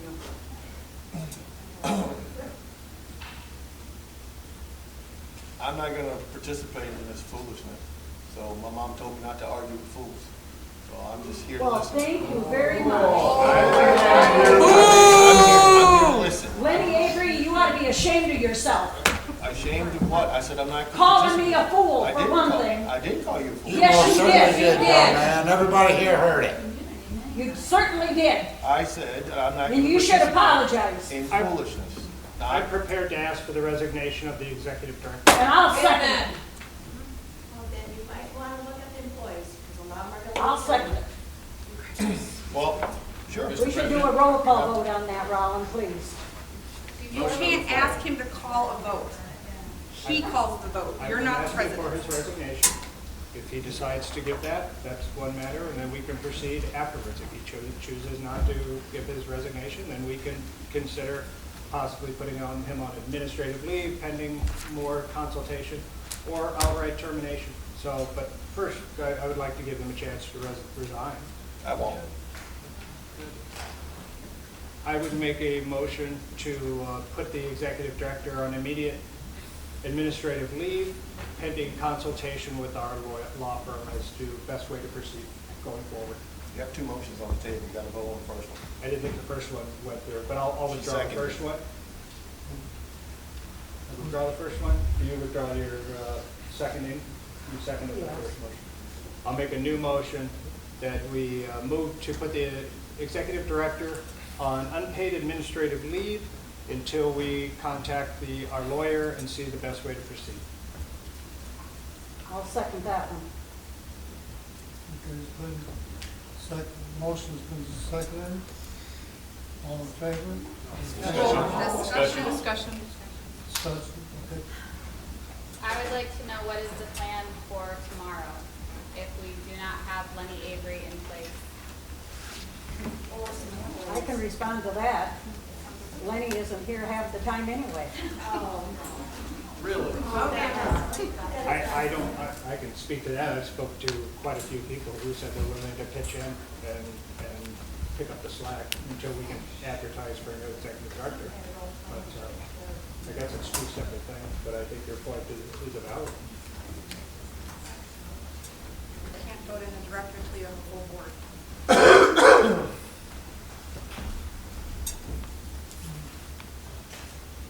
Motion and a second. Any further direct discussion? I do actually have a question about, you have people that said they're willing to step up.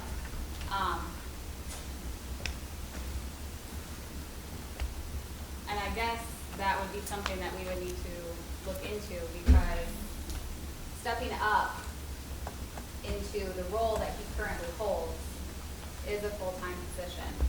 So are these volunteers? Are they going to be on the payroll? Are these just people that are going to come in and what are they doing? I feel like if there's not a plan, if there is not something in place, just arbitrarily placing him on leave pending legal consultation, like, and it's only because, and you know this, you own your own business. I have contingency plan upon contingency plan upon contingency plan for everything. What is our contingency plan other than volunteers that say they're going to step up and do what? Who's taking this portion? Who's taking this portion? Are they qualified? Who's qualified? Are they just people coming in and saying, oh, hey, I know how to manage this, so I'll do that? And who has the oversight over that? Are we going to be over 10 people to represent one Lenny? I think that that is an important question. I think that this is trigger happy, and I feel that it needs to go to litigation or legal counsel first and make sure that all of our ducks are in a row before you just place him on administrative leave without a plan in place. That makes me very nervous. Any further discussion on it? Any further suggestions that you might have? Would be helpful by contacting NEMSCA, contacting the attorney. I'm wondering if the case, for instance, that the executive director murdered somebody, how would we handle at that point in time? What would the solution be at that point in time? How would we move forward then? I don't know that you can ever have a contingency plan for everything that ever happens. I think I brought up concerns. We can't hear you. I brought up concerns. I was just asking valid questions. I think your analogy is extreme, extremely extreme. I just am bringing up concerns. I think at one time we did have Minster come in, but it's been so long ago I can't really say. I think at one time Minster did come in to kind of request to help out. We have to get a hold of him and find out. Ron, you I better would- talk in the mic, because if he's. We can't hear you. If he's taking minutes from what you're saying, you'll never know it. Do we have a contingency place contingency in place if the executive director was in an auto accident and couldn't come in? What is the contingency in place if he had a death in family and had to leave for a week? What is our contingency plan for anything? Is this different than that? I understand. And all of those may turn in their resignation right behind. Yep. And then you gotta have a plan for that. Really? Really. It's what you said. You broke the law. Mr. President, we take order, You please. cannot be talking. Order. You're not the president. Mr. President, we take order, please. Thank you.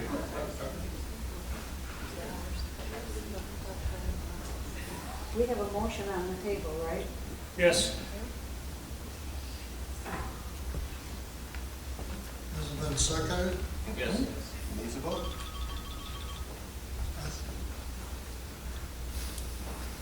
Yes. No. Yes. Yes? Okay, I'm not there.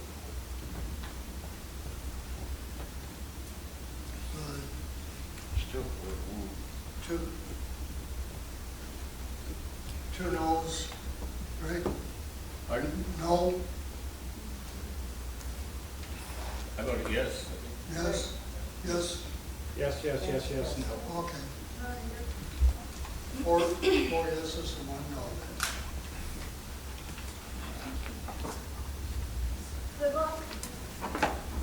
I make a motion that we adjourn at this time and we regather and get some new members on our board. Ooh, public comments first, please. Oh, So prior to public comment, Roland, I'm terribly sorry that I will be turning in my resignation. no, I have a question for you.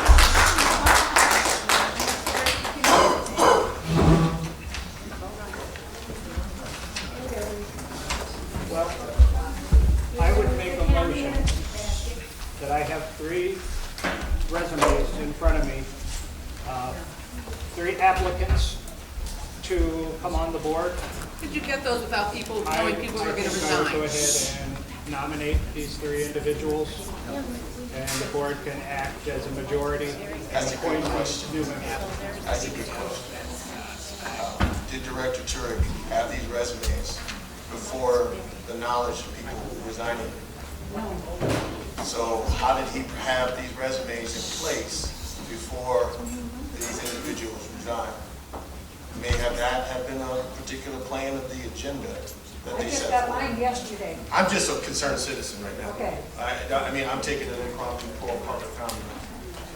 So that is a good question. Well, there is a, did you make a motion to that? He just did. Okay, I'll second it. And there we go. I didn't make the motion. The motion was made to accept our letters. I have one from Gary Winnock. I have one from Rick Casel. I have read them both. I got them yesterday. In my opinion, they're both very qualified to be on the board. I want to apply. I have a 3rd one for Phil. Anybody else want to apply? I applied last time. There you go. Well, then go do it. What's the problem? You have to publish it. You have to Point of order, publish Mr. 3 Chair. weeks in a row. Point of order. There's a law. You are. Okay, settle down.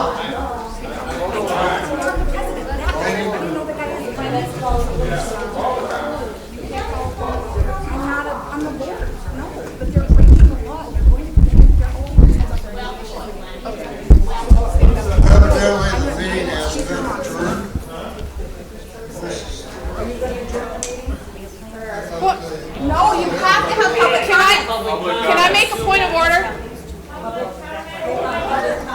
No, can I make a point of order? Okay. Order. Anybody that doesn't want to hear the public comment, does not want to hear it, you may go ahead and leave. The ones that wants to make public comments and that, you may remain. I'd like to, well, now, is it open for public comment now? No, we're still Okay. acting on a motion. I don't know if you settled. No, but don't vote on that yet, is what I'm saying. Stop. Can we call a point of order on that real quick? Okay. She's got information that may be pertain to You this. may not appoint board members without first publishing it publicly. You have to publicly publish it 3 weeks in a row in local newspapers, or you're committing malfeasance. So just because you have 3 people there, or 3 resumes there, that does not preclude you from publishing it 3 weeks in a row in local newspapers asking for other applicants. If you do that, you are all personally, if you vote yes, you're opening yourselves up to personal liability and litigation. They already have by naming an employee. Yes, that's true. I'm trying to stop you guys and giving you a lifeboat. Appreciate it, thank you. Yeah, I would suggest posting the board positions and getting all the applicants, and then following a procedure to vote on new members. I'm very happy to do that, and I'll withdraw my motion in a second. In fact, when you want to withdraw your second, you know, in Okay, the motion, previous second has been withdrawn. So I would make a motion to advertise for openings if we haven't already. No one's taking minutes. I'm taking on a video. Okay, motion and second, all in favor? Aye. No, it's not, because you can't hear that on video. You can't hear it.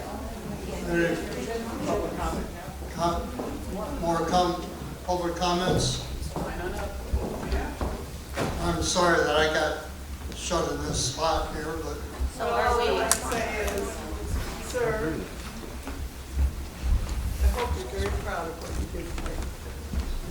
Will we open a public comment? We get the name and whoever's coming. It'll be on the video. Hi, Jen Stanzik again. Where am I from? Spruce. It's been a while. Roland, I feel so bad. Like, you got thrown into this position, and I appreciate what you're trying to do right there. There's been all kinds of legal issues you guys have already got into, and I'm afraid of the amount of money that we're going to lose just because of this. So please make sure that you publish for applicants and that you don't do anything else without talking to your attorney.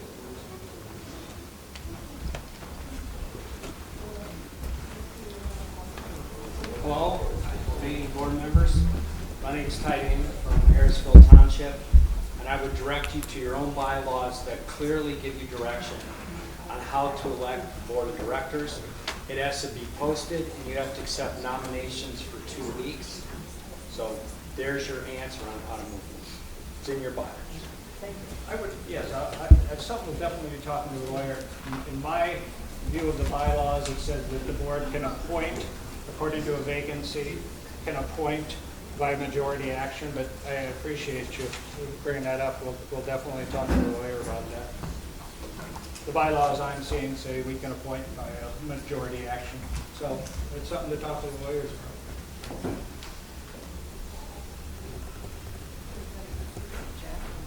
I've been in those situations before.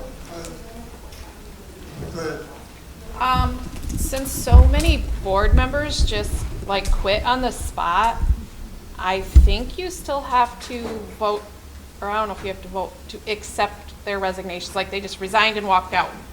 But that actually has to be recorded and the minutes, and I believe you have to accept the resignation. And there was, you only accepted Mike's resignation and Pam's resignation.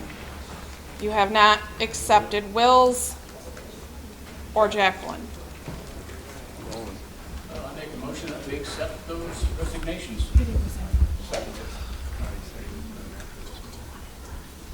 One at a time, yeah. Let's do one at a time. I approve. Go ahead. Yes. I make a motion that we accept Will's resignation. I second it.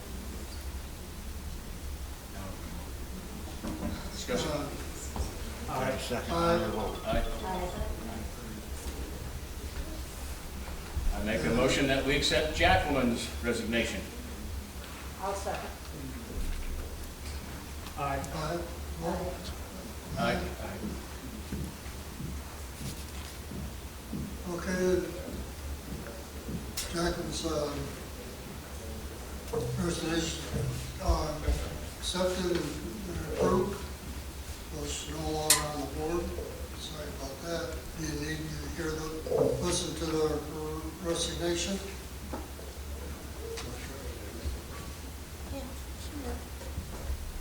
If I can find it, all these papers.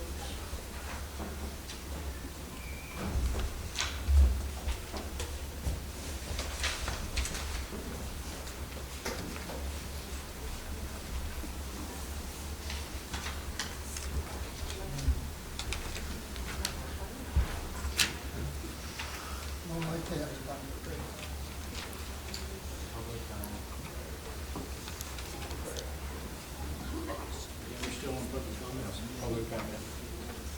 Any more public comment while I find the table? Okay, do you need? Oh. Go ahead. Charlie, go ahead. May I go? May I speak? No. Oh, thank you, Mr. Winter. Sorry. I was waiting to do the knowledge. Thank you. I do suggest very strongly that all of you check your boxes, possibly find a Robert Rules of Order, like online training, and anybody that you take an application for, that they are also very familiar in it. They only, by your bylaws, and I've studied your bylaws because I applied for this position, they have 3 weeks to catch up on all outstanding duty before the next meeting, or before whenever they're next sitting, when they're installed. Okay? Best of luck. Could you tell me where in our bylaws that said that, just to save me trouble? Let me whip it out of my pocket. No, I can't do that for you, but you have eyes and you have the bylaws, sir. Good luck. I'm not doing your job for you. I helped said enough. you were educated on it. I don't see that. I don't either. I worked for my doctorate. More public comment, Roland? More public comment? Patty Thomas, Harrisville Township. I've been involved in a fair number of boards within Ohio and in Michigan, and I would just like to give you my own unprofessional but aware advice that as the remaining 5 members of this board, you are fiscally and in every possible way responsible for any actions, legal actions taken against this board during the time that you don't have an executive officer, an executive person in charge. The fact that you have chosen to dismiss Mr. Avery without a plan for who's going to run the show tomorrow when we are actually predicting another snowstorm, you will have responsibilities that you can't even begin to guess about yet.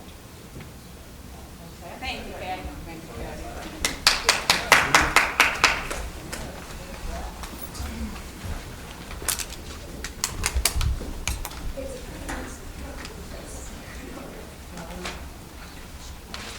Hi, my name is Judy McNeil. I'm from Harrisville. Please speak up.